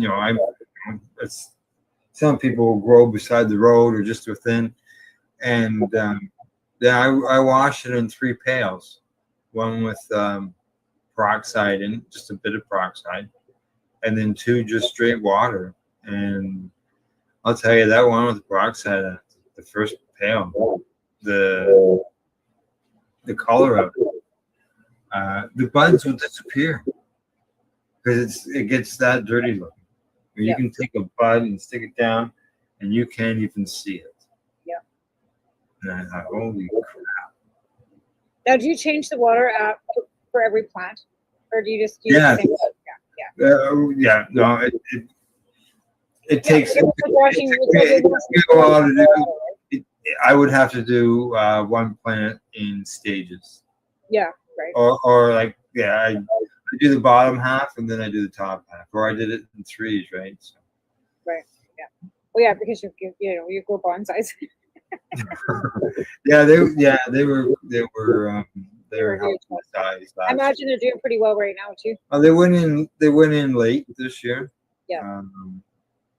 But they're still happy and still growing, and they may not be 8 feet tall this year, but that's fine. I can't reach 8 feet. Right. Right. It's always good just to have them growing anyway, no matter how big or small they get, right? Like that's what I miss. Like I don't have anything growing this year. Like I tried several times. I pulled out the bag of seeds again, looked at it again yesterday, and went, I don't want to even fucking bother till I get my room built. Like once my house is renovated, that room built, I will get back at it. But right now. Yeah. Now, I mentioned before the break too that there's been some new updated guidance on pesticides, and this is the Pest Management Regulatory Agency, and they published new guidance documents this month. That's from the cannabis taxation money. Yeah, for cannabis and hemp as well, and this is part of the public consultation process that they had. And it says, given that dried or fresh cannabis and industrial hemp treated with pesticides can be smoked or vaped, the PMRA requires assessment of exposure to pesticide residues through inhalation. In addition to dietary, occupational, and residential exposures, this means companies must perform pyrolysis studies. These studies help identify any potential harmful byproducts that might form when insecticide residues on treated plants are burned, like during smoking or vaping. And it says this guidance specifically covers inhalation and dietary risks of pesticides used on cannabis and industrial hemp crops. And they say that the PMRA acknowledges the unique inhalation risks associated with these products. Wow. I wonder if they're using these products like as preventative all the time. Like, are they misting their rooms? Is this why there's a guideline for it? Like, is this something that they're doing on a preventative to make sure that they don't have these issues? Like, I'd be curious to know is why they're so often, yeah. I would, you know what I mean? Like, why Yeah. are they having to be so like keep repeating on these regulatory issues? Because are they regularly using them? well, obviously the industry, depending, if you're growing inside, stuff like that, those people with large industrial gardens could end up with, pests because of the fact that there's so many plants for them to watch over and so on and so forth. They're bringing stuff in. They end up with them. So Well, the thing is that all of them do. if their quarantine rooms are kept clean, and there are people that are, because I mean, like, they have to be showering when they get there. They have to be changing their clothes, putting on the hazmat suits, doing all these things to make sure that they're leaving all the elements. Like, even when we worked in the French fry plant, we had to do that, right? Because they don't want you bringing in anything into the plant, right, at all, right? No, I know. It's toe from so that you can't bring any elements in. Like, you're not allowed to take your boots out of the fucking plant. Like, you're not allowed, like, you know what I mean? Like, I'm just wondering if their restrictions are more based on that regulatory than worrying about this regulatory. You know what I mean? Like, I don't know. Those are ones that are approved. So, but are they? Yeah. is there enough consumption of them in order to do damage? I don't know. I read the information on that one, and Yeah. it said that the EU doesn't recommend it being used. Right? Like, that's what I mean. Like, why are we even giving them access to being able to use it? Yeah. Like, why is it even available in our country if the EU doesn't even recognize it as being, consumable? Like, and usually our restrictions in Canada are a lot stricter than even the EU is. Yeah, yet here we're putting it on, but they were putting it on cannabis that, they're allowed to put it on cannabis. Whether they're using it or not, we don't know that. But they're allowed to put that on. It is just trace amounts.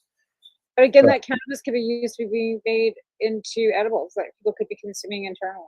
It might not just be smokable. Yeah, well, that's some of the testing, as I just read off there. That's some of the testing that is required that they do oil. Or you use that, yeah. Yeah. So. Oh, that's good. I mean, I'm glad that they're making good to see. Yeah, exactly. That's what I thought. It's good that they do require those testings. Let's just hope, and it's only because of based on the stuff that we see in the news. We know labs can have problems, right? So, well, we do. We know that there's always a leak, a lack of something. There's always like shortage of staff. There's so many things. or there's numbers that are wrong. There's a big thing going I know on. that. I've lived that experience myself with numbers being wrong and end up, with anyway. Yeah. All right. I see it's break time again. Top of the hour. All right. And other than that, we should head off to break. What do we got back when we come back? We're going to talk. We did the pesticide talk. Oh, we're going to get into some research articles and information as we share research information with people as well. All right. You're watching the Pace Radio Show. We're live here at paceradio.net and 420pace.ca. We will see you in about 2 3/4 minutes. You're listening to the Pace Radio Network here at paceradio.net. Camelford Lifestyle Shop. Open Monday to Friday from 10 till 7 p.m. or by chance. Check out our flags, our t-shirts, plus our hats. And look of that supply of rolling papers. plus much more. We've got bongs and your favorite herbal vaporizers. Look at all the incense we have, as well as for those who collect knives, check out these knives in our collection. And while you're here, stop in to see Shay at the piercing room, where you can get poked by Shay. Daily deals, check them out. Campbellford Lifestyle Shop, 17 Bridge Street West, Campbellford, Ontario. I'm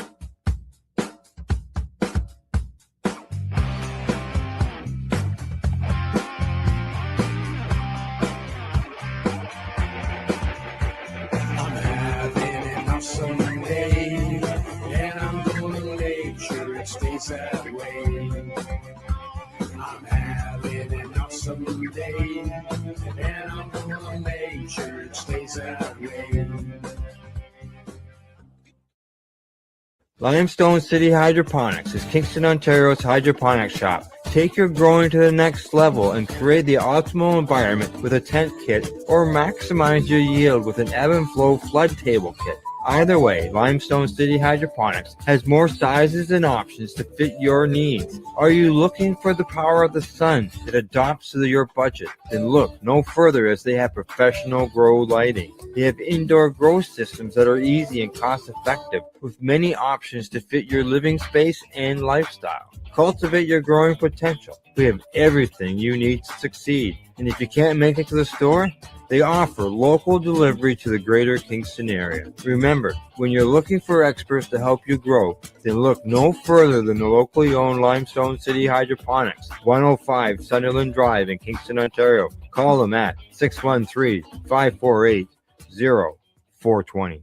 Rerolled Saturdays. Check it out. Nothing but non-stop cannabis and psychedelic programming. Find it at 420pace.ca. You're listening to the Pace Radio Network here at paceradio.net. Hey, we're back. We're live. You're watching the Pace Radio show, and welcome to the third segment of the broadcast. In this segment, we've got some research articles that we're going to touch on, and let's see. You know, when it comes to drinking and driving, impaired driving, they are always, when it comes to cannabis and impaired driving, they compare us to alcohol and to things, and they set limits. Part of the big problem is that there's no breathalyzer that they can just take and have someone breathe into, like we do with alcohol. Well, didn't they have one that they were like kind of using in Australia, or some sort of machine of some sort that they were testing in Australia that didn't really give accurate information? Like a few years ago. Like we're talking. That's a possibility. A few years ago, for sure. Because they're always talking about, they use the saliva test, right? And then the DREs, and then eventually blood. And then they set the arbitrary number of 5 nanograms of THC, as far as saying that you're impaired, which is an arbitrary number. For 6 weeks, fucking the week before we drove, like. Yeah. Now, this report that I've got here says that the researchers have claimed that they have the first ever detection of cannabinoids in human breath after the use of cannabis edibles. Never mind smoking. This is just the edible end of things. And what do they say? Of course, they say more research is necessary, of course. Well, again, like it limits people, because like here we have, you can go to a bar, you can go and have dinner and a drink, you can, but you can't go and have an infused dinner, because then you couldn't drive, because you've had like a bowl of soup with maybe like 2 drops of THC in it. Like, what were the limitations? Like, so again, they're demonizing the fact that usage of any amount of cannabis is immediate impairment when it's Well, not. you know, most patients who consume cannabis would wake up with more than 5 nanograms of THC in their blood on a regular basis. I would. In Oh, fact, yeah. I had to have a drug test when I worked at H&R Transport, and they told H&R that there was so much THC in my blood that they've never seen that much. And it's like, yeah, because I consume it on a daily basis. This is back Yeah. like early 90s before patients and all these things, right? And I was like, dude, I don't drink. I smoke cannabis. And yeah, I go home and I smoke a joint or two at night every Mhm. day. Yeah. As a drug addict. As a drug addict. Oh my God. So in this research, they said that they took breath samples of the participants were collected before and after ingesting the THC-infused edible, which subjects were asked to bring in themselves. The products ranged in strength from 5 milligrams to 100 milligrams of THC, though the report notes the amounts were not independently verified. Okay. Were they homemade bagels? They said that collection was done using 2 different methods, one described as an aerosol device and the other as a condensed device. Samples were taken before ingestion and at the 3 time points, which were 47 minutes, 92 minutes, and 180 minutes afterwards. And they were asked to refrain from inhaling any cannabis for hours beforehand. No edibles 12 hours before, and no smoking 8 hours before. Let's see. And this was to use a detector.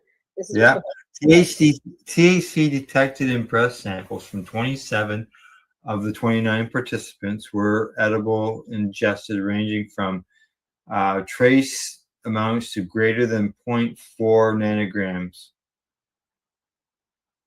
Yeah. Interesting. Yeah, the finding detectable before cannabis use shows how challenging it is to interrupt a single THC. Okay. This is the fact that they pick it up in the breath. After you're eating it. Yeah, after you're eating it. Like, what's this thing machine like when it comes to smoking? But if they can detect it in your breath after you've eaten it because you've consumed it, so it's coming in, it's coming in from the inside. So your breath is going to continue Yeah. to emit that, right? Where smoking goes in the lungs and then comes out, it's not the same consumption. Yeah. Right? Now let's see. Because Yeah. if you go into your whole digestive system, your blood and everything, like with edibles, right? It's different.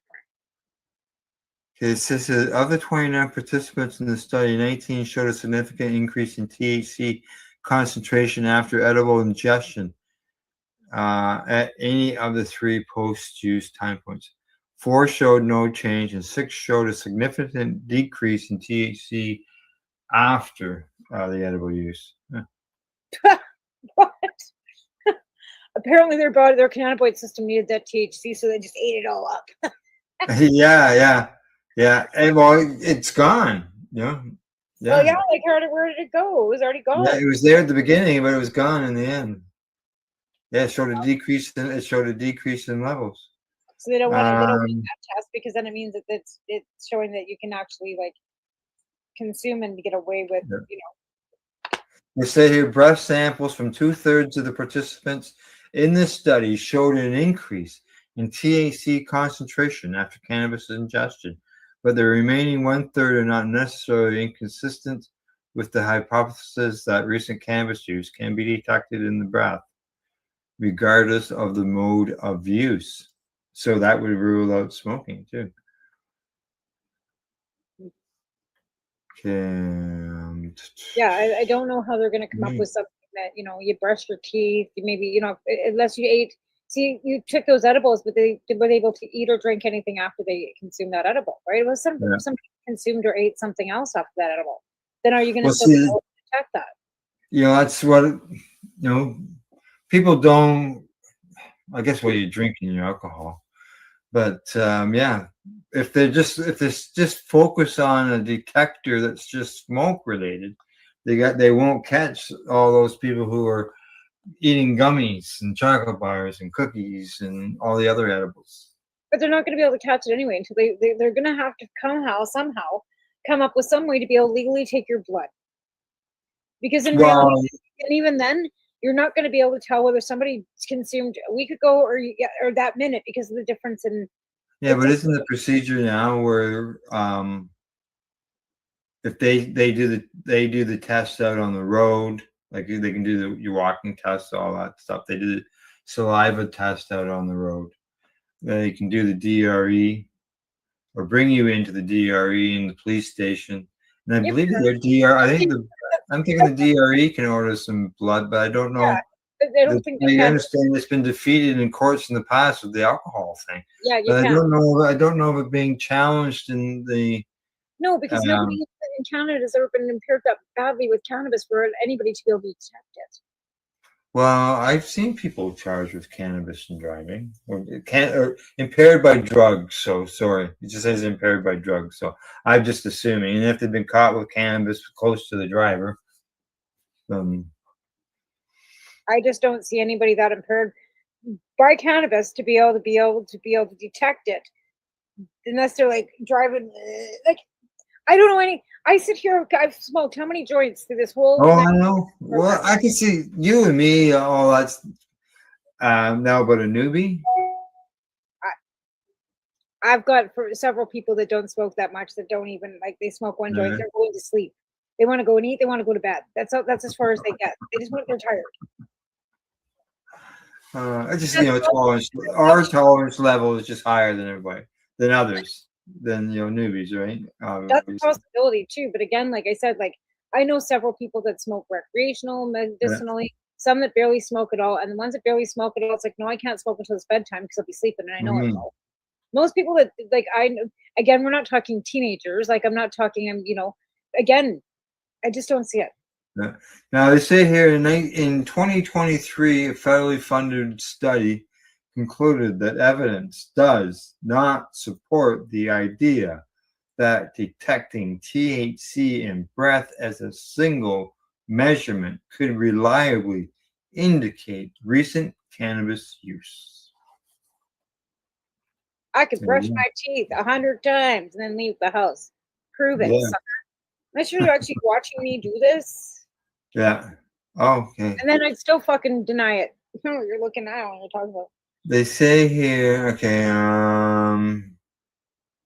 they say ultimately there may not be a way to assess impairment from THC like we do with for alcohol.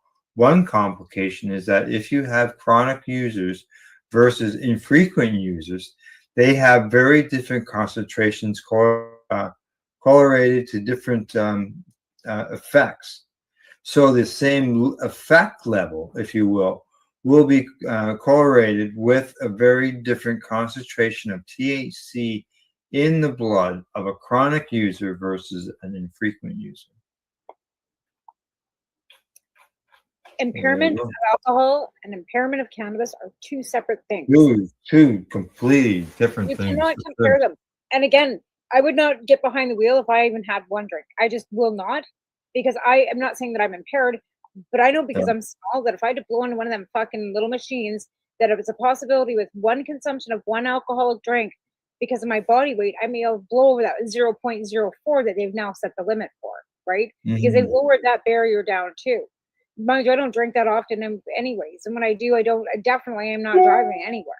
Like I haven't had a drink of alcohol in over 22 years. So I found these lovely little things at Safeway, and they're virgin vodka or the virgin beer Caesars. so there's no alcohol in the beer. No alcohol in them, but it tastes like a Caesar with a little bit shot of beer in it, and they're super good and they're alcohol free. Oh, that's good. That's Yeah. good. The virgin Like, drink. still have that Caesar that I'm craving, and it's got no booze in it. Yeah. So there you go. Still working on breathalyzers, and even a federally government study says that And that's where all our cannabis taxation's going. this is the U.S. That was a U.S. report. Just so Yeah, you know. but again, it's probably in Canada too. Now they're trying to. Yeah, they are. Yeah, they're research working all the on. harms in it. Yeah, and I'm sure that at some point somebody will come up with something. But Whether how reliable it is, who knows? Well, we're going on year 8, and they haven't come up with nothing yet. Yeah. Okay. Now here's. Hasn't fallen. Now, at the beginning of the show, we're going to finish off the way we started the show, and that was when I mentioned about sleep apnea and cannabis. All right, and they say this one's report here says that the biggest study ever done on cannabis for sleep apnea just got published, and it shocked big pharma. Is what it says. Now. Goes on to say within the article, that Minnesota state investigators analyzed 3,100 patients of sleep apnea who were enrolled in a medical cannabis program.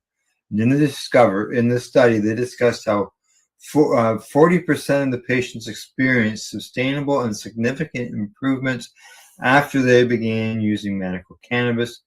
Cannabis was most commonly consumed by the patients through inhalation. Flower and oil were also equally popular, although additionally, high THC products were widely used by the patients.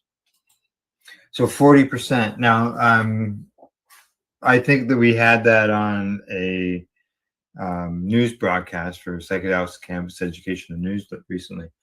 And somebody commented that it didn't help their hubby or their partner because they just keep snoring away logs all night long. It sort of sounded like you know.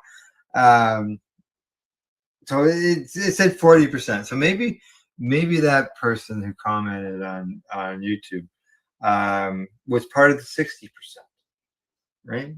I'm not saying it doesn't work for everybody. No. But again, like we've said numerous times, it doesn't work for everybody for certain things. Yeah. Right? It works for other people for other things. And what it might work for me, but it might not work for you. And what might not work for you might work for me. Right. So again, I never say it's right or wrong. It's just that everybody's different. Right. There's no right or wrong. It's just that we're all different. And that's, They said the state investigators asked the patients to complete self-evaluations to assess their symptoms and if there were any changes.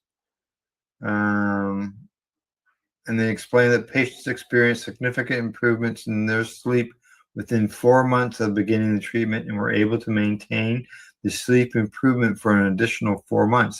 So you're looking at 8 months.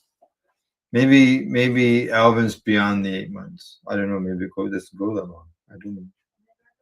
Well, like I said, he doesn't have any problem falling asleep. Right? No. Sleep in 2 minutes flat. Like he can be here laying next to me sawing logs, and I'm like battling, 3 hours later. And then he's snoring for 2 of them, right? So, but if someone is snoring, does that automatically mean that they have sleep apnea? I don't know. I snore too. I'm sure I do, and I've caught myself snoring on the couch as I'm watching TV at night. Again, like I don't know. I don't know. Yeah. If that's like maybe one side effect of it, but again, I don't know. I don't know. I've never looked into it because I'm waking up 16 times a night anyway. So yeah. Now, the researchers also analyzed the impact of oral THC. Mind you, they did not use baked goods or anything like that. They used dronabinol, so they used synthetic.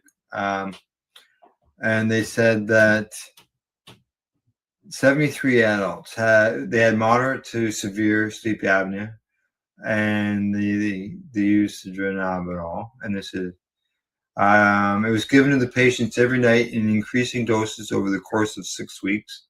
And according to the patients, the use of it before going to bed was effective in reducing the intensity of the symptoms while also helping to contribute to sleepiness.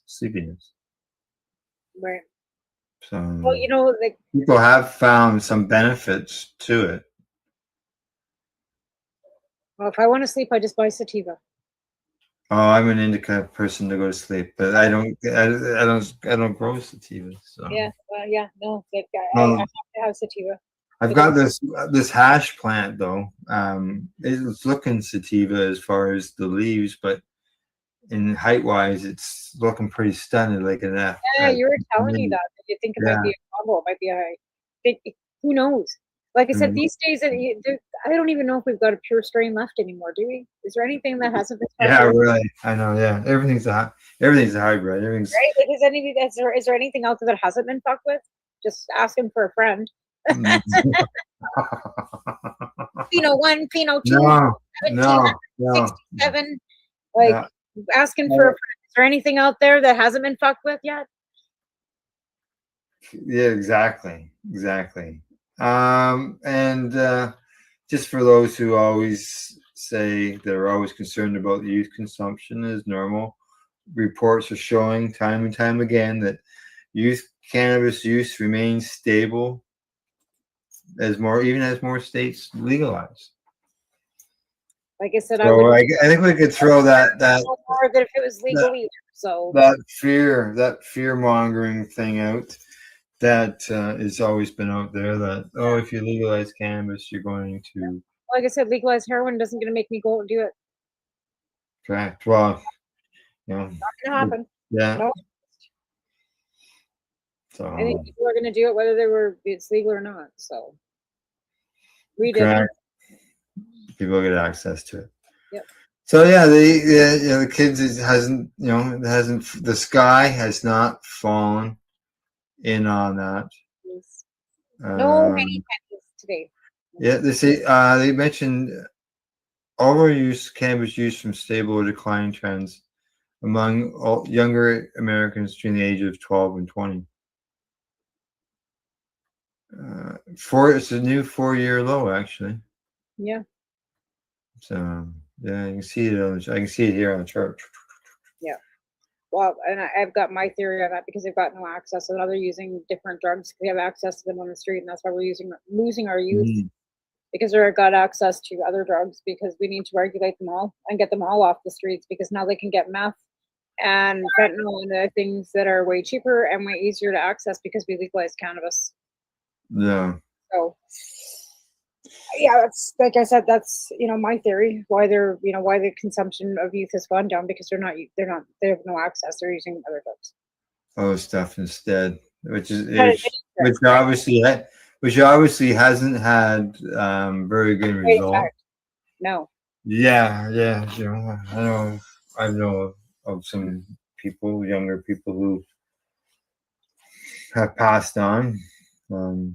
You read about it in the local paper, or you see it on Facebook that someone's passed, and it's always and that's the thing. Yeah, they're really young, and that's the saddest part. And again, like why we need to legalize and regulate them all, and then they're off the streets. Well, yeah, our friend, our mutual friend Allison, she's been saying that for decades. 30 years. 30 years. Yep. Yeah. Yeah, and again, like I said, when I got involved in this in 2006, it wasn't about patients; it was about law reform, right? About changing the laws and cannabis, and regulating it and doing exactly what we did. And then as I went along, I learned more about the medical portion of it, right? And then I became a patient myself because I learned as I went along. But again, we need to regulate all drugs. We need to get them all off the streets and get them out of the commodity, out of the hands of dealers. They're saying that they're giving free drugs in BC. There's no free drugs in BC. It's a safe supply, and it's still not free. Well, I could just think how many times that you discussed about people having cannabis readily available to sell, and now it's not worth $300-400 for a pound. Like I was talking to a guy the other day. He was telling me that one of the stores near him, he's in the U.S. That it was $400 for a friggin' ounce of cannabis at one store. But it used to be like that here too. I mean, it was never more than about $250. You know, and a pound of pot used to be $3,500, $2,500 to now you can get a pound for almost the same you could get an ounce for. 2 ounces. Yeah. 2 ounces. Yeah. I mean, and even like the legal programs are not paying those licensed producers a lot of money for their pounds. They're not. It was like we said, they should be the price of a pound of tomatoes, right? Same as a bushel of wheat. So like, and here we are. Yeah. Agriculture, it's a plant, right? And again, Plant. you have the drug commodity at CDSA when it was listed, that made it harder to grow criminal offenses, blah, blah, blah. Why it was so costly. It was risky to grow, especially the good stuff. Never mind, get it to where it had to go to be sold. And now it's not that risky because it's legal. So why would it be that worth that much? Oh yeah, exactly. The price went down, dropped down, obviously huge, and it's not a hot item like it was. And Well, whiskey used to be worth a lot more than it is now too, and it was illegal. Not now, but you know what I mean? oh Like when yeah, alcohol was illegal, same thing, right? And it was all big taboo and the speakeasies, and everybody was, now like there was actual community around alcohol when it was illegal, right? Kind of like the cannabis. And then when alcohol became legal and prohibition ended, well, all those speakeasies and all those hidden hidden they gems all actually, disappeared, right? they actually had medical alcohol At one during point. prohibition. Yeah, yeah, they did. Yeah, Again, yeah. all those speakeasies and all those little businesses and all those hidden away gems and all those places that people would hide and all those nightclubs and all those dance halls that were hidden behind doors, all those businesses closed. They didn't need to do that anymore, right? It's the same Right. concept. And now we're seeing the mushrooms go through the same thing. Yeah, yeah. Right. And cannabis, the same thing. Our community, we used to have festivals and parties and get-togethers, and now we don't even do that because it's Well, yeah, exactly. Exactly. It's all gone. There's some events here and there. but they're from the legal market. And You have to be a bud tender, and you have to be yeah, because you and can't advertise and there was there were events going on in Toronto. Um, like this past weekend, there was an event in Hamilton, the Canna Crawl, that had vendors and stuff like that. That was Legacy Market, but I'm not seeing very many. Like that's the Canna Crawl. That happens every once in a while. But I know another one in Toronto has seemed to have gone quiet. So I'm not sure why. I don't know. But yeah, be nice to see these events come back. But there's actually the Indigenous Cup is coming up right. in August. August. So Well, I see your ex counterparts having their own little northern gathering. I just yeah, I don't pay attention to that. either. But- And then Harvest Fest has been canceled this year too. But they're still Harvest, but they're right. having a private gathering. Their community is going to have a private gathering at a private hall. It's just going to be one day. It's not going to be a great big cup like they normally have. But again, even like people like, why aren't you doing your thing out here? It's like I have no. Who's gonna pay for it? Like Well, who's paying for it, right? yeah. So, alrighty. Well, I see it's the bottom of the hour. Did you want to throw out that icy pot there in case you get, somebody might send you Somebody might see money this after the show. right? So this is a 65-gram icy pot, the largest one you can get. And I am going to throw this out there. I will ship it to you. It's the first person that sends me $20. This is worth $65 retail. I will ship it. And if you want to donate more, but all the proceeds, I've got 2 of these, will go to the cannabis substitution program in Cranbrook because we need RSO to make candy. So icy pot retails for $65. Tamirali9@hotmail.com. Come on, folks. You know you want it. There you go. All right. Anything else before I No. sign this off? No, because this dog's like gonna get I can hear it. hi in here. I can hear him earlier. All right. Tamara and I will be back next week after us tonight. I don't know if Newbie and Doobie's on tonight or not, but tomorrow morning, 10 o'clock, catch me and Cindy with Psychedelics and Cannabis Educational News. We're live at 10 a.m. Eastern Time. And other than that, thanks to Limestone City Hydroponics.ca, the Campbellford Lifestyle Shop, as well as at ease.ca. Thanks for everybody for tuning in and watching or listening to the broadcast. Other than that, good night, and we will see you later. Bye-bye.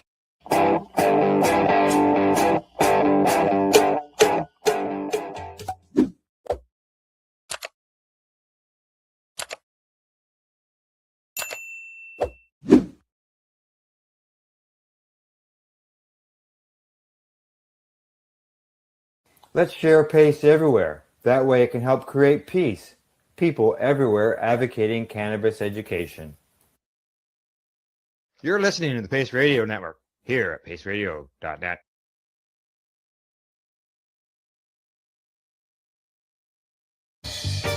You're watching the 420 PACE, found at 420pace.ca.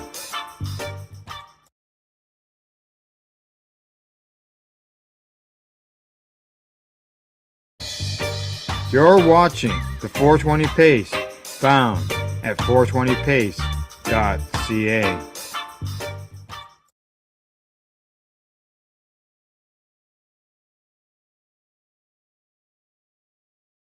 Coming to us from CBC Indigenous News, Member 2 Chief calls cannabis enforcement ban political. And Chief Terry Paul says Band wants Nova Scotia government to negotiate over the regulation and sale on Indigenous land. The dispute over cannabis enforcement in Member 2 First Nation continues to escalate, and leadership is now calling recent provincial actions politically motivated. In a follow-up to earlier tensions, Member 2 Chief Tony Paul says directive involving enforcement around cannabis sales on the territory is not about public safety, but politics. Absolutely, Terry. According to reporting from CBC News, the chief described the situation as a targeted move that undermines the community's authority and economic independence. At the center of the issue is ongoing disagreement between Member 2 leadership and the province of Nova Scotia, who has jurisdiction to regulate cannabis sales within the First Nation, while provincial authorities maintain that existing laws must be enforced consistently. Member 2 leaders argue that Indigenous communities have the right to govern commerce on their own lands. Chief Paul pushed back strongly against outside interference, suggesting that enforcement actions risk damaging a successful, self-sustaining local economy. Member 2 has long been recognized for its economic development, with a range of businesses contributing to employment and financial independence within the community.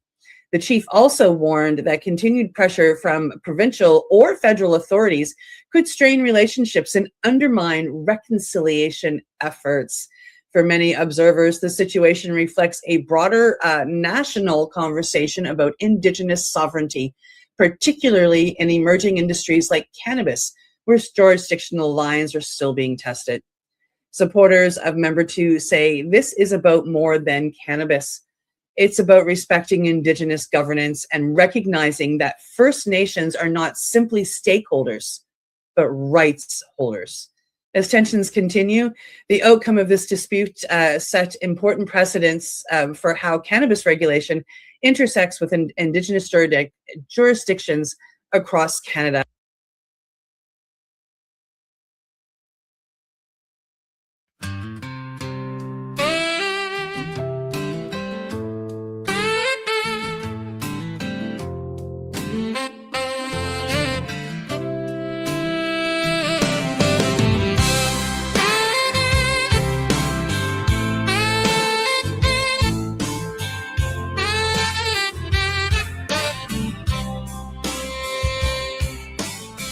You tossed your keys in a coffee cup, half smile hanging as you packed your stuff. Boots on hardwood, echo like a drum. You said that line, then you were gone. Bang, bang, wobble, wobble is what you said, laughing from the doorway. Shaking your head, you spun around, had low, that crooked grin. Bing, bang, wobble, wobble, and you walked on in to a brand new life. Left me here in this half-made bed with bing, bang, wobble, wobble in my head. Found your note on the microwave. Smelled your perfume on the pillowcase. You always danced when the day went wrong.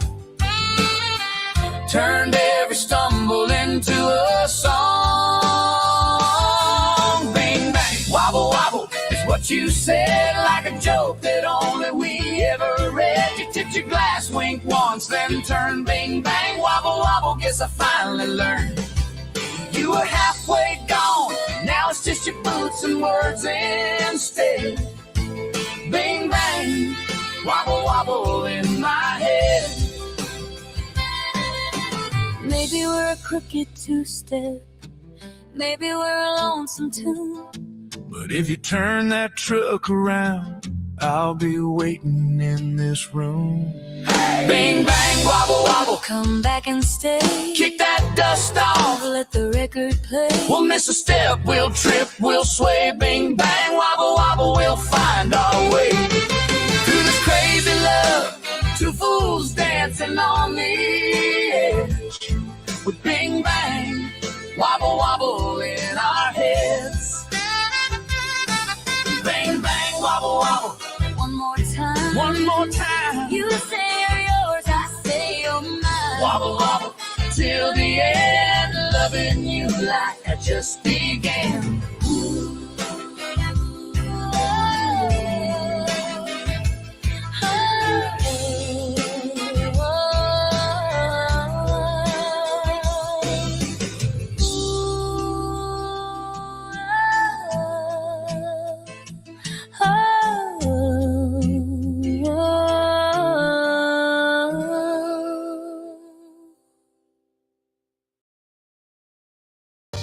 You're watching the 420 Pace Network, found at 420radio.ca and paceradio.net.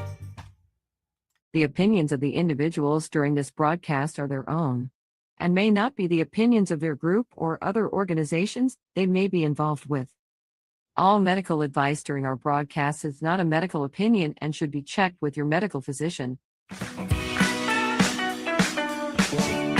Coming up on today's show, we're going to be looking at what's been happening in the news. And then we've got Timmy's cinema review, where he's going to tell us just how did Harold and Kumar escape Guantanamo Bay. As well, we're going to be looking at what gets me going. Well, what gets me going? And what gets her going is the death of cannabis retail. That's true. And of course, part 2 of our special interview with Canadian rap artist Chocolate. This podcast is for adults only, should not be used as a meal replacement, and may contain nuts.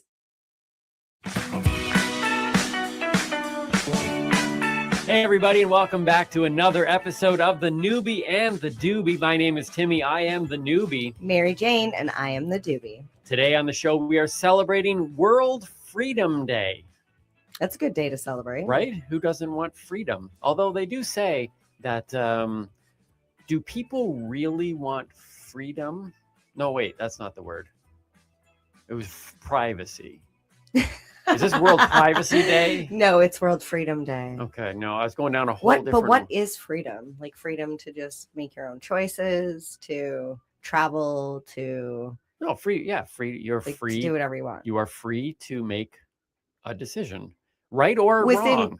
Well, I guess you're not free to murder.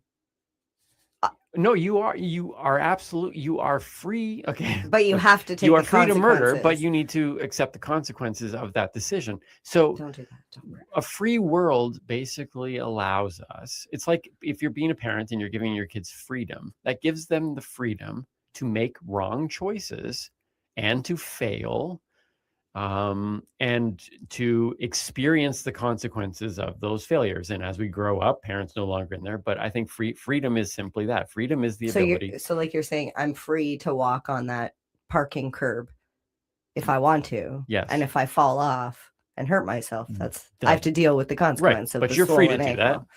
You're free to do that. I just might. And people can put up fences and signs to say, listen, we want you to know you shouldn't put that chainsaw in your mouth. You don't put Tide Pods in your mouth. Right.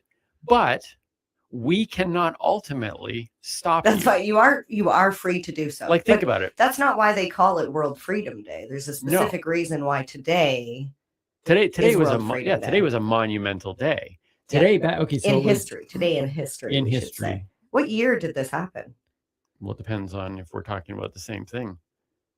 Well, doesn't it have to do with the Berlin Wall? It does. Okay. We are talking about the same Okay. thing. Once again, here on the Newbie and Doobie, we are in sync. Well, not in sync. No. No. I would be Justin. Backstreet Boys. I would be Justin. And in that case, I would be wanted, Nick. one time I wanted to create a synchronized swimming team that also sang, and I would call it In Sync, but SINK. You know what? Even better, you should just synchronize swim to NSYNC songs. Right? Okay. All right. Yeah. Done. Coming up on a future episode of the Newbie and the Doobie. Newbie and the Doobie. You know, I thought it was something else entirely. I didn't know it was Berlin Wall. Yeah. And I literally, I know nothing about the Berlin Wall. The World Freedom Day. Okay, so the Berlin Wall was, well, I was going to say it's a famous wall, but you're not. Okay, so well, I've heard of it. I just don't know what happened. Well, let me walk you through some stuff. Okay. So to be fair, I had to look up some stuff, but 1961. Okay. Maybe that's why I don't remember. All right. It Well, didn't happen yesterday. I wasn't around either. That's what I mean. It didn't happen yesterday. It didn't happen yesterday. 1961. It was communist, the communist side of Germany. Okay. On the east. They created this barbed wire concrete structure. Okay. Basically, because I mean, who knows? I don't want to get into all the political thing, but they were trying to stop a whole bunch of people from fleeing the east to go to the west. Okay. It was like a east side, west side, like east side. Good. No, it's west side. Very much Biggie Tupac. West side. Sorry. Is it Tupac? Tupac. I always get that mixed up. But that's what it is. It's kind of like, or no, wait, no, it wasn't Biggie Tupac. They were on the same side, but then it was Snoop was on the east, right? Did you just say Biggie and Tupac were on the same side? Weren't they on the same side? I thought Biggie shot Tupac and Tupac shot Biggie. No, I think they were on the How same did that side. work? And then there was like, the. See, that's still before my time. This is called. I wasn't. This is called getting out of your lane. I have no idea about what happened in the hip-hop I know. culture. I was playing 90s hip hop for you the other day, and I was like, you know this one, I was playing "Hits from the Bong" by Cypress Hill, and you were like, I know that sound. I've heard it before. I'm like, yes. And you named it. I was so proud of you. But then we put a little on the Bengals, and like the walk like an Tigers? Egyptian. No. Oh. All right. Let's stay in our lane. So, in 1961, Germany became East and West. Okay. And the Berlin Wall was splitting that up. Okay. But on November 9th, 1989. Okay, so I was 16. Okay. So I was fully functioning as being able to really understand what was going on. And this was all over the TV. And back then, you didn't have the ability to go online and watch it after that. So people were like literally climbing the wall. People were taking hammers because the announcement had been made that you were now allowed to cross the border freely. But of course, there's a wall there. So it's kind of like that hindrance, but you can do it if you want. And sure enough, So the people went were out like, there. "That's enough." And we were watching it on TV as people were not only climbing the walls, but taking hammers. And it was this. Oh my God, I would have cried. It was an amazing I want to celebration. cry now. It just the feeling of those people. Oh my God. Can you tell it's that time of the month? I'm like so emotional, but like the feeling of tearing down that wall. Yeah, no, to it get was, to freedom. Once it not only was a very physical like moment in history, but it was symbolic in a lot of ways. Yeah. And sitting back in Canada Mhm. as a 16-year-old boy who had no idea. I was in a pretty chill household. I didn't have a whole lot of rules. The concept of not being able to freely go and come as you please, those type of things, like to have the only wall that ever stood in my way. You are tearing up. I'm trying hard not to, and it's literally just pouring out the side. The only wall that ever stood in my way was internal walls that I had built myself to stop me from being free. But the concept of this, it was fascinating. But I watched it as it was happening, and that was the beauty of pre-internet, was you saw this stuff happening and it was in the moment. It wasn't like, hey, watch that clip later. You couldn't put it aside. You had to put everything else you were doing in life and choose to engage in something. Yeah. And I was 16 watching this thing happen. And it was, I still today can remember the images, but that was what happened. And that's what this day became standing for is breaking down those walls and celebrating freedom.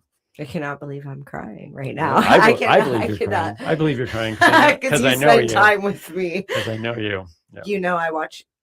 I can tell you if the show has good writers, if it's a drama series, because I am the one sitting on the thing crying, like, oh my god, such good writing. And this wasn't even writing. No, but this is it's kind of like what's happening now with this the virus that the whole world is facing. We're all dealing with the same thing, so we can kind of feel what other people are going through. And I could imagine the entire world, you know what I mean? Like when Princess Diana died, we all sat around the TV and we watched and we mourned together. I could see that same thing with like, even though, like you say, we're in Canada and we have freedom to go and come as we please. I can only imagine the way people must have been feeling. So that's why it was pretty amazing. And to know that was simply, and like to have something like that with, those are stories that you kind of go, oh, that was back in like the 1800, 1900, but it's like, no, this like literally in my generation, stuff like this was going on, and how far the world has come. Just so you know, that was the 1900s. It was. Yeah, it oh my actually God. was. Okay. So funny. I seen a TikTok the other day. Just want to say this because 1900s. Buddy goes in to show his ID. She says, "Ma'am, can I see your ID?"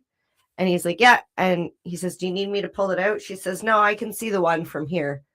And he's like, "The one?" She's like, "Yeah, at the beginning of your birth year." And he stopped and he was like, "Oh my God." You're too old. You're of age if you're 19 something. Yeah, all I need to know is there a 1 at the beginning or a 2? If there was a 2, I need to see that. That's funny. Was that it on the Berlin Wall? Yeah. So it's funny that you said the only wall that you had to deal with was the wall that you built for yourself. Yeah. Because when we heard it was when I heard it was the World Freedom Day, had to do with the wall coming down. I was like, oh, like the song by Pink Floyd, The Wall. Right. Yeah. And of course, I went to Google and I'm like, I think Pink Floyd was on Tupac's side. I'm pretty sure. But I anyways. think he was on Elvis's side. Oh, that's probably more likely. Which is not dead. I don't even think Pink Floyd was Elvis an is not actual dead. person, but Well, was it? No, I don't think there was a guy named Pink Floyd. No, it was a band. Okay. Called All right. Pink Floyd. Right. He was best friends with Led Zeppelin, Mr. Led Zeppelin. Is that a name too? His I name think was so. Led. I think his name was Led. It was Led and Was Pink it hanging out. Leonard Zeppelin? And he did use like, I'll just I'm not cut going the with middle. I'm not going with Leonard. That sounds goofy. I'm like Led Zeppelin. Yeah. Okay. Yeah. Okay. So I did a little bit of research and it's not about the Berlin Wall. Right. Okay. Right. So according to the band, the wall is actually the self-isolating barrier that we build for ourselves over the course of our lives. And the bricks are the people and events that turn us inward and away from other people. Which makes sense because the lyrics are all in all, you're just another brick in the wall. Right. So it's really nice that you said that because the emotion that I was feeling and what we just talked about and how good it would feel to tear down that wall. Imagine if you could tear down this self-isolating barrier, this friggin' wall that you put up to protect yourself due to past experience with people and things and just be free. Yeah. Well, and we've talked about it on other shows where we talked about facing fears and stuff that we are both individually and together on a journey of breaking those walls down, the internal walls. Oh yeah. There's And been a lot of this over the last couple of years, and don't just climb sad over the wall. tears. Don't just climb over the wall, the internal walls of fears and barriers that you've put up in your life. Take hammers and chisels to it. But also, even more than that, this show is about breaking down that wall. There is a newbie and a doobie sitting across the table here discussing cannabis from both sides, from two very different backgrounds. And we know there's a stigma out there, and our goal is to break that stigma, to break down that wall and the barrier, and just be able to have the conversation, because too many times the newbies and the doobies, they're separate. They don't understand the other side's perspective. They don't even bother to try. No. That's where I'm like, please just try. So let's celebrate World Freedom Day once again here Yeah. by having a conversation where a newbie and a doobie can talk about cannabis And maybe a conversation with yourself too, right. about some of these things that you need to tear down. Maybe there's a wall between you. Maybe you're a newbie like me, and there's a wall between you and cannabis, but it's a wall that was built on horrible misinformation, disinformation, and maybe that wall needs to come down too. So, Mhm. all Break right, the walls. break the walls. All right, should we get into birthdays? Yeah, let's do some quick birthdays quickly. All right. Well, there's not many today. All right, So what do we we got got? Chris Jericho, wrestler, Jericho, right? wrestler, yep. Turning 51. Yep. We got Nick Lachey from that show and band 98 Degrees. Oh, he wasn't in Sync? No. Okay. No, all right. he was too hot. Yeah. See what I did there? 98 Degrees. Ah. Hot. He was the hottest. How old is he? He is 48. Didn't he marry Jessica Simpson? No, he married Vanessa Hudgens. Okay. All right. Oh, that's wrong. That's wrong. Sorry, Vanessa. That's okay. One thing we do on this show is spout off information that may or may not be true. And yes, he was with Jessica Simpson, and they had that show for a short. Yeah, they had a period little of bit of time. show. Yeah. Yeah. I was just trying to. I never watched it. Dismiss her because it was a long time ago. Anyways, and Cisco. Cisco. I was Okay. waiting for you to say Cisco. Cisco. I don't even know if we have time for this story. Let me. Can I say just one thing? Yeah. Okay. If you do not know who Cisco is, I was like, wasn't that Drew Hill? No. Cisco is a member of Drew Hill, which is a band, and they're still going strong today. And he's 43. Happy birthday, Cisco. Cisco is the story that Yes. I have. Okay. Yep. Let me tell this story very well, quickly. it's not. It's Choclair, but okay. So we met with Choclair, not Choclair. And I told him this story, and MJ said, don't tell him the story, but I had to tell him the story. And I sat down and I said, when I heard that we were going to be sitting down and meeting Choclair, I was like, oh, that's awesome. I remember Thong Song, Thong Song, or whatever. Don't ask me to sing the song. Yeah. And MJ's like, that wasn't Choclair, that was Cisco. I said Cisco. Cisco. And I was like, Stay in your lane, Timmy. So I'm like, oh, I can't wait to tell that to Choclair. And she's like, do not tell it to Choclair. So we get on the stage. He comes out, sits down on the interview. And what do? The very first story I tell him is that I thought he wrote Thong Song. And you know what? He took it like a champ. Yes. Well, what's funny is he actually had a story about what he was doing music wise when Thong Song came out and Right. how it was like overplayed at the bars. And yeah, it was fun, but yeah, that's my- not so much funny when Timmy was like, I'm gonna do it, I'm gonna do Choclair's it. a good dude, and I'm sure Cisco is too. I've never met him, but Thong Song. I used to love Drew I don't even know. Hill. That's not even I right. used to love Drew Hill. Are we ready to get rolling? We are. You know I'm always ready for that. Roll it.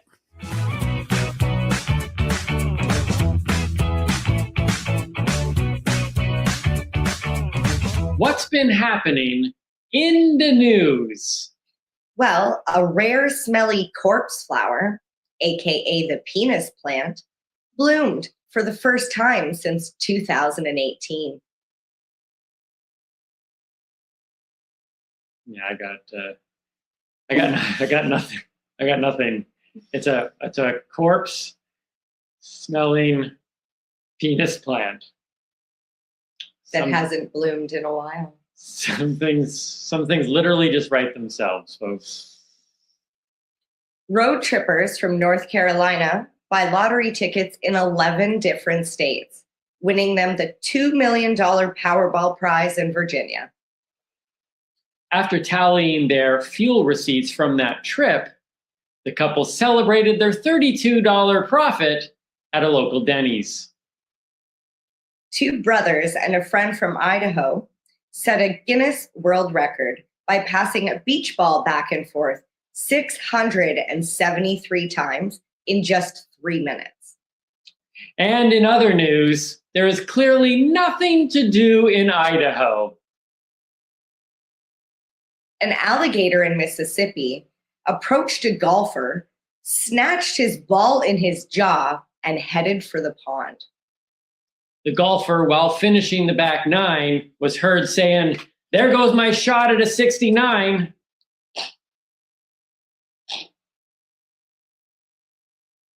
RCMP remind Nova Scotians to lock their doors after a pair enter the wrong home and clean it. My door is literally open all the time. Sponges are underneath the sink." You know, I would literally allow myself to be tied up, pistol whipped, and left for dead if somebody would come in and clean my house. That is a home invasion I would welcome. Take note. Police are hunting for a loose monkey spotted in Tokyo. Bangkok responds to the news with, "Hold our beer." Now to the serious news, shall we? We shall. Okay. So the High Tide Cannabis store is going to be transitioning to a discount club model. Like a Costco kind of thing? Well, sort of, I guess. There's going to be exclusive benefits, kind of like a loyalty plan. Okay. So a little bit about High Tide. They have over 93 locations in 4 provinces. They've been around for quite a while. They have e-commerce sites. They sell multitude of cannabis things. They were quoted saying, "Our focus is to convert consumers who are currently buying from the illicit market." Okay. Well, it's obviously a market that is underserved. You're often talking about the high price Yes. of cannabis. Yeah, so because of the rules and the regulations that are in place, it make it really difficult for producers as well as retailers to be able to offer, quality product at a cost-effective price, at a discount price. So kudos to High Tide for being able to try and implement some sort of system for people who are still continuing to purchase from the illicit market. I would like to point out that their key investors are Tilray and Aurora, which are bigger names in the cannabis industry. So I would like to, I hope, High Tide, that the strains and products offered to people at discounts are not just the big name licensed producers, but also some of the smaller ones as well. So is this a good idea? Absolutely. We need discounted cannabis in the industry. And it's also a great way for them to, who wants cheap weed? Cheap, I just come on. I just pictured people, because I think Costco right away. I just pictured people like going in like with those huge like trolleys, like with big bags of weed. Well, technically you can't do that because you can only still purchase your 30 grams at a time. Oh, still makes a funny picture. See, rules and regulations. So it's great that companies are finding ways within the current rules and regulations to boost their sales, to help the customer. And I'm going to get a little bit more into the rules and regs and specifically into Ontario and why I think they're monopolizing a little bit too much. And if we just chill and changed a couple of those things, people like High Tide Cannabis and other retailers would be able to provide us consumers with a lower cost, better quality product than maybe say Buddy down the street. Buddy down the street, you can't compete with this, man, unless you got a really big trolley. Is that it? That's it. That's what was in the news.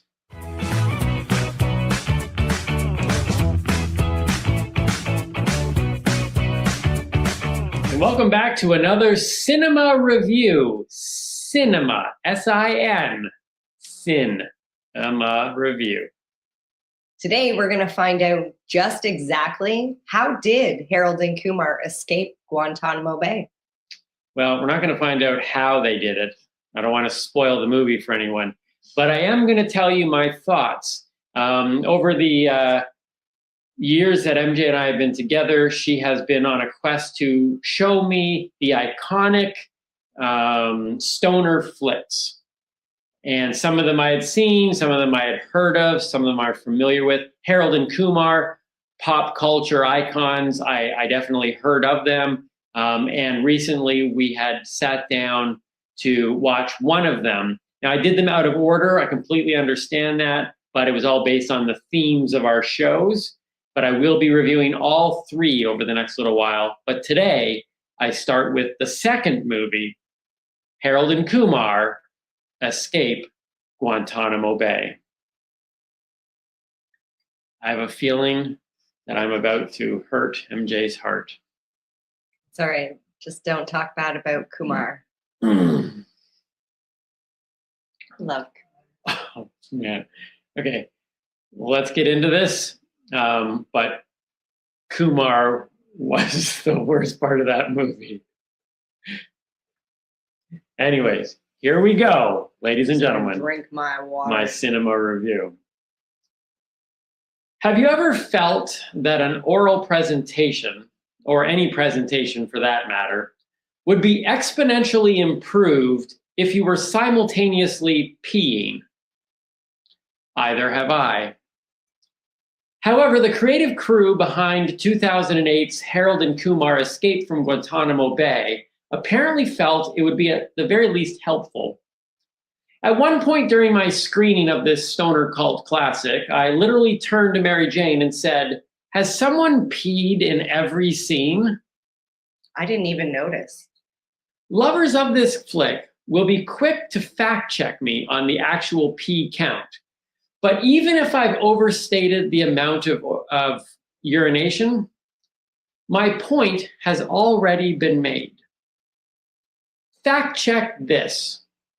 Mentally exiting any film's storyline because characters relieving themselves was more noticeable than said storyline is never a good sign. I do not want to piss on this parade. I was so proud of that line. But I was relieved when I got to escape from this experience. Look, I'm not against lowbrow humor. In fact, there are many movies on my favorite list that utilize some of it masterfully. But when TNA, dick jokes, farts, and bodily fluids completely overshadow the points the writers were clearly trying to make, my assessment ranges from disappointing to failure. If this movie was a Seinfeldian film whose sole purpose was just to get laughs, then for some people, the creators might just have achieved their goal. But I don't believe for 1 second that they weren't trying to do that, or were trying to do that, depending. There was an obvious attempt to bring to light things like friendship, love, and even more blatantly, corrupt government, and the many deep issues surrounding race. I don't believe that comedy needs to have a message. It can absolutely be about nothing. However, the moment you decide to aim for social commentary / comedy, you can't miss this bad. I'm not saying you have to be an expert marksmanship like Carlin or Chappelle, and you need to hit every Cheerio in the bowl. But you need to at least keep the seat clean. Guantanamo Bay wasn't the worst movie ever. It wasn't even the raunchiest movie ever. And it might not even be the worst of the threequel, of which I will be watching the other two. But for an iconic franchise that clearly had a story to tell, this newbie was left underwhelmed by everything except NPH, obviously. Harold and Kumar Escape Guantanamo Bay gets 1 joint out of 5, because I don't believe in giving 0 joints out of 5 on a show about cannabis. There should always be 1 joint. I second that. P.S. I did do this cinema review bottomless. That was good. Although I didn't hear anything negative about Kumar. Kumar did the cannabis culture a huge disservice. And I can get that into maybe a future What Gets Timmy Going.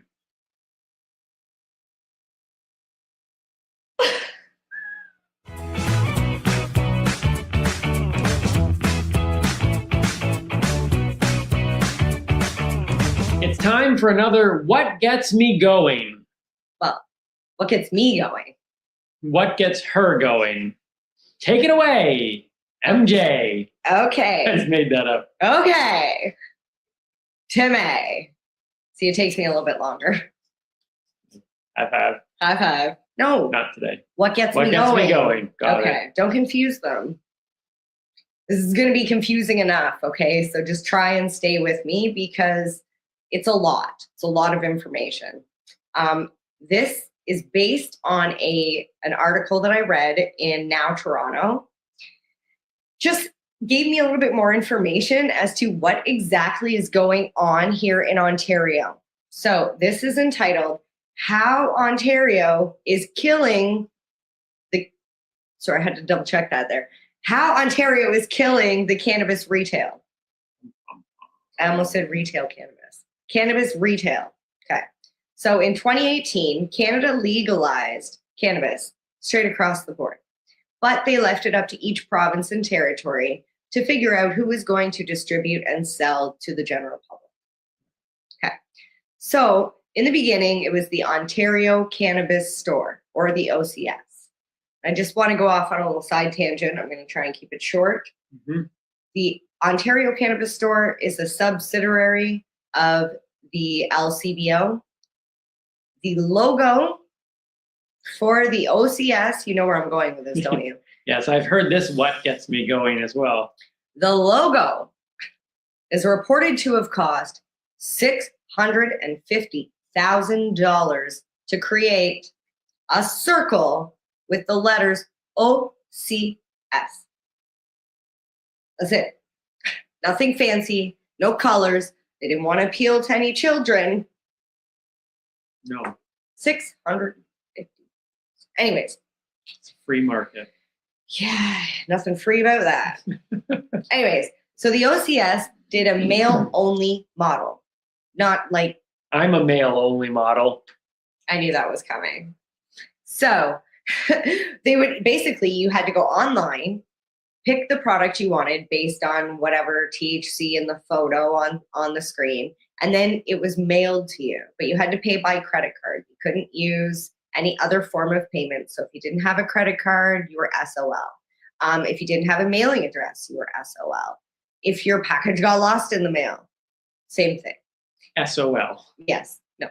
LOM, lost in mail. Oh, okay. Or LOT, lost in LIT, lost in transit. Lit. I love it. Anyways, another side tangent.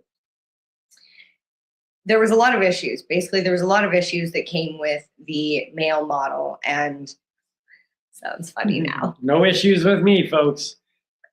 So they decided on a brick and mortar type situation where they were going to allow 25 retail locations in Ontario, only 25 in all of Ontario. And in order to become one of those lucky 25, you had to throw your name in a hat, and everybody did, and you only 25. It was a big lottery that they did. It was 25 lottery winners.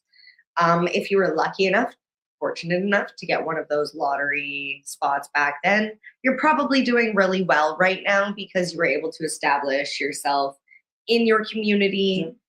You know, you've got a good foothold. You got a foothold. Is that the word? Okay. Where am I lost on my card here? So basically, what most people don't even know is that in order for those retail stores to sell us cannabis, they have to purchase their cannabis through the Ontario Cannabis Store still. So they're not allowed to go to the producer to get the cannabis like the Ontario Cannabis Store does. Mm-hmm. And you're like, but why? Like, why is it this way? Well, the Ontario Cannabis Store is trying to ensure that everybody pays the same price for the cannabis. So there's no favoritism if a producer actually owns stock in a retail location, which happens. you can only own a certain percentage, and there's rules around that as well. But it's to prevent them from undercutting somebody else, so that way they get a better deal, and then it's just to make it fair for everybody. So I get that. But there are ways around that. We could rewrite the regulations to make it so that way, the producers are the ones selling to them, and they have to sell to the same price across the board. So like, I feel like it's one of those moments where I'm like, why is it this way? And in the selling process from the Ontario cannabis store to the retailer, they're still, yes, they're still selling it at a wholesale price, but it's still higher than what the OCS is getting it from the producer. So if you get it, I got my little chart over here. Let me see. So initially, it went from the producer to the Ontario cannabis store to the customer. Then they decided they weren't going to do that. They're going to do brick and mortar stores, right? Then they have the producer to the Ontario cannabis store. Now there's two options. Same before, like to the customer, or you can go over to the retailer, which then goes to the customer. But in this process, Timmy, $2 a gram, the OCS buys it for. Yeah. Then it goes to the retailer for $4 a gram, who sells it to us for $8 a gram. Doesn't matter if we buy it from the OCS or from the retailer, we're still paying the same price. But the OCS is still making money off every single sale that they sell to every retail store as well. Right. So everybody's making money. Yeah. Except for us, because we're spending it on a product. But that's normal. That's normal. That's yeah. normal. When you buy a product, you generally don't get money Right. back. And the doubling up, the more middlemen, obviously price is gonna go up. Right? Yep. Okay. So not only is the Ontario cannabis store setting the price, but because they're also controlling the supply through the producers, they're also controlling what products the retail stores are actually able to obtain. So they're controlling the price and they're controlling the products. Sounds to me like they're controlling the entire market. Okay. Now, I'm just going to give you a little bit of, so I went online and I looked specifically at a strain from an LP, 3.5 grams in Nova Scotia, cost $35. 3.5 grams in Ontario cost $59. Huge difference. And it's not like we have a different currency. It's all Canadian money. It's all the same. There's no like, is that when you trade money? Exchange rate. Yes, there's no exchange rate. It's legit. It's straight up money. So just to give it in terms that maybe you can understand as a non-cannabis consumer, you like chocolate. I love chocolate. Okay. So you might like white chocolate. You might like milk chocolate. You might like dark chocolate. And dark chocolate comes in like a multitude of different percentages, right? So they're not denying us chocolate. They're giving us chocolate in milk, white, dark, but they're saying we're only going to give it to you from Nestle and Hershey's, for example. You only get these couple companies. And what happens is it's usually like a pay-to-play system. So if you want your product at the cannabis store, at the Ontario Cannabis Store website, it's generally the larger producers that are getting in, which is pushing out the smaller producers. Okay. Not really leaving us with a lot of variety. It's horrible. It's literally, it's frustrating. Okay, so and I'll explain. Glad I don't consume. So there are over 1,000 cannabis stores in Ontario, with sometimes 5 of them being on the same block. There is a block in Ottawa specifically, 5 stores on the same block. And you're like, great, okay, MJ, yeah, there's a coffee shop on every corner. What's your deal? They're all selling the same products, legitimately the same products. I'm not talking about, oh, you can get a chocolate dip donut here. You know damn well a chocolate dip donut from Tim Hortons tastes different than one from Coffee Time or Country Style or the corner store that makes donuts because they're in a small town. Right. So I know I went another food analogy here, but I like to eat. That's probably a side effect of my cannabis. So it's frustrating when you go into a store and you can only get ABC products. Now, the OCS has also been accused. I'm not saying they've done it. I'm saying accused. Don't know, I'm not the OCS. But they have been accused of hoarding high demand product to keep for themselves online, while retailers are sitting there with no stock and no ability to purchase. Let's talk about the stock that the OCS keeps. They keep it in one warehouse in Guelph, Ontario. Guelph. Good old Guelph. Everything's The east center, of the right? center of the universe up here in Canada. Absolutely. One damn warehouse. It's like the Fort Knox. I want to go there. I'm like, this would be like the amusement park for cannabis people, or it would be the worst place ever. Because I would not want to try and find a strain in there, for sure. I'm sure it's all like meticulously like set out and whatever. But the problem with having one warehouse for all of Ontario is a lot of times it takes months for the products to even reach the consumer. So when you're talking about consumers wanting a nice, fresh, clean product, they're getting dry dust because it's sitting on the shelf for months when it could be in the store. Now, let's talk about the store. Say you want to start your own retail location. I mean, who hasn't dreamt about being a legal drug dealer? Okay, maybe in that. I dream side of the about world. Survivor. That's funny. It's a little different type of survival. So, if you would like to start open your own store, after you get yourself your criminal record check and your financial stability form, whatever that thing is, you need to get your retail operator license, and you're gonna have to apply for that. $6,000. There's renewal fees every 2 years, but I'm not going to get into that because this is enough money that we're talking about. If you're approved, you get to do the retail store authorization. That costs $4,000. And just to put that in perspective, because I know these things actually cost money and they have to be in place. But if you wanted to get a retail store authorization for alcohol versus cannabis, alcohol $1,500, cannabis $4,000. A little bit of a difference there. And when receiving product from the Ontario Cannabis Store, because that's the only place you can purchase from, their terms of payment are no credit cards, cash on delivery. Obviously, they don't care. It doesn't have to be like cash on delivery, but the money comes out of your bank account the day of delivery.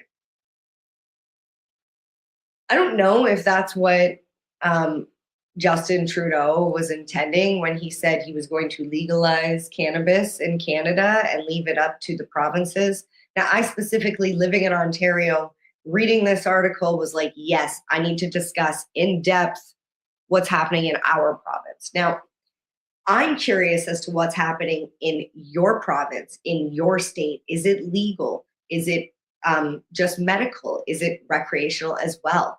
I want you to reach out to me and tell me what the issues are in your area, because I think we need to talk about this. Canada specifically wanted to legalize cannabis for 2 reasons, they said. 1 was to reduce illegal activity. 2 was to reduce availability to the youth. Based on the current rules and regulations that they've put in place, it has not stopped the illicit market with packaging rules and where they can order from. People are finding a lack of supply, lack of variety, pricing is too much. There's something that needs to be done within the rules and regulations. And as advocates, as consumers, as non-consumers, I really feel like we need to do better and look at these regulations again. 3 years has gone by since legalization has became a thing in Canada. And I feel like it's long enough that we should be able to see what needs to be changed, what's working, what's not working, and how do we fix it? Are you with me? I'd be silly to say no. I'm sitting literally right beside you. Are you with us? And that is what gets me going. Mm-mm.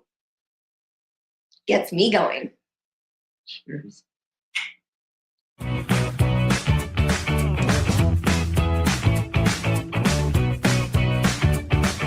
Hey, everybody, and welcome back to another episode of On the Spot with the newbie and the doobie. We are very excited today to have our guest, Claire, in the house. Talk to us about the process of moving mountains, Claire. Well, the process that kind of came up with it is that, like, I kind of, for a while, I've kind of been like hiding a little bit of, kind of like part of like, I guess you could say like a little bit of a dark side to me, which was like dealing with, you know, depression and mental illness and everything like that. And I used to do and think about a lot of really hurtful things about myself. And well, really it was all about myself, like, you know, self-worth, self-esteem, and stuff like that. I've been doing counseling and stuff like that for a while to go and figure out where the source was. I kind of sort of know where the source was, and I think we figured it out, but I won't put that out there for right now. But like once I figured it out, it was like one of those things where, you know, it was a life-changing situation because like I was growing like my beard out. I was looking like David Letterman of today. It's a good look on Dave, though, admit it. Yeah, but not on me. And, you know, and I was just like, okay, and, you know, I'll just go and eat this and whatever. Just like, literally just like, I don't care about myself type thing. Like, I don't care how I look. I don't care, you know, if I'm eating Kentucky all day or whatever. I don't care about my health. I don't care about anything. And, but through like great friends, great family, and even through just like, just literally strangers that might just even stop and be like, hey man, you okay? You know, like, you know, and then would sit and talk, even at those little 2 minutes, even 30 seconds, that just kind of clicks your brain off of where your brain is going. Like, you know, because it's I don't, because I'm not a clinical science on this stuff, like, you know, but it's like, it's something that goes on in your head. And it's either chemical, mechanical, but it's something that just gets you in a situation and it just makes you go and think that you're lesser than, and that your worth is not valid. And so one day I remember, I don't know what it was. I don't know. I don't want to say rock bottom because I don't know if I hit rock bottom, if I ever hit rock bottom. I just know I was in a very low place, and I sat there and I wrote this song. I don't know why and how I came up with the Made to Move Mountains title. I just figured it was a lot to move. I'm thinking it was a lot to move, and if you can move that, then you could do a lot more that's less than what you have to do. That's a heavy lift. That's a heavy load, a heavy cross to bear or whatever. And then I did it, and it started coming out. The song, it came on this Stomp the World, like back when they used to do all these dance movies like The Drummer Line and Dance the Nation with the girl, The Last Dance, and Stomp the Yard. Stomp the Yards and all these other movies. It came out like around that time, but it only came out in Germany because they had this Stomp the Yard World Revival or something like that. I forget what it's called. And it just took off. And the song just took off, and it came back over here. Like literally officially until I put it on streaming platforms, it never actually had a release date over here. It's only because we have streaming, I could just put it up, but it all just came back over here. And people over the time would just tell me like, you know, I really like the song. I really like the song. Like this, a motivational song. I go to the gym, I listen to this song. I go over here, I listen to this. It's just a good motivational song. I was made to do this. I can do this. I can do this. And then just over time, it's just kind of, you know, just kind of seeing where things were and how they are. And sometimes, you know, when you go through stuff like this, it's like it never really leaves you. You just kind of know how to handle it. And because you know how to talk to yourself, look at yourself in the mirror, admit whatever flaws you had, be able to say whether you messed up that day because of whatever you did that you weren't supposed to do. but but you're admitting things to yourself and get yourself stronger. I was talking to people like Kathy Edwards that works with me with the Made to Move Mountains Outreach, and Jimmy Link that works with me with Made to Move Mountains Outreach. And they just started saying, you should really just get your story out there, because people don't know, they don't know, because you always put on a front. You always got to be a certain way. Like, it's like, you're never going to catch, unless you catch her going to 7-Eleven, which I'm sure she never does on her own, unless it's right beside her house, which I doubt because she's in the hills. You're never going to catch Beyonce in a pair of old Omaha University slacks or tracksuit or something like that. Like, she's always going to be dressed to the T. And then you feel like that's how you always have to be. And they encouraged me to go and start talking about stuff like that and what I've been going through and some of the challenges that I still go through, trying to go and just kind of get myself right. And once I started doing it more and more, it was just very heartwarming to see like the support that people would come up and be like, man, I'm so glad you're talking about this, because I feel this way too. I've been going through this too as well. And if you can talk about it, I feel like I could talk about it and everything. And I always try to end it. There's an Ice-T situation, the rapper Ice-T, all his gangster rap songs and everything that he used to put out, it always ended with whoever was the gangster in the song was either dead or in jail. So it always, whenever he was saying I'm a coke dealer or I'm this guy or that guy, or whatever, never ended good. And then where I try to go and switch up everything is that it always ends right. It's like, I'll get out of it. Like, I'll try and be that thing. And then those were the stuff that came with Made to Move Mountains. And then we decided, just because I was working with them, because they deal with a lodge that deals with mental illness, homelessness, and addictions and everything like that.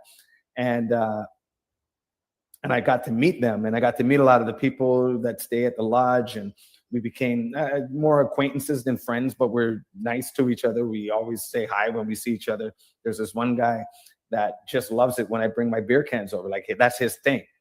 He just likes to go to the beer store and returns it. Maybe he likes to return it because he likes the money he gets back from it or anything like that. But that's his thing. He rides his bike, goes and returns, and I always drop off whatever beer cans or whatever bottles I have, because that's his thing. And I get it. There's little things. I like to go to the studio. If I can go to the studio anytime, I want to go. That's my kind of like my little comfort zone. And so I got to get to know people and all those things. And we started up Made to Move Mountains Outreach. And within a few short months, we got this winter drive that we're doing now, where it started on October 16th. It's going up into November 30th. We got drop-off places in Toronto. I'll link you guys up with all of the places, exact locations where they are, but we got a few in Toronto, we got Leamington, we got out here in St. Thomas, we got London. Like, we're pretty much going up and down the corridor. And then just to imagine that Kathy, who had the lodge, until we did the Made to Move Mountains Outreach, had no help. Their own money. People come up to the back of her building, knowing she's the only one that helps in the city, and she makes them sandwich. If they need to go to, if they need $10 because they haven't eaten and she doesn't have it right now, whatever, she gives them $10. But she knows them, so she knows they're not using it for a different purpose. They know that they're just hungry, because these guys sleep in the car washes and turn on the water and use their money to go and make it hot, so they can sleep when it's cold, because the steam warms it up. That's the stuff that we're trying to go and try and fix and try and get proper help from that region of Ontario and other regions all over across. We're just starting small, but that's what our purpose with Made to Move Mountains is.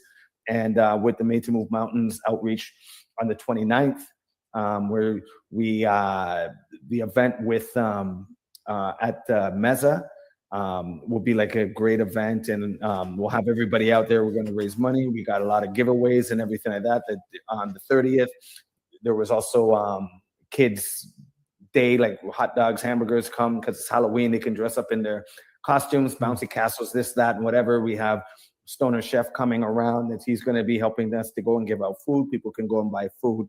A lot of sponsors like Giant Tiger, Healing House, and a whole bunch of other people that are involved in it. And it's great to see how it it really went and bigged itself up over the past few months, because at first we didn't know what and how. Like, I don't know, I've never ran a situation like that, and neither has anybody else. But the support that we're getting and the people that are really helping us out, we appreciate it. And 100%, like, there's no administration fees, there's no this, there's no that. Everything that goes in, literally, if you do like an e-transfer, it goes directly into the account, where the people that are helping and volunteers go and sit there, like we did on Thanksgiving. We were able to go and give out meals for Thanksgiving because of the donations that we get from people. And it's not just cash donations that we take. We need stuff like toothbrush, sleeping bags, socks, mittens, hats, personal hygiene for women. For women, men, whatever, razors and all these other different things. Like, cash helps, products also help, everything helps. And that's one of our phrases that we like, is like, thank you for helping us help others, because that's exactly what this whole movement is. There's nobody getting rich off of it. There's only people just sitting there and being able to live off of what others and their generosity can go and help them give as they go through the very tough times in their lives. And it's not to say like we don't want to kind of count them out, because I could have been counted out. Yeah. And that would have been like Jacques Lair, back in 1997 had this record, and now he's just gone. Well, it's that time again. Time for a smoke? No, it is unfortunately time to say goodbye. Oh, well, we'd like to thank you for joining us today. We'd also ask that you would go and support us on Patreon at our Patreon page at the Newbie and the Doobie. And that way you can support us in helping us raise funds to continue to do what we're doing and to build what we're doing. As well, there, you're going to be able to see full interviews. You'll see clips of interviews on this show, but the full interviews, if you want to see those, they're on our Patreon page, as well as extra content as well. So check us out on Patreon at the Newbie and the Doobie. Yep. And you can also follow us on Facebook and Instagram. And of course, you're going to want to be subscribing on YouTube and on your favorite podcaster. Push notifications, whatever you need to do to make sure you do not miss any of our episodes. And then don't forget to share with your friends, whether they're a newbie or a doobie. And with this, I close. New episodes every single week here on the Newbie and the Doobie. So until we see you next week, don't forget. Stay lifted. And keep on laughing.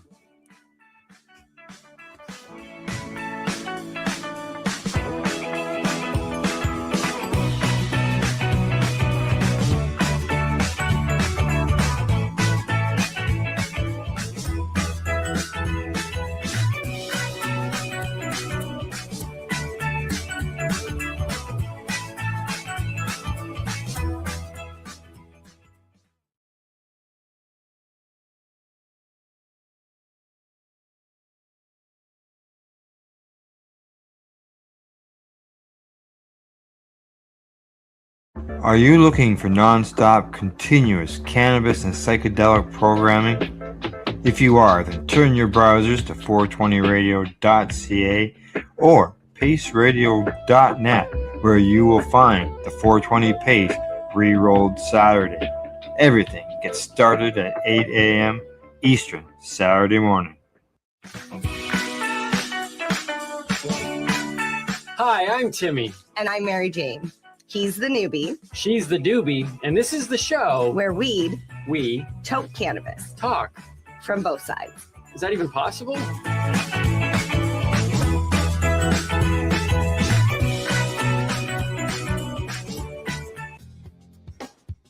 Stay tuned.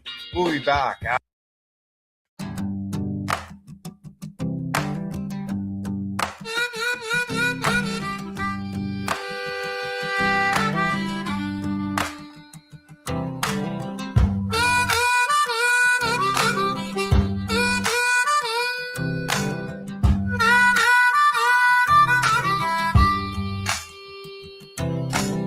Kept my back all twisted, nights run long, old prescription bottles, labels all wrong.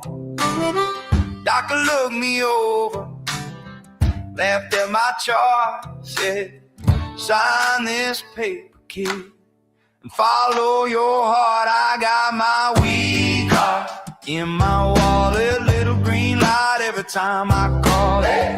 From the waiting room to Mobile, your life got easy when they stamp that card. I got my weed card, yeah, I'm alright. Sleeping like a baby through the whole damn night. I got my weed card, saying it's so hard. World feels softer with a little green card.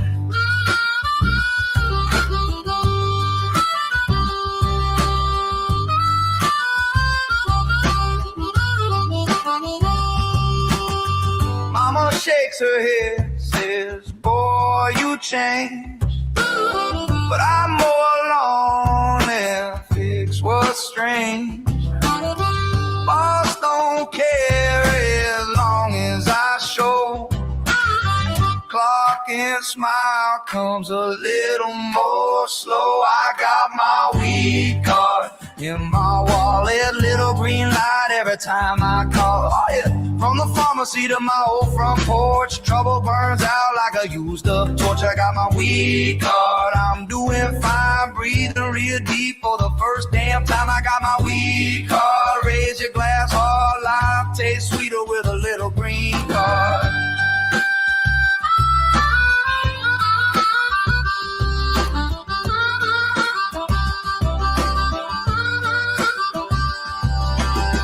Used to hide in the bathroom, looking at the door.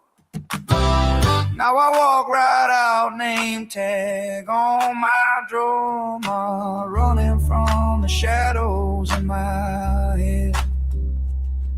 Just a man with a card and an early night in bed. I got my weed card in my wallet. Dr. Little scribble put a comb in my pocket. From the big bad world to this worn out yard, heart beats easy with a little green card. I got my weed card. Let the band play one deep breath and I'm okay. I got my weed card. Sing it so hard, life rolls smoother with a little green card.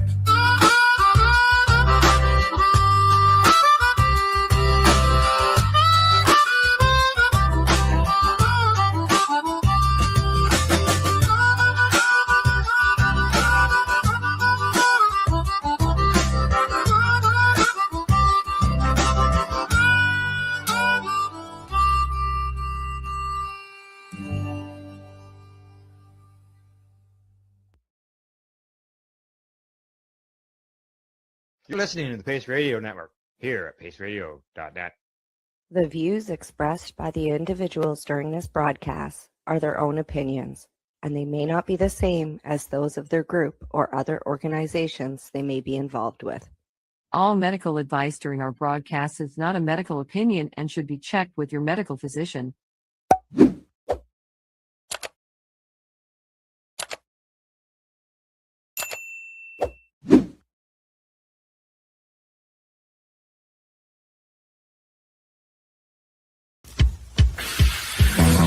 Oh yeah, baby, that's lovely.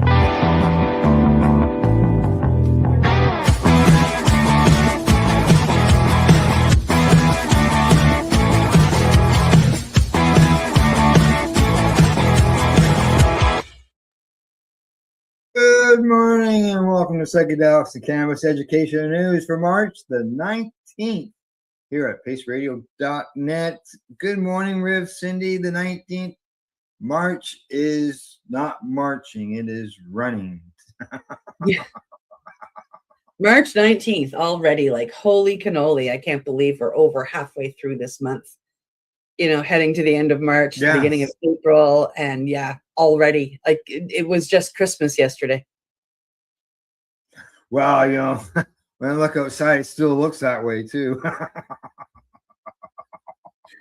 Yeah, all the rain has taken all the snow away here. Some of the big piles where they had piled it are still drizzling down, but you know, all the regular snow on lawns and, you know, from a bit of blowing is gone. I actually have a tulip popping up from my Amsterdam tulips from last year that I planted. Really? Yeah, which is pretty cool. It's a beautiful cool. sign of spring.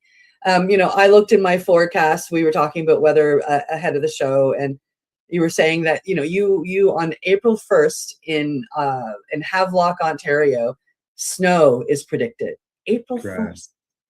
April 1st. Unless the Weather Network's joking with us, I don't know.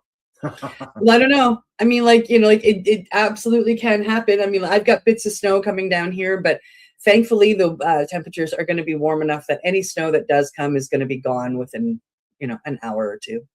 Yeah, exactly. All right. I'd like to remind everybody to like and subscribe, hit the like and subscribe buttons. And I also have another request, because Facebook won't share us anymore. They say that we are breaking community standard rules, so they're not sharing us around. So it's going to take our watchers or viewers to do so. So if you're watching us on Facebook, make sure you share us around, and we'll get around the algorithms that are shutting us down.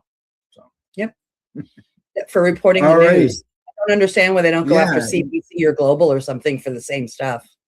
Exactly. Like they allow us to post it because 99% of the stories that we go through are available on our Facebook page. Yes. So they're up there, but they seem to don't like the fact that we report on it. So yeah, share away. Share away. All righty. First All story of right. the day. First story of the day. Yeah, the first story of the day is a continuing story for us here. We are coming back to Nova Scotia and talking with the Indigenous once more. Coming to us from CBC Indigenous News, Member 2 Chief calls cannabis enforcement ban political. And Chief Terry Paul says band wants Nova Scotia government to negotiate over the regulation and sale on Indigenous land. The dispute over cannabis enforcement in Member 2 First Nation continues to escalate, and leadership is now calling recent provincial actions politically motivated. In a follow-up to earlier tensions, Member 2 Chief Tony Paul says directive involving enforcement around cannabis sales on the territory is not about public safety, but politics. Absolutely, Terry. According to reporting from CBC News, the chief described the situation as a targeted move that undermines the community's authority and economic independence. At the center of the issue is ongoing disagreement between Member 2 leadership and the province of Nova Scotia, who has jurisdiction to regulate cannabis sales within the First Nation, while provincial authorities maintain that existing laws must be enforced consistently. Member 2 leaders argue that Indigenous communities have the right to govern commerce on their own lands. Chief Paul pushed back strongly against outside interference, suggesting that enforcement actions risk damaging a successful, self-sustaining local economy. Member 2 has long been recognized for its economic development, with a range of businesses contributing to employment and financial independence within the community. The chief also warned that continued pressure from provincial or federal authorities could strain relationships and undermine reconciliation efforts. For many observers, the situation reflects a broader national conversation about Indigenous sovereignty, particularly in emerging industries like cannabis, where jurisdictional lines are still being tested. Supporters of Member 2 say this is about more than cannabis. It's about respecting Indigenous governance and recognizing that First Nations are not simply stakeholders, but rights holders. As tensions continue, the outcome of this dispute set important precedents for how cannabis regulation intersects with Indigenous jurisdictions across Canada. And we've said this before, Al, I am so excited to see this go all the way and to see it resolved in a court. I believe strongly that the First Nations will win straight across. This is going to set precedents, and I'm very proud of the Mi'kma'ki Indigenous here in Nova Scotia for standing up and, bringing it to the fight. Yeah, I'm super stoked too to see them doing the resistance, and looking forward to see what happens. Now, the as far as meeting with the government, it doesn't look like the provincial government has any mood or any desire to meet with the chiefs in order to set something up. No, for them to do their own. It's going to end up being forced. It's going to end up being done through the courts. Yeah. You know, and that's fine. You know, I have complete faith in what the Indigenous communities are doing here in Nova Scotia. They have fought before and won. The last time the Chiefs went to court was when an Indigenous dispensary off reserve was raided, and the courts decided to, you know, put a bunch of restrictions on the people that were arrested and take away all of their Indigenous rights. And the Chiefs stood up and said, "Absolutely not. You will not take, you know, you will not take treaty rights away from our people based on this." And they went to court, Nova Scotia Supreme Court, and the Chiefs won, giving back the people arrested all of their rights under the treaty. And so I feel it's going to be a very similar argument, you know, with a different twist. And I'm so excited for them to bring this. It's been a long time coming. Oh, it sure has been, and it'll be nice once the decision that gets to that point. Unless the government, the provincial government, decides to agree to allowing them to set up their own Indigenous Cannabis Act. Yeah.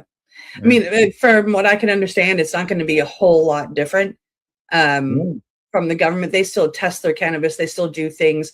The big difference is going to come really in edibles, in the fact that, you know, they will have different strengths of edibles. But beyond that, they do their testing. I mean, it's the same as in Ontario. There's, you know, Legacy 420 does testing, and the people down here do testing as well. So yeah, it's just, you know, let's bring it forward. And as it grows and it hits, you know, the Canadian Supreme Court, I hope that the rest of the nations across Canada join in. Yeah, exactly. It'll be a strong voice. Well. So, alrighty, from that story, we're going to move on to our next one. This one is coming to us from greenstate.com, and the headline on it says, "Cannabis rescheduling faces fresh doubts in new federal report." Since President Donald Trump signed an executive order directing his administration to complete cannabis rescheduling, observers have questioned when and whether the change will occur. Months have passed with little visible action. Now, a new Congressional Research Service report offers some talking points. As first reported by Marijuana Moment, and the CRS provided a revised briefing on cannabis policy entitled "The Federal Status of Marijuana and the Policy Gap with States." The report appears slightly less optimistic in tone than a previous version of it. Now, according to the researchers, the discrepancies between state and federal law on cannabis could be addressed by Congress, potentially.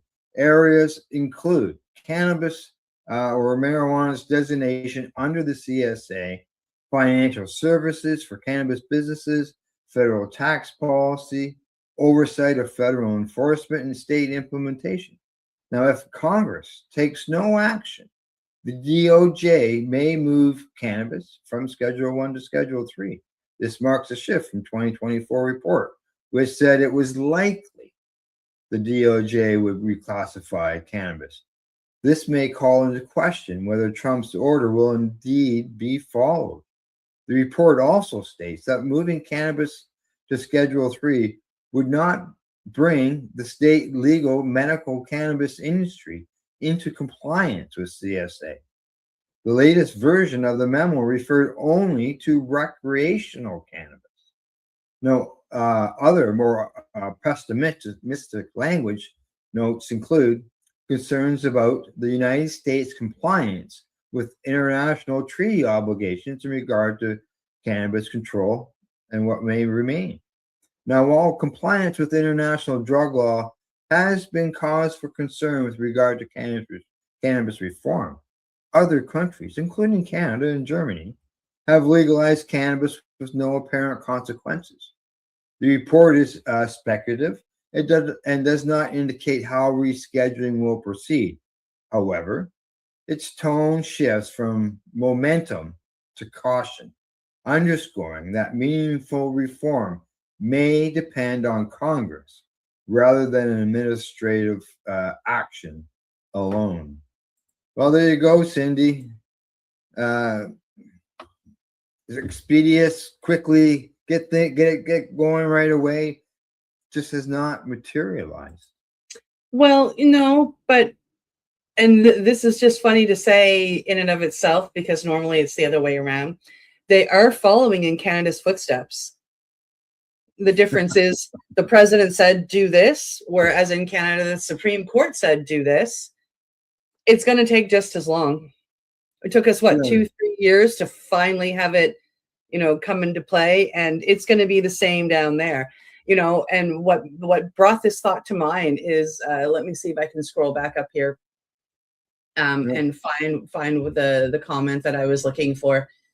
Something about would not be state legal medical cannabis industry into compliance. The last version of the memo referred only to recreational. Right, exactly. So they're doing the same thing as our government did. It's like, okay, well, how can we make money? Yeah, and the thing I'm looking at it as, the executive order said expeditiously, like to get on it right away, and nothing has been done. The Canadian government, the Supreme Court said you have 12 months. Oh yeah. And it was like 18 months before they actually changed the law. So there were 6 months there where cannabis was actually legal in Canada because there was no law against it. Yes, because the Supreme Court. Yeah, and people beat possession charges because of it. Yeah. No, it was so yeah, do I expect them to be expedient with it? No. I mean, 18 months minimum from the time he said it. What I'm looking at this is just the process to decide whether to go to legalize. This isn't the process that is required for them to set up all the regulations and things like that. That can take a couple of years to do. Yep. Yeah. Yeah. Alrighty. From that, I'm going to close that off, and I'm going to come back over here and click this button on to the next story, which is coming to us from StratCan. The federal court overturns Health Canada's security clearance decision. A significant legal decision could have implications for how Canada regulates participation in the cannabis industry. According to StratCan, a federal court judge has overturned a decision made by Health Canada to deny a cannabis security clearance, a requirement for individuals working in certain licensed roles within the industry. Security clearances are used by Health Canada to assess whether individuals pose a potential risk to the integrity of the legal cannabis system. These decisions can consider factors such as past criminal history, associations, and other background elements. In this case, the court found that Health Canada's refusal was not significantly justified. The ruling emphasized that decisions impacting a person's ability to work must be fair, transparent, and supported by clear reasoning. The judge concluded that the process used did not meet the required legal standard, and the case has now been sent back for reconsideration.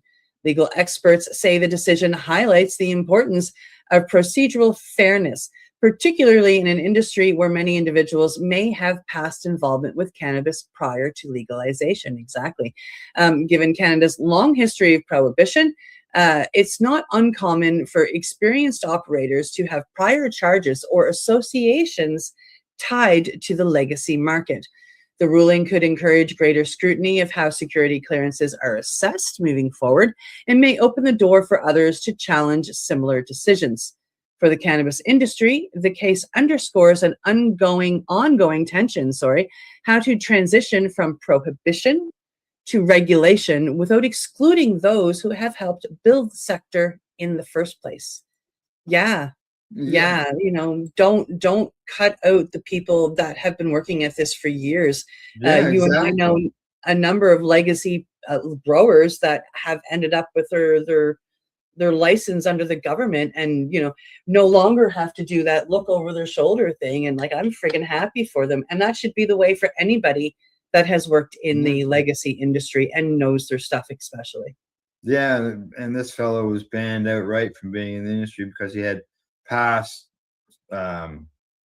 convictions of something, but it doesn't say what it was. Did he get busted with a few joints, or was he busted with trying to ship pounds out of the country? Who knows?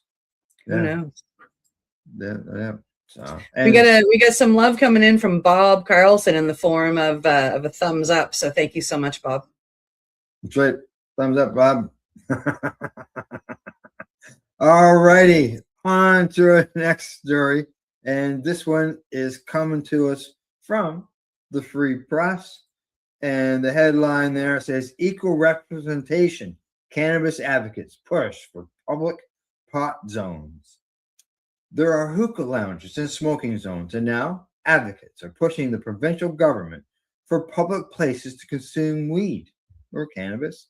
The Cannabis Business Association of Manitoba is calling on Premier Rob Canoe to green light public cannabis consumption spaces. Stephen Stairs, the organization's founder, has planned a rally outside the legislature on April the 20th. The association has few members, but keeps in touch with owners of roughly 100 businesses. Steve Stairs says that we're just looking for equal representation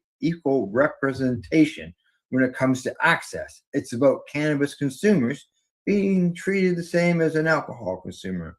If, he says, a public cannabis consumption space means regulating buildings, then cool.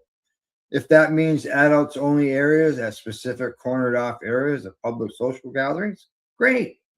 Now, Stairs offered baby steps, such as allowing for edibles and cannabis drinks in public places before committing to smoking. Now, British Columbia has designated public spaces for smoking and vaping cannabis, including in non-specific smoking areas. Ontario, it allows use in some public spaces, such as parks and sidewalks. I know on sidewalks, but I'm not sure about the park end of things. Now, Manitobans can use topical cannabis products in public. Topical, okay.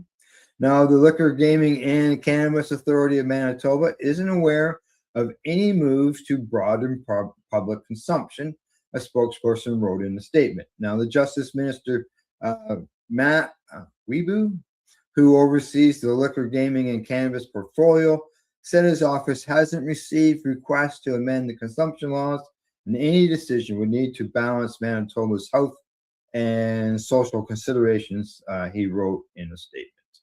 But as I said to Stephen, Cindy, about this story, is that it's got to start somewhere. It does. And they're saying that nothing's been come to them about change. Well, you got to get the ball rolling. Stephen's getting the ball rolling, and hopefully that ball can grow like the snowball going down a hill, and they can get themselves some lounges in Manitoba. Yeah. It would be great. Now, I mean, in my drive across Canada a few years ago, I openly smoked cannabis in every province. And the only one that I got any, anything said to me was when I was in Quebec, actually, when I was in downtown Montreal. And I lit a joint, and somebody came up to me and they said, I just want to let you know that the police are just kind of over there across the way. They will ticket you for smoking your cannabis here. I just don't want you to get a ticket. So I put my joint out, right, and put it away. But apparently, yeah, it's the only place that I worried about. When I was in Winnipeg in Manitoba with a friend, and we were smoking outside his store, it was no big deal. Mind you, I didn't see any cops, but there was nothing said about it by anybody. Walking downtown Toronto, I mean, everybody's smoking a joint straight up. Yeah, it's the same as downtown Vancouver. Yeah, that was one of the things that Doug Ford did when he took over here in the province with the cannabis end of things, is that he allowed public consumption on sidewalks, so on and so forth. Yep. Now there are no smoking things when it comes to parks and things like that, but yeah, you weren't forced into requiring just only being allowed to consume in your home. Yep. Where there are places that you can't consume in public. So yep. We were glad that that we can do here anyways, walking down the sidewalk, smoking a joint. But there's places where it was in Halifax, a place where you couldn't smoke publicly, and they had smoking zones. Oh, in Halifax, the way they did it in Nova Scotia, specifically in the HRM, it was legal to smoke anywhere because they had smoking zones in Halifax for cigarettes. So it was legal to smoke anywhere. It was legal to smoke cigarettes, which was fine. But that took, it was a good couple of years. I remember being downtown Halifax within the first couple of months of legalization, and I didn't want to be harassed. Like it was a public thing going on. Like there was all kinds of people down there. So I went and found the legal smoking areas where the ashtrays were and smoking was allowed. And I would light up a joint, right? This is what the Nova Scotia government has told me is legal. And Al, I swear to God, it was like the best thing ever. Because I'd be smoking, it'd be legal, and the cops still had no idea what to do with cannabis smokers.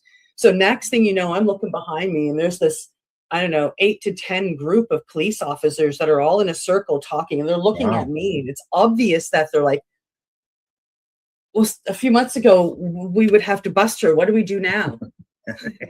It was the greatest thing. So it brought a few laughs, and I enjoyed it, but eventually they got used to it. Now, those laws are still technically the ones on the books. Are they?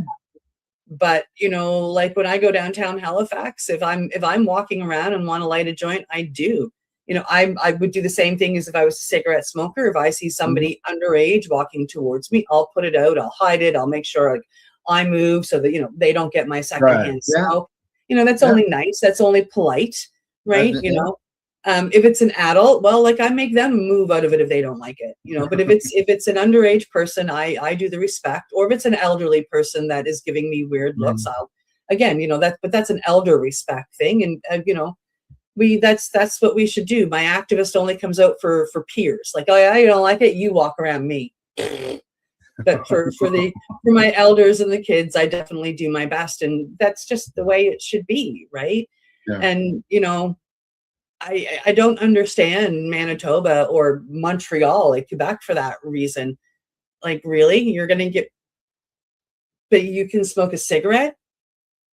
You got your homeless people walking around with their brown bags, but you're gonna come at me for a plant?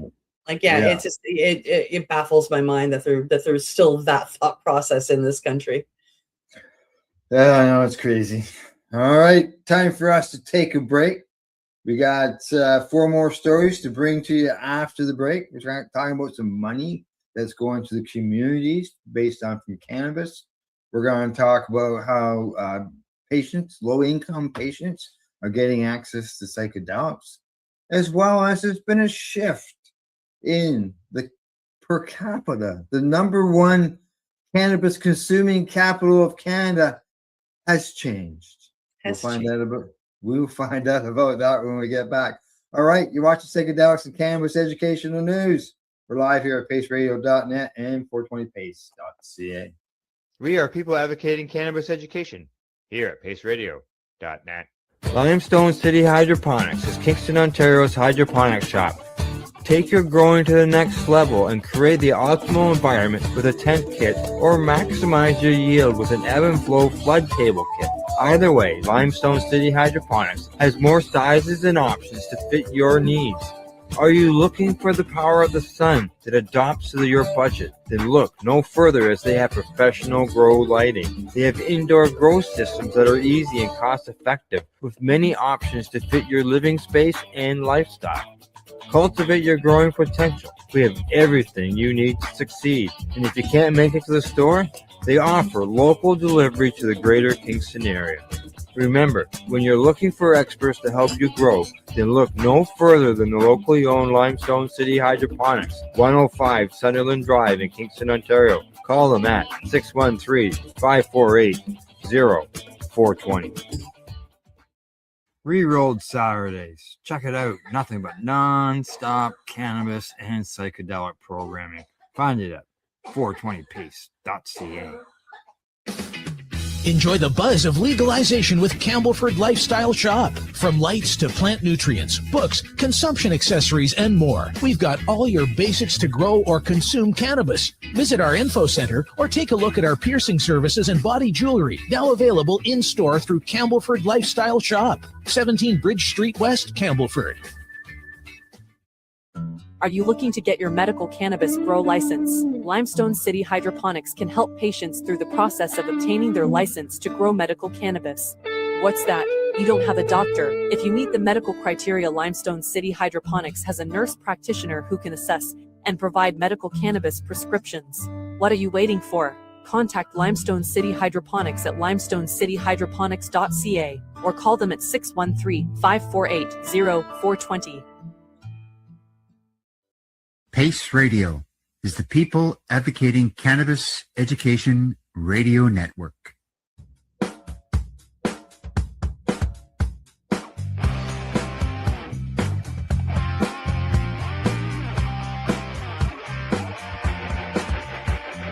having an awesome day, and I'm gonna make sure it stays that way. I'm having an awesome day, and I'm gonna make sure it stays that way. You're listening to the Pace Radio Network here at paceradio.net. Watching Psychedelics and Cannabis Educational News. All right, Cindy, we've got 4 more stories to cover, and you are up. We do. The next story is coming to us from Yahoo News Canada. And this story caught my eye because at Nova Scotia, since the beginning of legalization, with the exception, I think, of 1 month, has led the per capita sales. And maybe this will be the next 1 month stint that we don't. We lost it, I believe, to Ontario back in 2021 or 2022. But coming from Yahoo News Canada, the Yukon now leads Canada in cannabis consumption. We lost it, Nova Scotia. Come on, fellow Scotians, like Blue Nosers, we got to get out to the stores. New data suggests that Canadians in the north are leading the country when it comes to cannabis consumption. According to a report highlighted by Yahoo News, residents of the Yukon have the highest per capita cannabis use in Canada, outpacing every other province and territory. Researchers point to several possible factors behind this new trend. The Yukon has a relatively small population, which can amplify the per capita statistics, but there are also cultural and geographic considerations. In more remote regions, cannabis may be more accessible or socially accepted option compared to other substances. The territory has also embraced legalization with a stable retail system and relatively strong access to legal cannabis products. This accessibility may help shift consumers away from the illicit market and into regulated channels. Officials note that high usage rates don't necessarily equate to increased harm. In fact, some public health experts argue that regulated access allows for better education, product safety, and harm reduction compared to any unregulated market. The data reflects a broader national trend. Cannabis has become normalized across Canada. Well, it's becoming normalized across Canada for sure, but patterns of use still vary widely depending on region, demographics, and local culture. As researchers continue to study these patterns, regions like the Yukon may provide valuable insight into how legalization shapes long-term consumer behavior. And I got to say, Al, as a blue noser, I don't like losing my crown.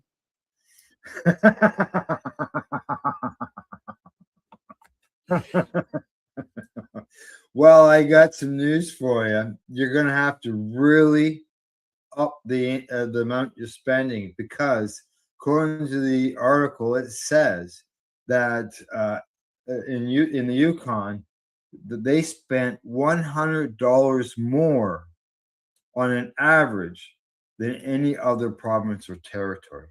Yeah. So they really cranked it up. And not only that, they said that the Yukon is high on the alcohol end of things, of alcohol consumption. And they say that alcohol consumption went down by a certain percentage, or the amount of dollars went down. Well, what it went down, cannabis sales went up. So if Yes. they're wondering whether there's been a changeover. Oh yeah, People are drinking less. it Or looks like spending. there is, right? And if Yeah. if it is, like, it's just that again shows more reasons why Neil Magnuson started what he started with the Cannabis Substitution Project. And we see it coming out in numbers in the Yukon, and that's just actually really pretty beautiful.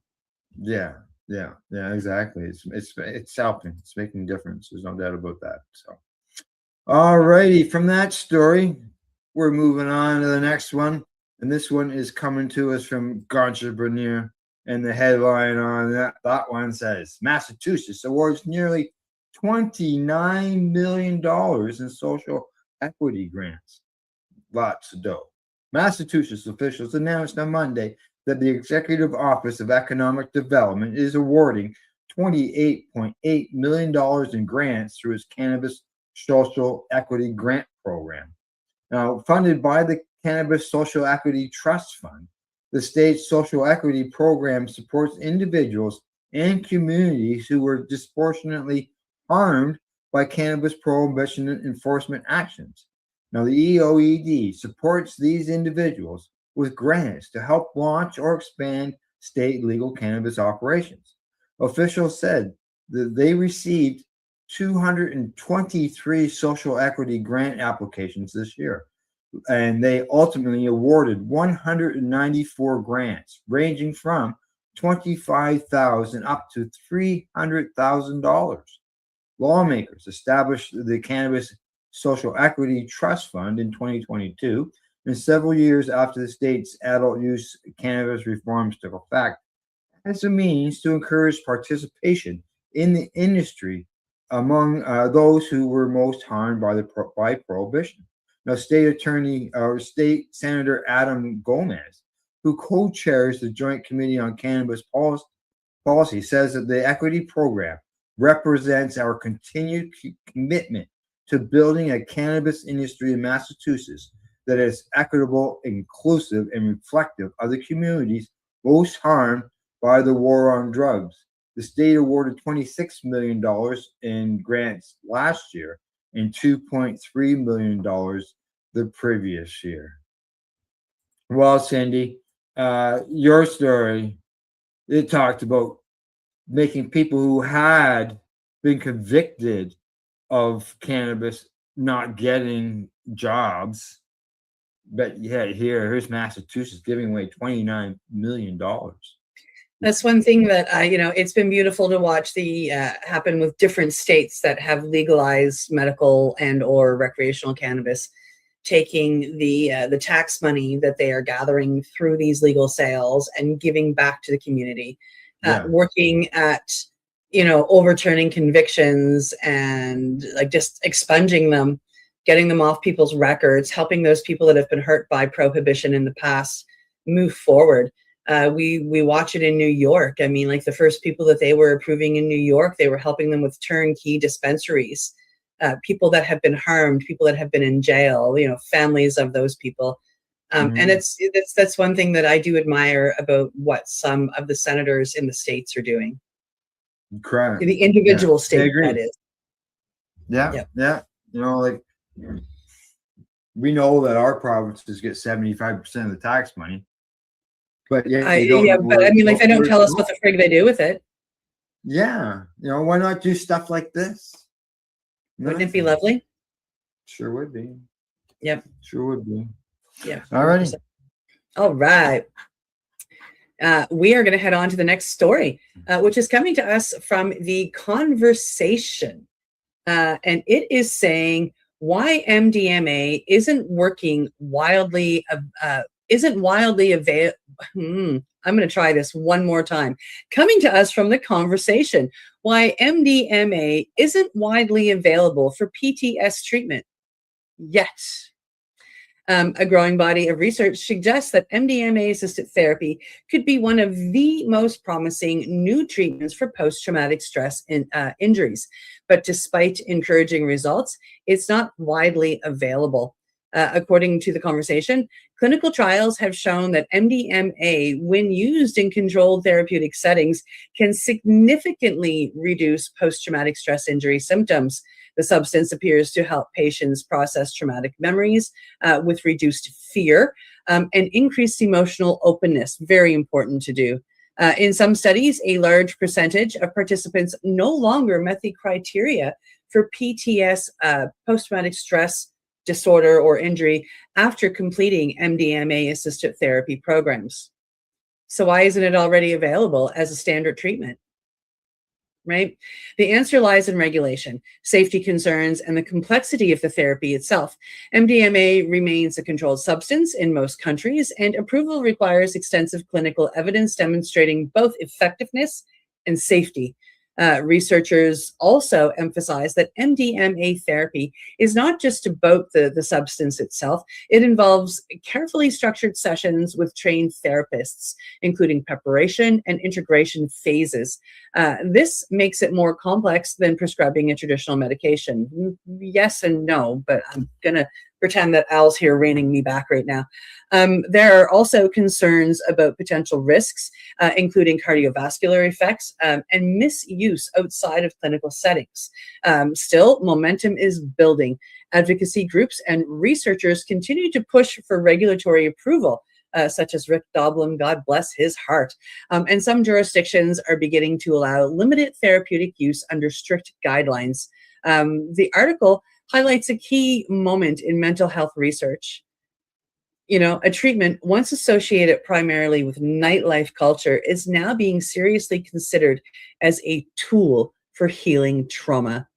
As science and policy continue to evolve, MDMA therapy may eventually become part of mainstream mental health care. Oh, what a day that'll be.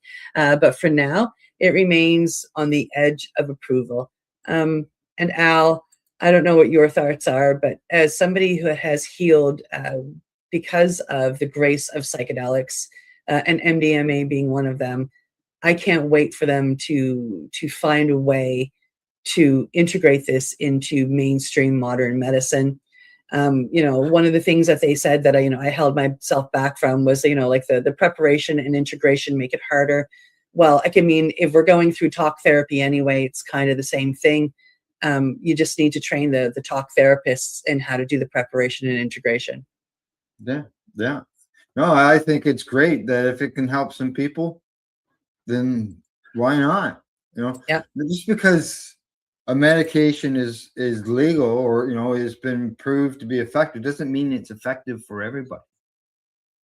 There's medications that aren't effective for people that work great for other people, and MDMA and other psychedelics could end up being the same thing. It is the same. I facilitate a number of different medicines, and I come across people all the time that are coming to me going, I would like to take this, and after a conversation, it's just like, I'm sorry, but you don't qualify, and it can do you a lot of harm. So I've got to aim you over here. And, interaction with other medications. Oh yeah, that's usually the big one, right? Like, and it's hard to have to turn people down when I know that in the long run this can help them, but they need to do work leading up to that, and that's up to them and their doctor and their talk therapist. And we all work together. And if the modern medicine would work together with the therapists of the traditional medicine, it would go a lot faster. Yeah, and as you've talked about in the past, like some of the stuff that you've done, you've had to go through a certain procedures beforehand, such as not eating certain foods and things like that. Yeah. Absolutely. I've had to have medical tests done to prove that my heart was healthy and my liver was healthy, have my electrolytes, checked, and all of that stuff to be able to go take certain medicines that can affect the heart and the liver and the. So yeah, it's really important. And then with each medicine, they want you to detox from certain foods and certain toxins before you even get there. And that's part of detoxing. Part of that is detoxing modern medicines, which again, somebody like me would send you back to your doctor. You can't be on this prescription to take this medicine. So I need you to wean off of it and be off of it for 30 days before I can sit with you. Exactly. Right. Like, Yeah. because it's all about making sure that the person on the other end is getting benefit and not harm. Yep. All righty. From there, we're going to move on to our last story of the day. And this one is coming to us from Filter. I've never heard of Filter. It's from Filter. Headline there says New Mexico will fund psychedelic treatment for patients on low incomes. This is fantastic. Now, on March the 11th, New Mexico Governor Michelle Grissom signed the budget for the upcoming fiscal year into law, and in doing so, underlined the state's position at the vanguard of alternative mental health treatments.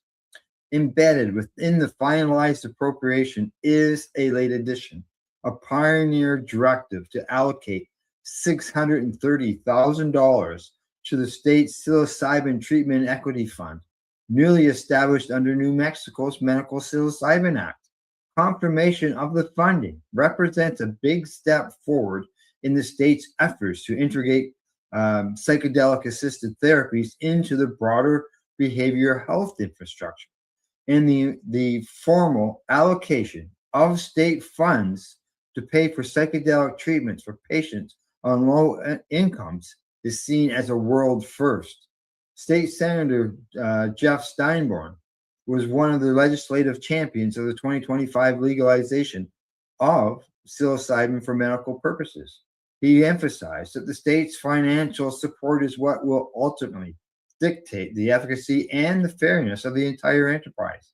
He says, I'm excited that New Mexico has taken the next step in support of our medical psilocybin treatment program. And he goes on to say that an important part of our state law was the creation of an equity fund to ensure all New Mexicans who qualify for the program would have access to it, not just those with financial resources. Through this funding provided by the legislator and governor, as well as additional investment in research into end-of-life anxiety, we are working to launch the best evidence-based program possible, they say. Now, in addition to the equity fund allocation, the budget authorizes a supplementary $300,000 earmarked for clinical research at the University of New Mexico into treating end-of-life anxiety with psilocybin. Research, Cindy, as well as access to medications. Like, excellent. Well, Al, I think that this is, excuse my language, folks, but I need to swear. I think that this is fucking amazing. I'm sitting here with you reading it, and even just listening to it, like, I was cheering, I was happy.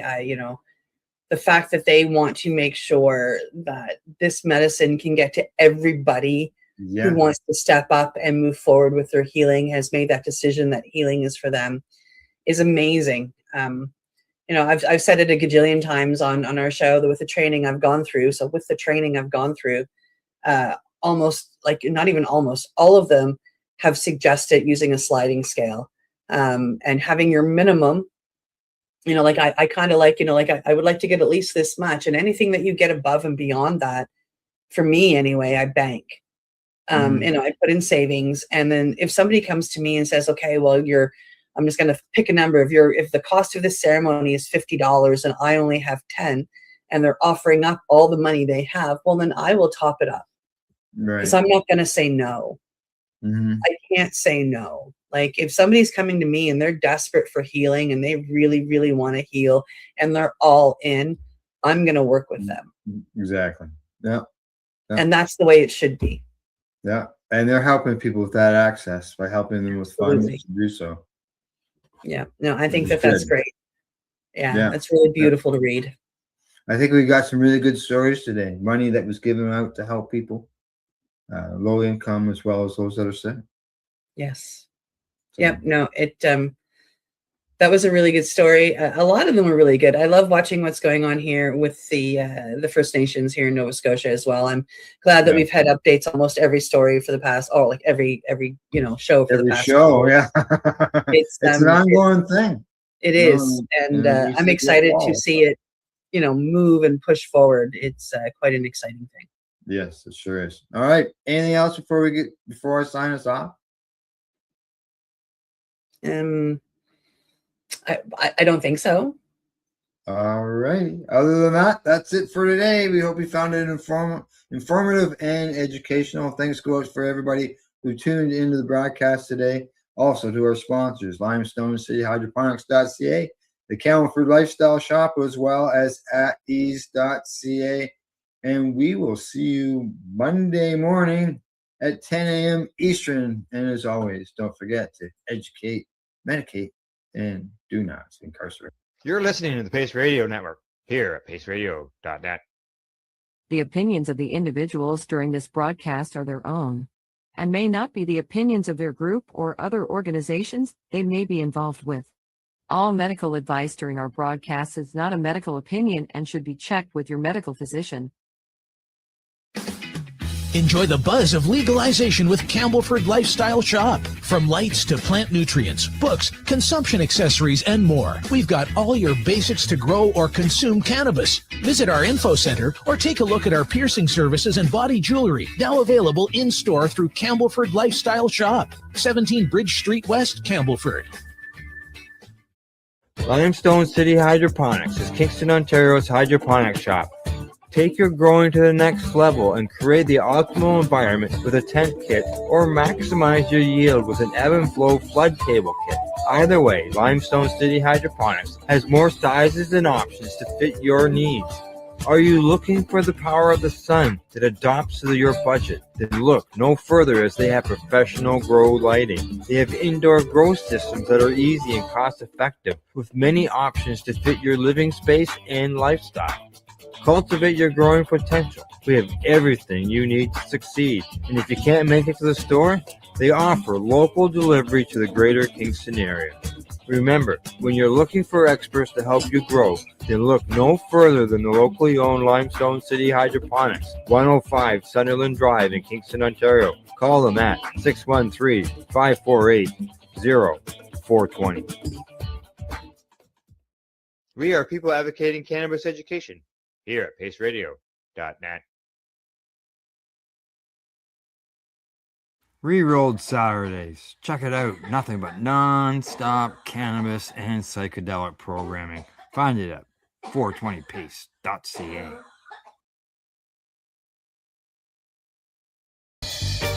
You're watching the 420 Pace, found at 420pace.ca.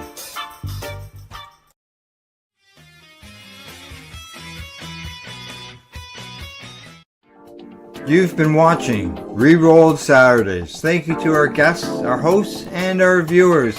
Up next, Rerolled Saturday Nighttime Edition. It gets started at 4 p.m. See you then.